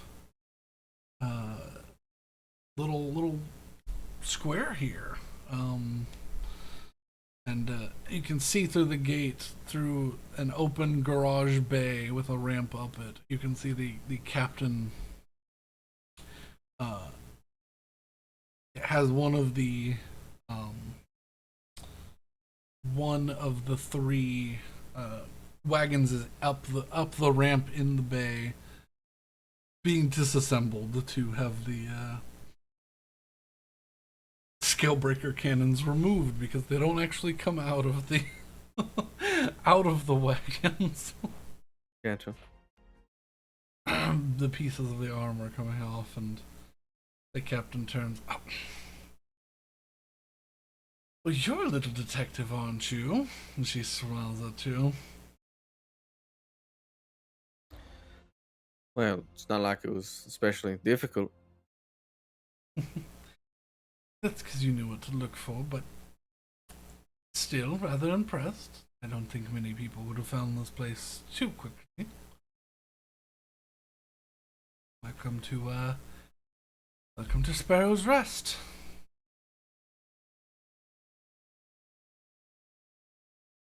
Well, with these cannons being moved, I half expected that announcement earlier to be, well, hand in hand. Announcement of war. So, No. Torngeth is not, he will announce a war with his first movement of him flying over whatever capital city and giving it a nice, fresh coat of flame. Then he will come back into their war. We don't need to worry about that. He's well, still rather strong. More of a pacifist these days. I wouldn't say outright, but I wouldn't challenge him to a duel and expect him to kneel. Yeah, anyways. Wasn't that the point of these? To at least prepare for an attack? Unfortunately, yes. We'll be going up on the wall just outside the city, similar to the Ballista vassal city.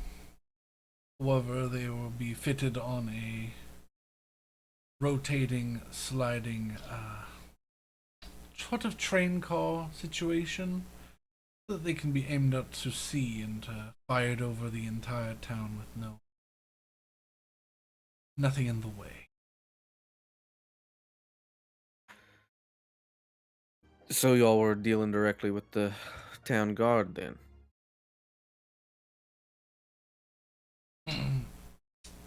Were requested by Jahesta herself, but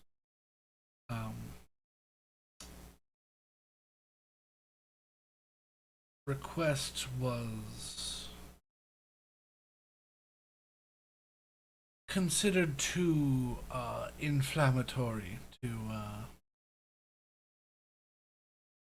be dealt with. They thought it would be strange for one dragon to buy anti-dragon weapons to put on their walls if dragons are to become unified, so did it a little underhandedly this time. I see. Well, I was just checking up. This is actually the first time you've seen this weapon. You see a massive disassembled cannon in parts in this in the back of this wagon here. Just having roughly 2 inches of clearance on each side of the entire wagon. The cannon is some 12 feet long from barrel to end. Is massive, like nickel plated and cobalt metalled, silver and blue cannon of sort of a futuristic elven make, and the these massive pointed, not cannonballs, but actual tipped bullets, and you can see this thing's got this massive boring thread that goes out the end of the barrel. Very, very a very big advance in cannon technology here.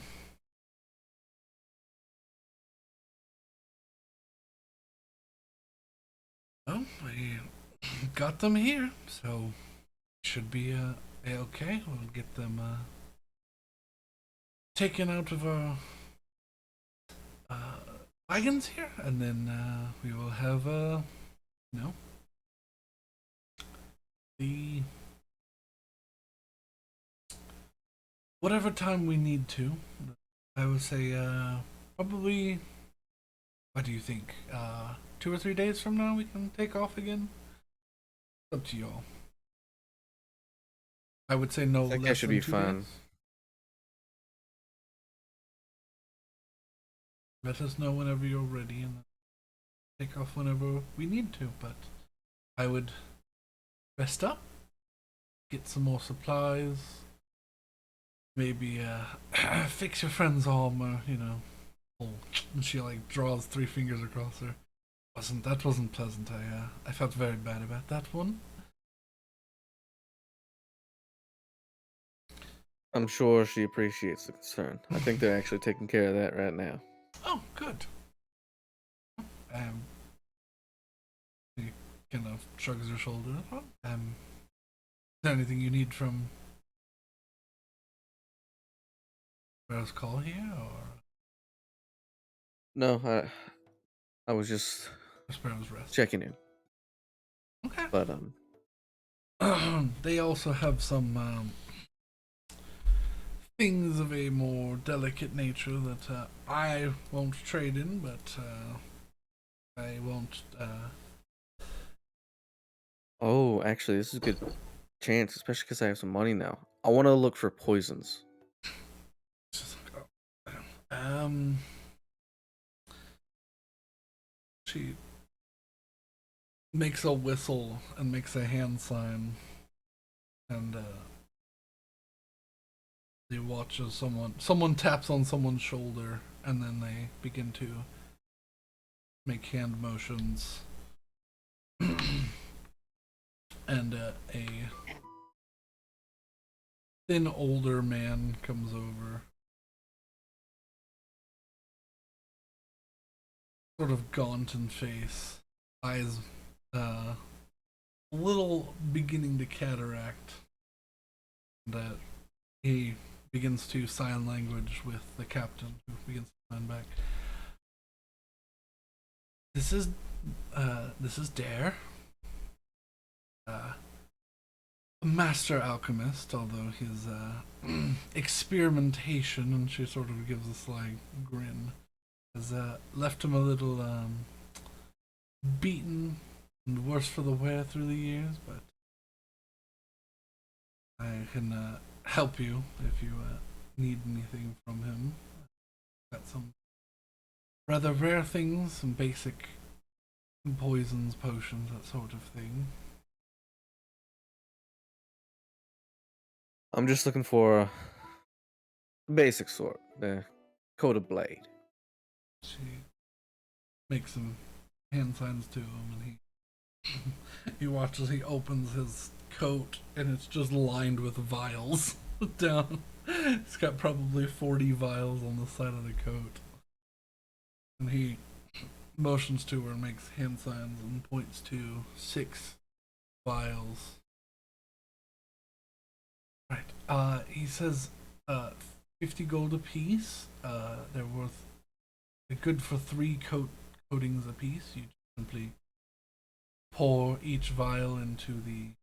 Oh, you don't have sheet. You could apply it to the blade before you use it. Well, on this front, I was actually gonna go get a sheath made for this purpose. Yeah. Yeah, you just pour a vial into a sheath, and as you draw and unsheath it, it's a blade, and this lovely poison. She sort of says it sarcastically. Yeah, 50 gold apiece. He's got 6 of them at the basic level at the moment. Is that literally poison basic? I believe so. D4? No, these are.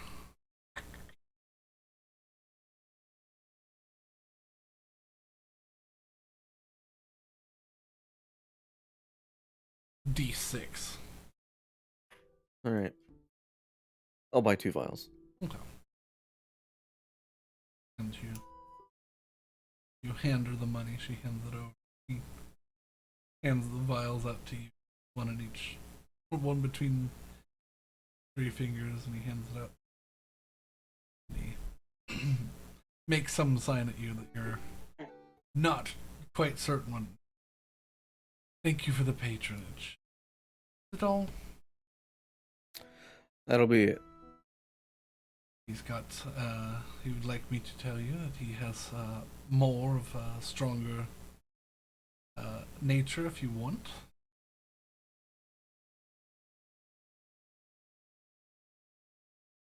There are other people here who can help you talk with him when I'm not here.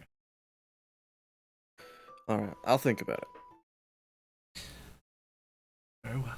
She smiles and pats him on the shoulder, and he gives a little bow, taps her hand, and then walks off.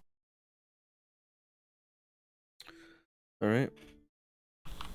And then I'll go just find someone to commission a sheath, Easily enough.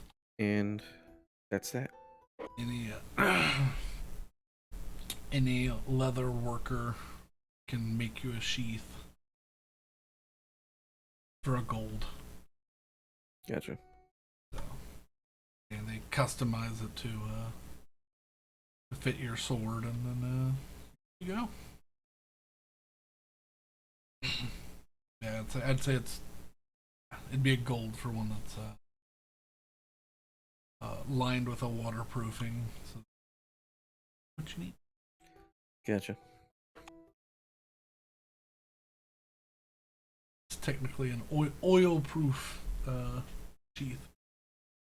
You can put what you want in it. Alrighty. Willow, are you just partying with the people in town square?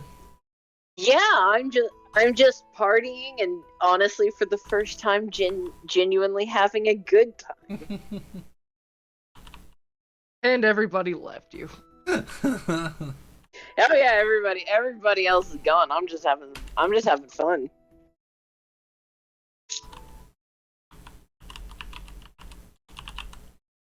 But yeah, I'll say unless anyone has anything else. If you'll want to end the session with a little game with Willow, then Yeah. I did How want about- to? Oh, go ahead. How about we all meet back up and play a little liar's dice? Oh boy. I want to play Willow's game first and then do that. All right. Because I think Willow's game's gonna be nice and Liar's Dice is gonna be nasty. I did want to go back into the festival area and see if anyone was selling musical instruments. there are plenty of people thing that some makeshift displays are put out, sort of little pan pipes and harmonicas and flutes are made, and then there's a little bit more expensive stuff that's actually in like music stores. But Anything like a guitar? yeah, there would be things that are similar to a guitar. Go to White Wolf. Is there a White Wolf here? There might be a white wolf here. Go to White Wolf. Yeah. I mean, We have the meats. I just want to see if I can find something that would basically be a cheap guitar. Buy local. Is My it White an Wolf. on hit or a save? Make an investigation check. Okay. Find guitar. Oh, me. Yeah.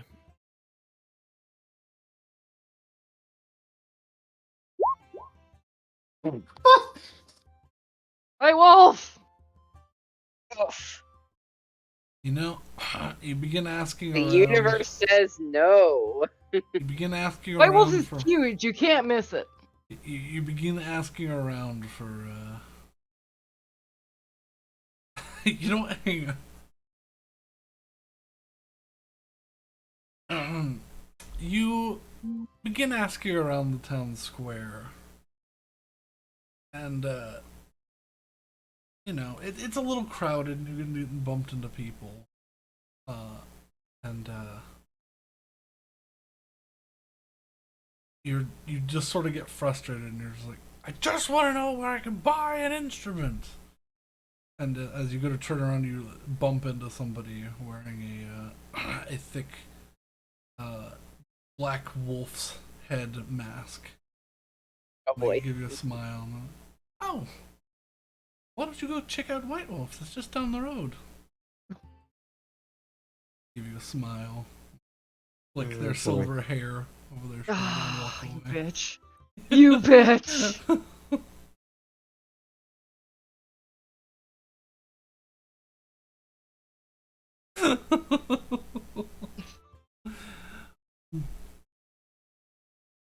Sure, I'll go check it out. It was platinum blonde. Whatever. Fuck you. She's real. She's real. But yeah, you walk into the weirdest J.C. Penney's you've ever known.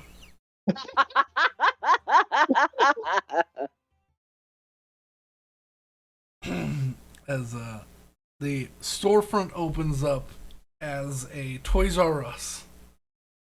It expands into a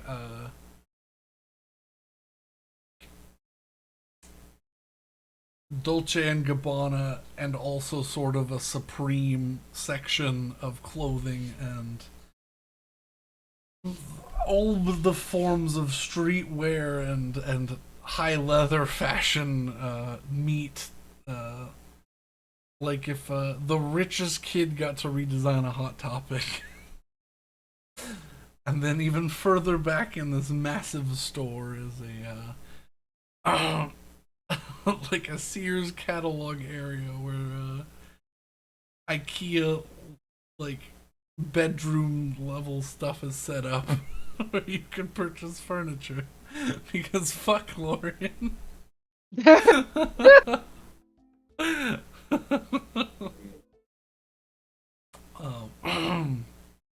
And somewhere between the clothes and the toys, there's a musical instrument section.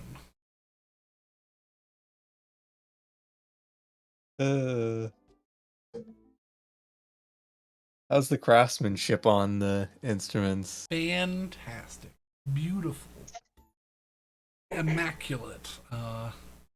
I would like to point out that Lorian's basically trademarked electric guitars at this point, so Oh boy. that's what she started with. The shittiest electric guitar ever known. So the log. But you see a number of instruments, these guitar-like, acoustic guitar-like instruments along a back wall that slowly transition to a thinner, strange,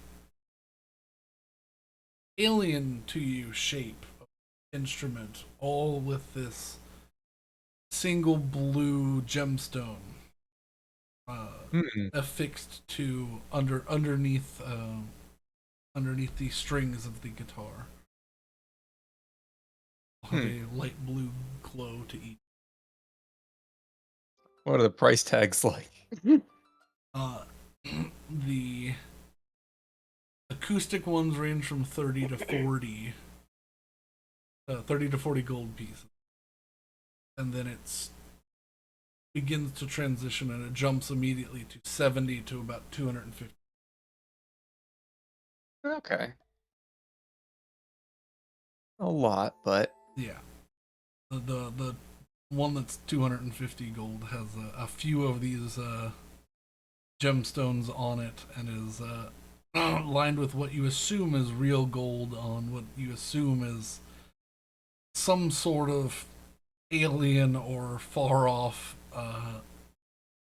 metal that looks like it's been, you know, when wind, like cold wind, blows across a surface while it's like raining and it makes those weird like spider like lines across it. Mm-hmm. That's what the metal looks like. That's Yeah. cool, but also, I mean, if it's the same craftsmanship as something that's cheaper, why would I go with that? You know? No. But yeah, it's like, all right. Lorian gets no more money. Lorian has a nation. Lorian's all about style, and so you pay for the Lorian style of things. You that absolutely find. do. She's like You You pay fucking for the Michael Kors. name. Yeah, but you can. It's like going to Harvard. Yeah, Yeah. you can. Yeah, the starting of the. Oh god, what are they called? I forgot. You just fucking met. I'm vibrating, dude. My girl. All it took was rolling a nat 1 for someone to finally end up at a White Wolf store. Yes, What's the this truth. tell you about White Wolf? Yep. There's never been a hive more filled with more scum and villainy.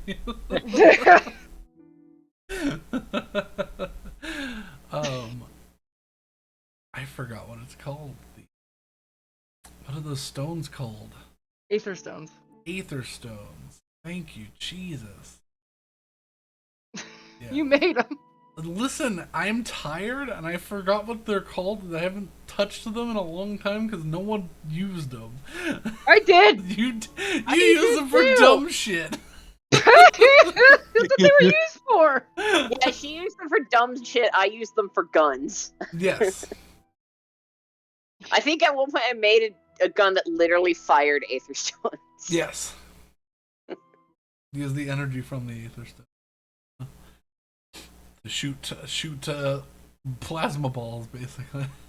It had a not insubstantial risk of blowing up. Yep. But it was cool. So we've manufactured them. We've perfected the art, and now we can sell them to the populace. But yes, the first of these Aetherite guitars is 70 gold. Alright. Don't think I'm gonna be getting one of those today, but good to know. Yeah, underneath the section for the Aetherite stone or Aetherite guitars, you see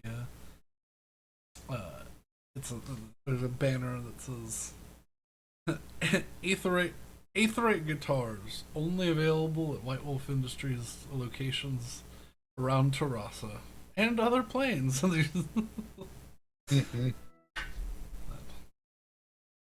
Seemingly And there's a they've map for cornered, use it they've for. cornered the market on making. I have a patent. I have a demigod level intellectual property ownership of Aetherstone powered instruments. Oh boy. And roller coasters. You ever want to hear an electric tuba? Get fucked! I haven't. Yeah. Getting frustrated with the whole search process. I'll just search again. Some of the time. Somewhere in this Or on town, a a day where demigod it's is very not upset as at you. crowded. But A demigod knows she didn't make a sale. nah, she's so confident she knows he. Or they. She couldn't comprehend someone not wanting her stuff. Yeah. Who wouldn't? It's crazy. except for the people who she spent years as a adventuring group with. Yeah. She knows that they don't want her stuff. Oh yeah, she's never gonna try and sell anything to Cora. Ever. She like I imagine that like every couple of years Cora will get a note like, hey, can you model for this new line of merchandise? And it's like, yeah, sure, whatever. Yep. Until she gets elected queen and is like, no, that's a conflict of interest. Everything that Lorien did was a conflict of interest. Lorian's existence was a conflict of interest. That's true. This is unfortunate. Anyways. But yeah. Yep. Yeah, unfortunately, you don't seem to find any place that's open at the moment with the unfortunate investigation role. That I'm okay with that being the nat one that I rolled. yeah, you do find a small place selling the equivalent of a ukulele. So, No. I don't think that's gonna have enough range. I don't think a ukulele is gonna have enough range to capture Zephyr's song. Listen, I think you found the place. You just need to cough up the money.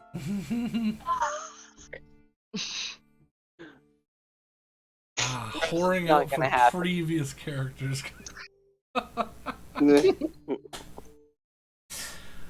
But To be fair, I'm pretty sure out of all of the player characters, I had the most money saved up. Because I just didn't buy anything. Out of, yeah. Yeah. Because I think Alex's cheapness is leaning over. Yeah, I Look. think so. Look, here's the thing. If you're cheap most of the time, you can buy bigger things later. Like a guitar. I know. That's kind of what I'm leaning towards. Anywhere else you buy will be an intellectual property violation. You will not find another Aetheryte guitar anywhere, but you can find other acoustic guitars. So. you can make your own. That is the thing you can. And I will sue you for it now. Oh.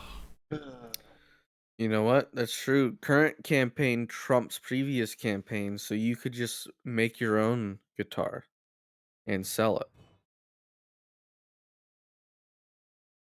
Yeah? it. Have a mercantile battle with White Wolf. Oh no. You're not gonna get off the ground. White Wolf Duh, versus yeah, Street don't- Shark Industries. Street Shark, oh god. Be careful with that. That's No. already We're not getting into a corporate battle campaign, please. No. Saywin would more likely just get a guitar and study it to figure out how to make a Make version one. for herself. You cheapskate. I mean, I'd have to buy it first to figure out how, or to spend enough time studying it to Fair be able enough. to recreate it. Fuck you! I don't want to buy your thing for 30 gold. I'm gonna spend $150 figuring out how to make one. Look, what's You what's just more nailed what fun? sewing is. What's more fun? Learning how to make something for yourself, or just getting it? Depends on what it is. The instant gratification of the dollar. I mean, If- the other If it's if like it's something that if it's like more I can custom- get an ice cream cone right now and I can eat ice cream now, I'll happily do that. But if it's like I gotta buy an ice cream maker and then let it spin, and now I don't even want ice cream because it's been 6 hours. I'm gonna just keep this to guitars because that's the topic. But Well, that's what I mean. That's, it's a guitar depending would on be what you're fun to doing. make and learn how to make, because then you can customize everything about it to fit your exact needs. Yeah. I'm sure they have a shop in the back that could do that. Oh my god. Only available at certain locations. That's true. I don't know if That's Jahesta one. would be big enough location for that.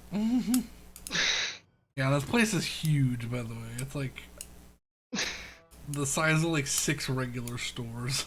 Oh my god. Like, you know the Toys R Us in Times Square? That's kind of what I'm imagining. You mean the used to be Toys R Us in Times Square? Oh yeah, they got rid of that, didn't they? Hasn't Yeah, been there. because Toys R Us went out of business. It doesn't here. I took a picture of one like Yeah. not less than a week ago. Yeah. I remember this. Also, since we are completely off topic already, it is snowing so hard outside that I can't see a building that is less than half a mile away. Oh goodness. Fun. Yeah. My It's, finger's starting to hurt again. it's so warm here. I have my window open. Okay, were we gonna play fucking Two Truth, One Lie or whatever? Yeah, we gotta all meet up again. Yeah. So Whenever y'all are ready to. Sayman We'll would probably save have liar's to go... dice for the boat. Okay. No gambling on the boat. That's where It's you not gamble. gambling. What do you think pirates do? They play liar's dice. They do not. Yeah, they do. That's who They made the do game. it on shore. No. No, they don't. Because on shore they Yeah. can have access to cards and stuff. The whole point of liar's dice is you have a cup There's and no dice. gambling on the boat. It's also it's not gambling if you don't put down money. That's true. You can play games on the boat. You can't gamble on the boat. Yeah. Okay with that. Sayman would probably have to drag Willow away from the party in the square. I mean, it would probably be a gentle, like, hey, should we head back? Oh yeah, sure.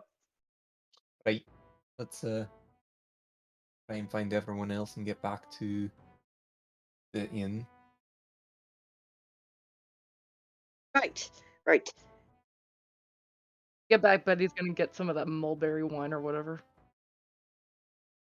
Butterberry? Berry. Barrenberry. Berry.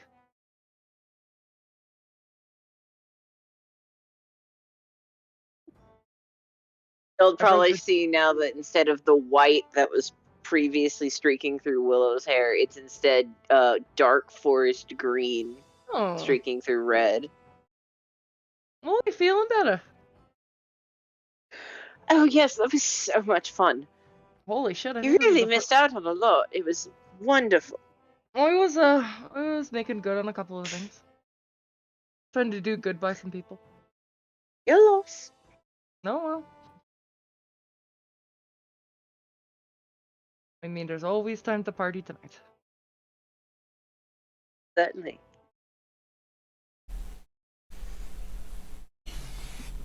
All right, you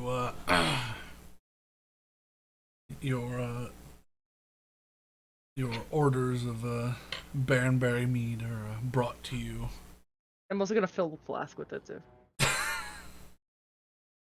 'Cause that shit's good. Unless it goes bad. How quickly does it go bad? Mead doesn't, as far as I know, doesn't go bad too quick. No, I think it eventually will get kind of gross, but I think I think it's that's definitely super more awesome. than like a day. Okay, yeah, I'll fill the flask with that because Okay. Betty likes that. Okay. You get a little bit of a sippy honeyberry juice. Yep, I like the honeyberry juice. It's Good shit. pretty tasty. The answer is 3 to 6 months. Okay, we got time. If it's if it's sealed and it's in a nice little flask, No, it'll hold for quite a while. the flask is really nice and all fixed up now. Polished and purdy. But yeah, this the inn is bustling. You find yourselves a table. One group gets up to leave. Excuse me. As one group gets up to leave, you all snatch it. I know that feeling. Huh? But I know that feeling. But yeah, you get your seats, drinks of whatever nature you wish. It is getting towards the fall season, so they have sort of a pumpkin spice, pumpkin juice sort of non-alcoholic beverage, and they've got like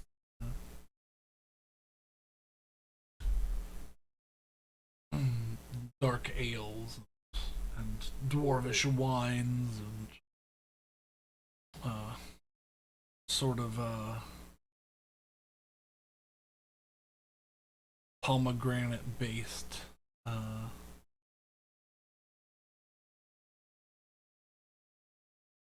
what is it called? Can't remember what it's called. Alcohol that starts with an A. Synth? No. Amaretto? Amaretto, that's what it is. Almonds. Yes, they have a. God damn. Yep, all the words. Words are failing me now. Good job. Yeah. You know, and if I'm gonna count that as breaking Brandon because I haven't done this all tonight. and if none of that really suits your fancy, then I've got ice cold glasses of milk. Milk. Yeah, the bar is or the tavern is all excitable, and people are playing music and dancing around and just having a good day. You all meet together. Mm-hmm. Yep.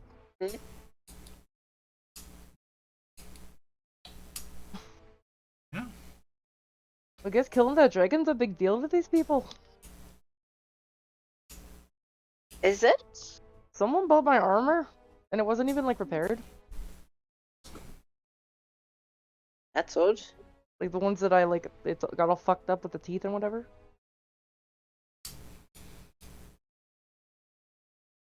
I mean, it's still weird. Fine. Well,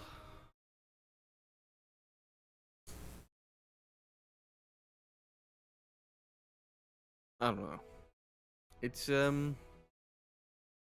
guess it is a big deal. It's kind of strange being able to do that at all. What, killing dragon? Well, yeah. I mean, there were like 13 people. I think they were all asleep. At least when that all kicked off. Yeah. I guess Crest helped a little bit too with his being able to charm it or whatever, but yeah, I guess it was a big deal. Yeah, you know what? We did do a good thing. We did a great thing. I think we did an ambivalent thing at best. No, we did a good act. We did a great act. We survived. That's really what it boils down to.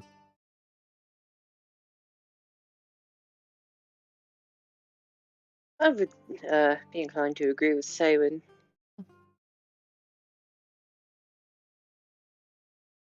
So what was this game you wanted to play? Alright, just a refresher. Once I say the sort of command, just ask a question. Anyone can ask me any question, but it's only one question. I will answer it, and then I'll ask someone else a question. And ideally, you answer it truthfully.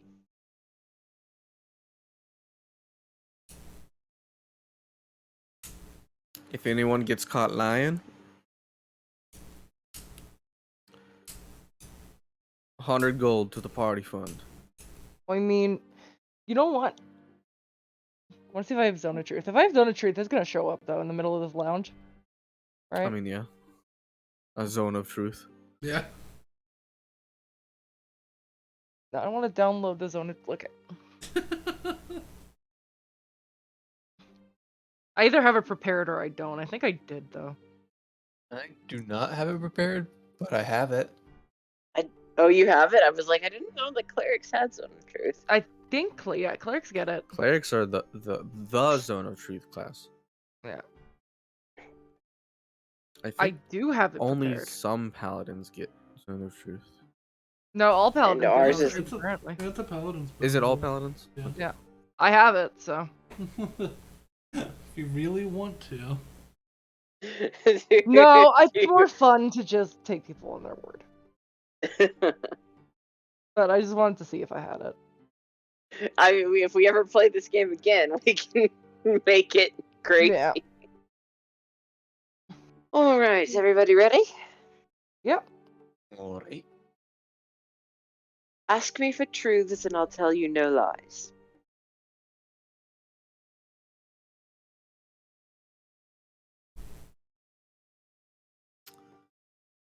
All right. I don't really know the scale we want to shoot for on all this. It's anything. Light but meaningful? Wait, Those what are was that? two different poles of a question, I think. I mean, it can be, Anything meaningful can't be that. but I don't think that's true. All right, then shoot one out. I mean, I don't have an.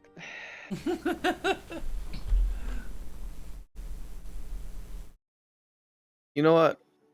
I probably guess something. All right. Yeah, Getting it. Go ahead. Answer truthfully. All right. So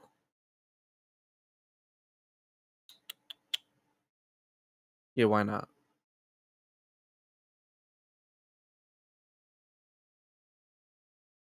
Well, I guess I don't know how much Hessel knows about the Feywild, but who did you serve in the Feywild? Serve? Or Well, what no faction one. did you belong to, I suppose? Well, no one really, but it was from the trying to think. My name for it is Firith, but I believe the correspondence would be autumn.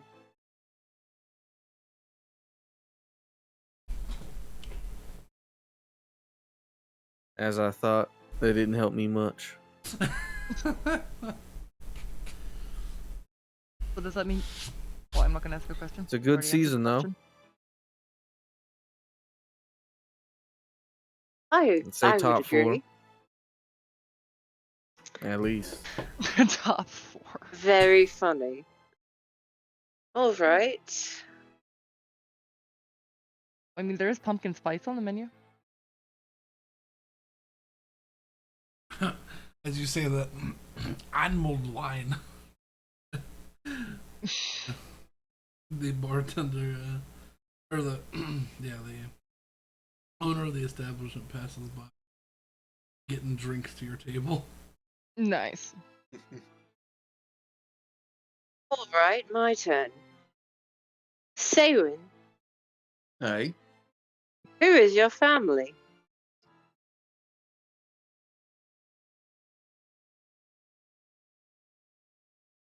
Let's see. I've got uh got my mother, uh Edwin, my father Beoward, and my brother Brinston. Oh, the family of 4. Aye. Is there any pride attached to the old family name? Famous shipbuilders or some such? Not particularly. I'm the first one uh in my family that really was shipwright. The father was a carpenter and mother is a jeweler. So All right. craftsman. Aye. Sewin, it's your turn. Ask anyone a question. Don't have to. It doesn't have to be someone who hasn't spoken, but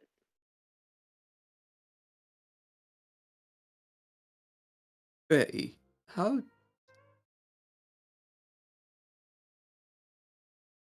does your family's fleet keep maintained? I mean, we go to different ports, but like I said, we got a bit of a spot that we stay at, and everybody's got their own set of skills, but we got a couple of engineers on board at all time. Got a couple of kobolds, got a couple of gnomes. Think you'd like them. Probably would. But I can't say that there's anything else that's super interesting. I mean, you're talking to a shipwright. True. I mean, honestly, ask them when we get there, cause we're gonna get there at some point. They'll have more than enough to say to you. Aye. Betty? Right?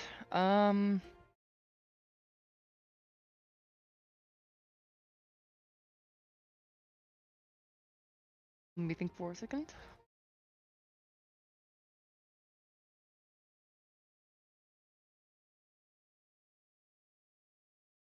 Hazel, what's your ambition?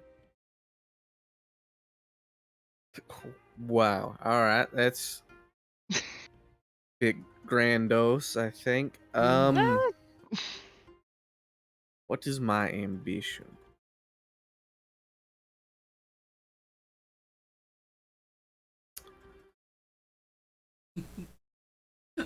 That is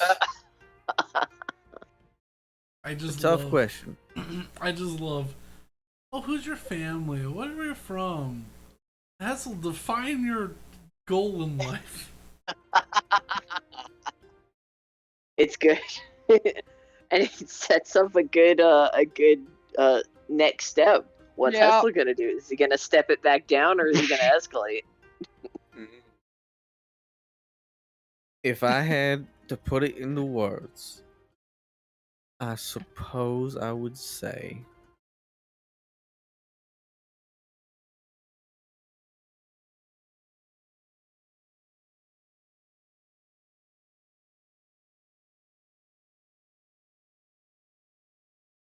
to reach the end. The question is where I'm going, and I'm not sure yet. All right. So right now I'm in the an indecisive moment of multiple paths laid before me, and I just gotta commit.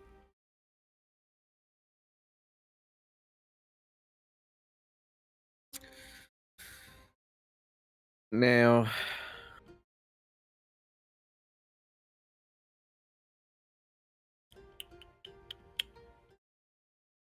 hmm.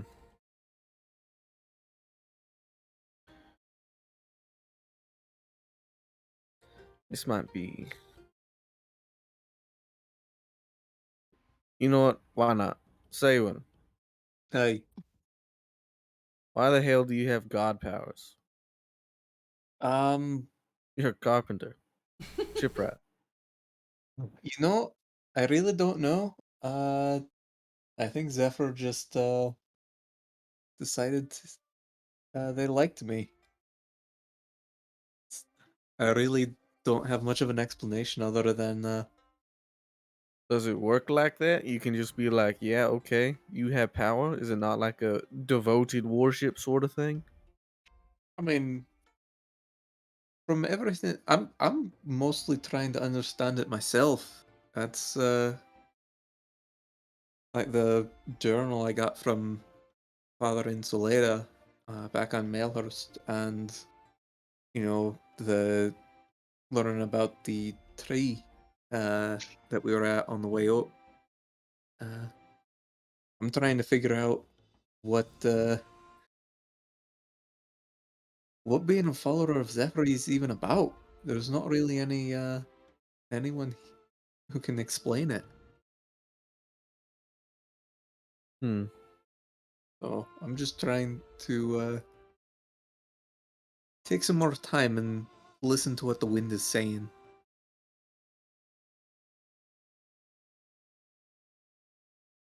See if that Fair helps. enough.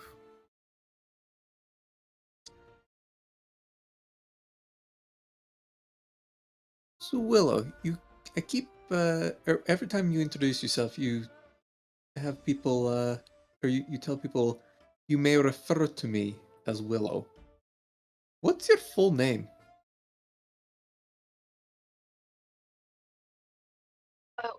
Oh,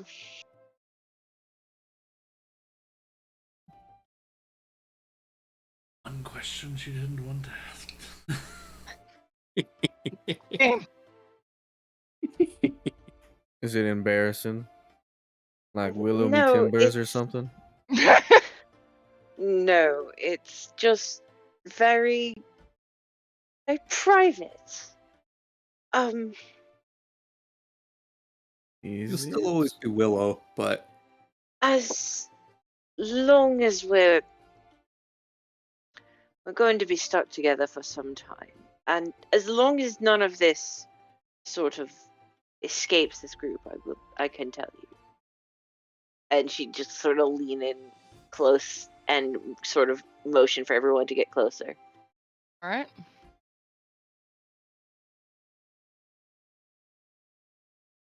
My name is Tassarin. Tassarin Riverima.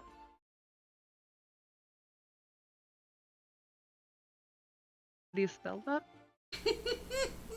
I will send you how to spell it later. All the Thank you. letters are in there somewhere. Yeah. All of the letters are in Oh, there. All of the letters. All right. So So you gotta you've got to scramble them you've got up you've right. got to You'll say get it. one name. Got it. But it's a very private thing, you know. Or at Is it? least it is for it is for where I come from. What's its significance? Its significance is we could have been calling her Tess this whole time. No, its significance is if you give your real name to the wrong person, they've got a little bit of power over you, and God forbid they ever find out your true name, which really no one except the most powerful people know their own true name, but anyone who has it has control over you. Is this like a It's Feywild? mostly just an old superstition, but it does have some weight to it. Does everybody If have like a true name? oh yes, it's sort of like written in the fabric of who you are. Oh. But for purposes of dealings in the Feywilds, you just it's just sort of old tradition that you don't give out your true name or your real name, I should say. Um, it's all because if somebody asks you, "May I have your name?" Here, you will just give them a name to call you by. If someone in Lilotea asks you, "May I have your name?" and you say your name, you might not have that name anymore. So we should all go by whatever, not our names, when we get there? Not necessarily, just don't say my name is, just say you may call me. And you pretty much dodge the whole thing unless you've fallen victim to some other trick of words. I'm gonna need like a map to your customs. Don't worry, if we ever end up in Liltea, it will basically be a sort of long drawn out thing of either follow what I say or let me do the talking. You know what? Fair enough. That's all. Oh, I thought we were done. All right. What was it that you said everyone who is important needs to know?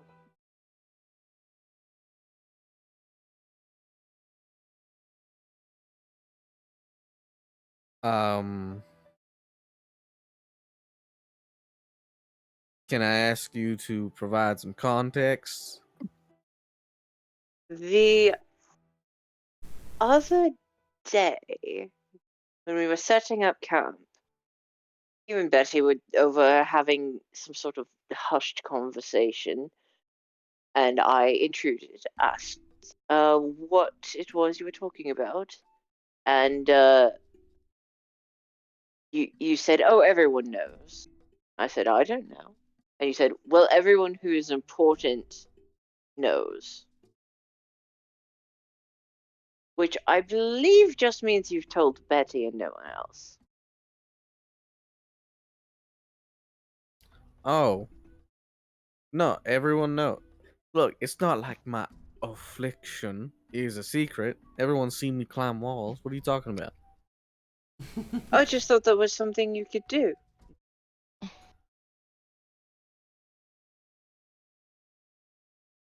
I mean, nothing more than I've done.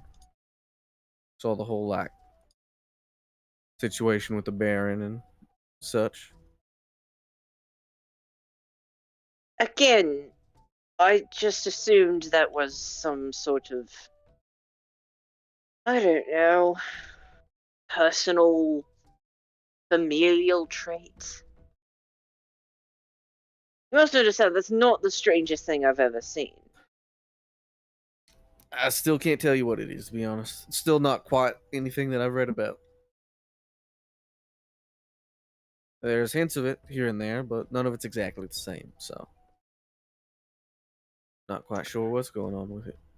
I mean, there's, more or less one word I think that could describe it, but I'm gonna say it.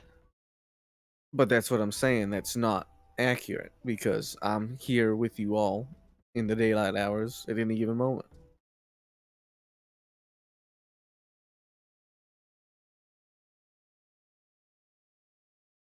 I And don't I know. also I don't know. really I like don't know what to garlic. tell you. It's a staple. Yeah.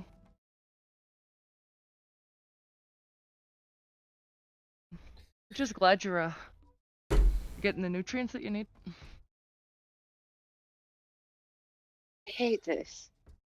You've answered the question, yes, but you two are still vague talking. I hate it. It's annoying. I mean, Well, why would I be direct about this? What are you talking about? We're in a bar surrounded by hundreds of people because of this Fair point. celebration. Fair point.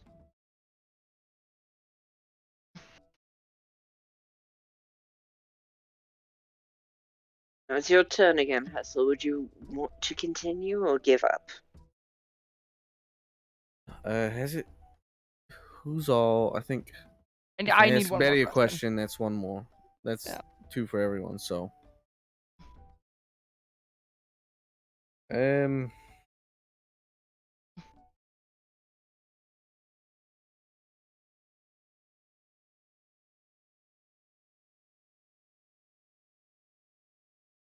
all right. Actually,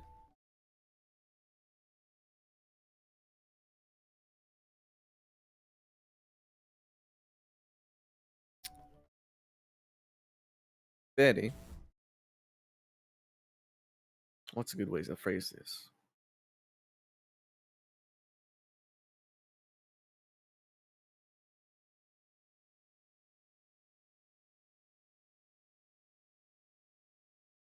All right. After witnessing Malehurst, why do you want to return to your mother and continue to be a pirate? I mean, do you just mean the destruction of the people or whatever? Destroyed village, slaughtered, blinded people. I mean, I think that's just unfortunately a condition of the job. That's not necessarily. Right, a condition of the job that involves murdering and maiming. I mean, every job has some hazard. It's true. It's typically for yourself and not for others, though. Eh.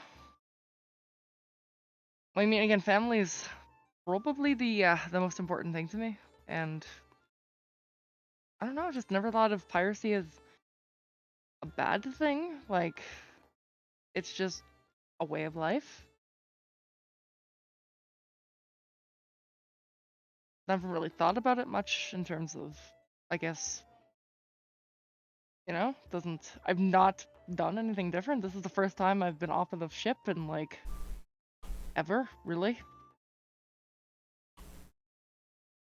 I've kept to my bubble pretty well as well, but I still have boundaries I don't cross. People Well, I I mean, won't take from, sorts of things. I do too, to an extent. I don't steal from, like.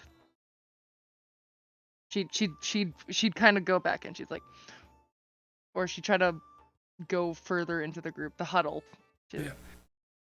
We try not to take from ships and things that aren't necessarily carrying goods that are lesser value. We try to hit high priority targets, and we also try to hit some government. We're special in that regard, that we try to make some political statements. But no, we don't ever just target like random merchant vessels. Everything we target has a manifest of goods for a reason.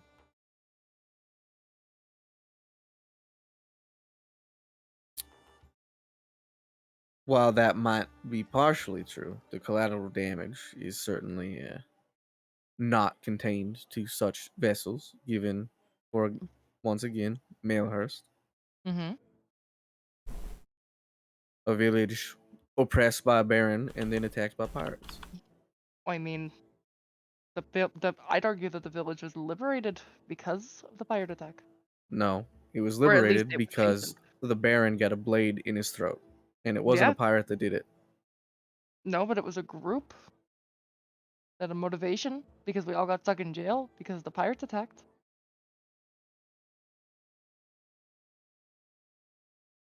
If that's not fate, I don't know what is. Fate. I'm just saying things happen for a reason. I'm not here to burst your bubble or whatever, but I do think that certain things are predetermined. Bunch of nonsense. You sound like that fortune teller now. I think Let's see, fortunes I'm always. going to clarify something for you. Mm-hmm. Fate is powerful, but it is anything if not malleable. Nothing's predetermined. I mean, I don't know. I just think you're a subject. You're a subject to it, and not necessarily that you have control of it. I would disagree very strongly with that. I think that if you just go with the flow and you go with the wave of whatever your hand you're dealt, it's just for the best. Trying to fight against it's like, winning a battle that you can't win, or fighting a battle you can't win.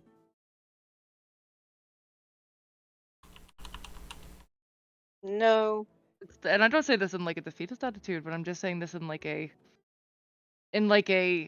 it's just better to try to vibe with what the universe is telling you. That's quite the statement. Because I mean, I honestly, I understand feel what like right point. now the universe is telling me that I'm supposed to become a monster, and that's kind of rough. I understand what point you're making, but you are, in fact, unequivocally wrong.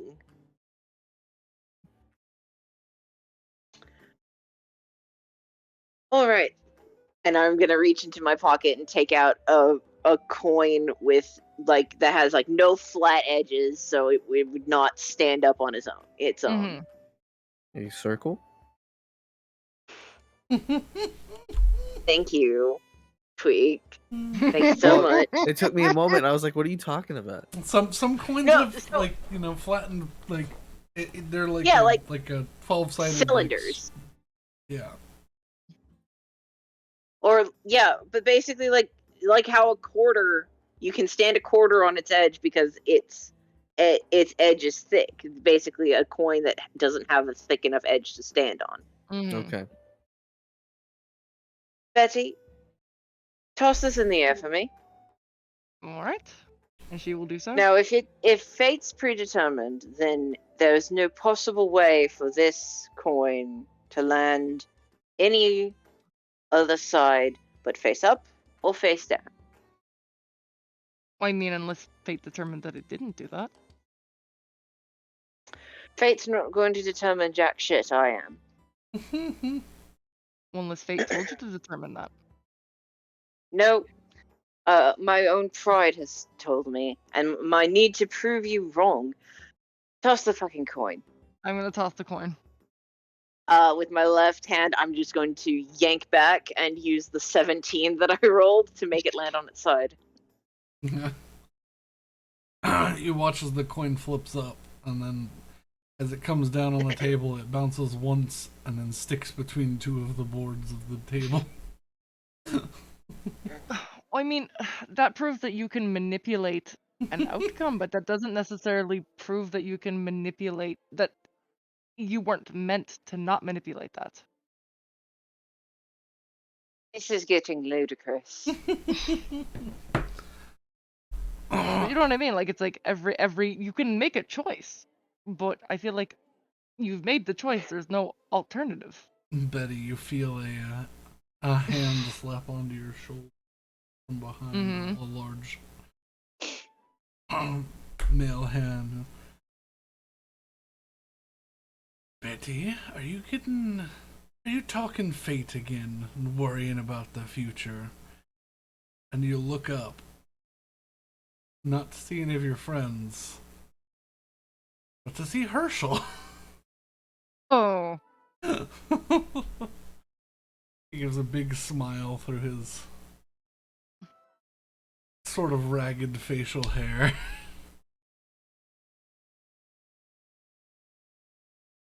You kind of frown. I thought you'd be happy to see me. Well, I mean, I am, but Listen, I'm just confused.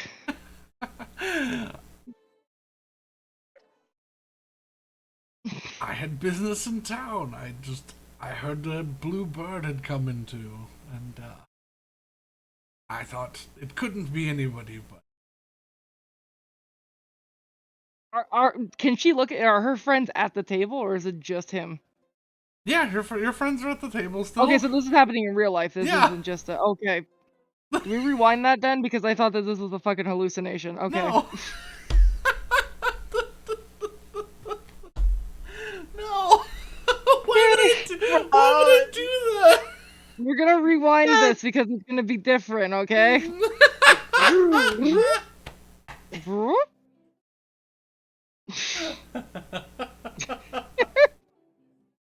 What the fuck? A menace. When have I ever Yeah. been like, I'm gonna fucking.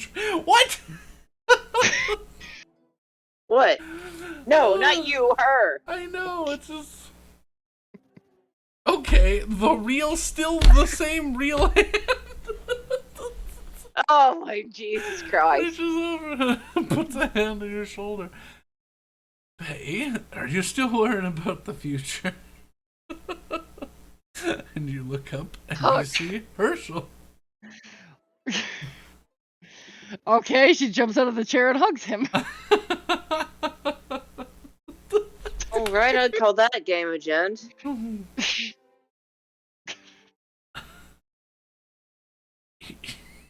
You know what? Perfect call, Willow, and I think that's where we will stop tonight's session. Because that's too perfect of an ending. Meadow Willow! Meadow Willow. Why would you think I'm trying to fuck with you, Rose? Because you said all your friends disappear. No! Alright, I said none end of your it. I know! End I it. understand! Turn it off. We'll have this argument off camera. Stop. Never. Okay. But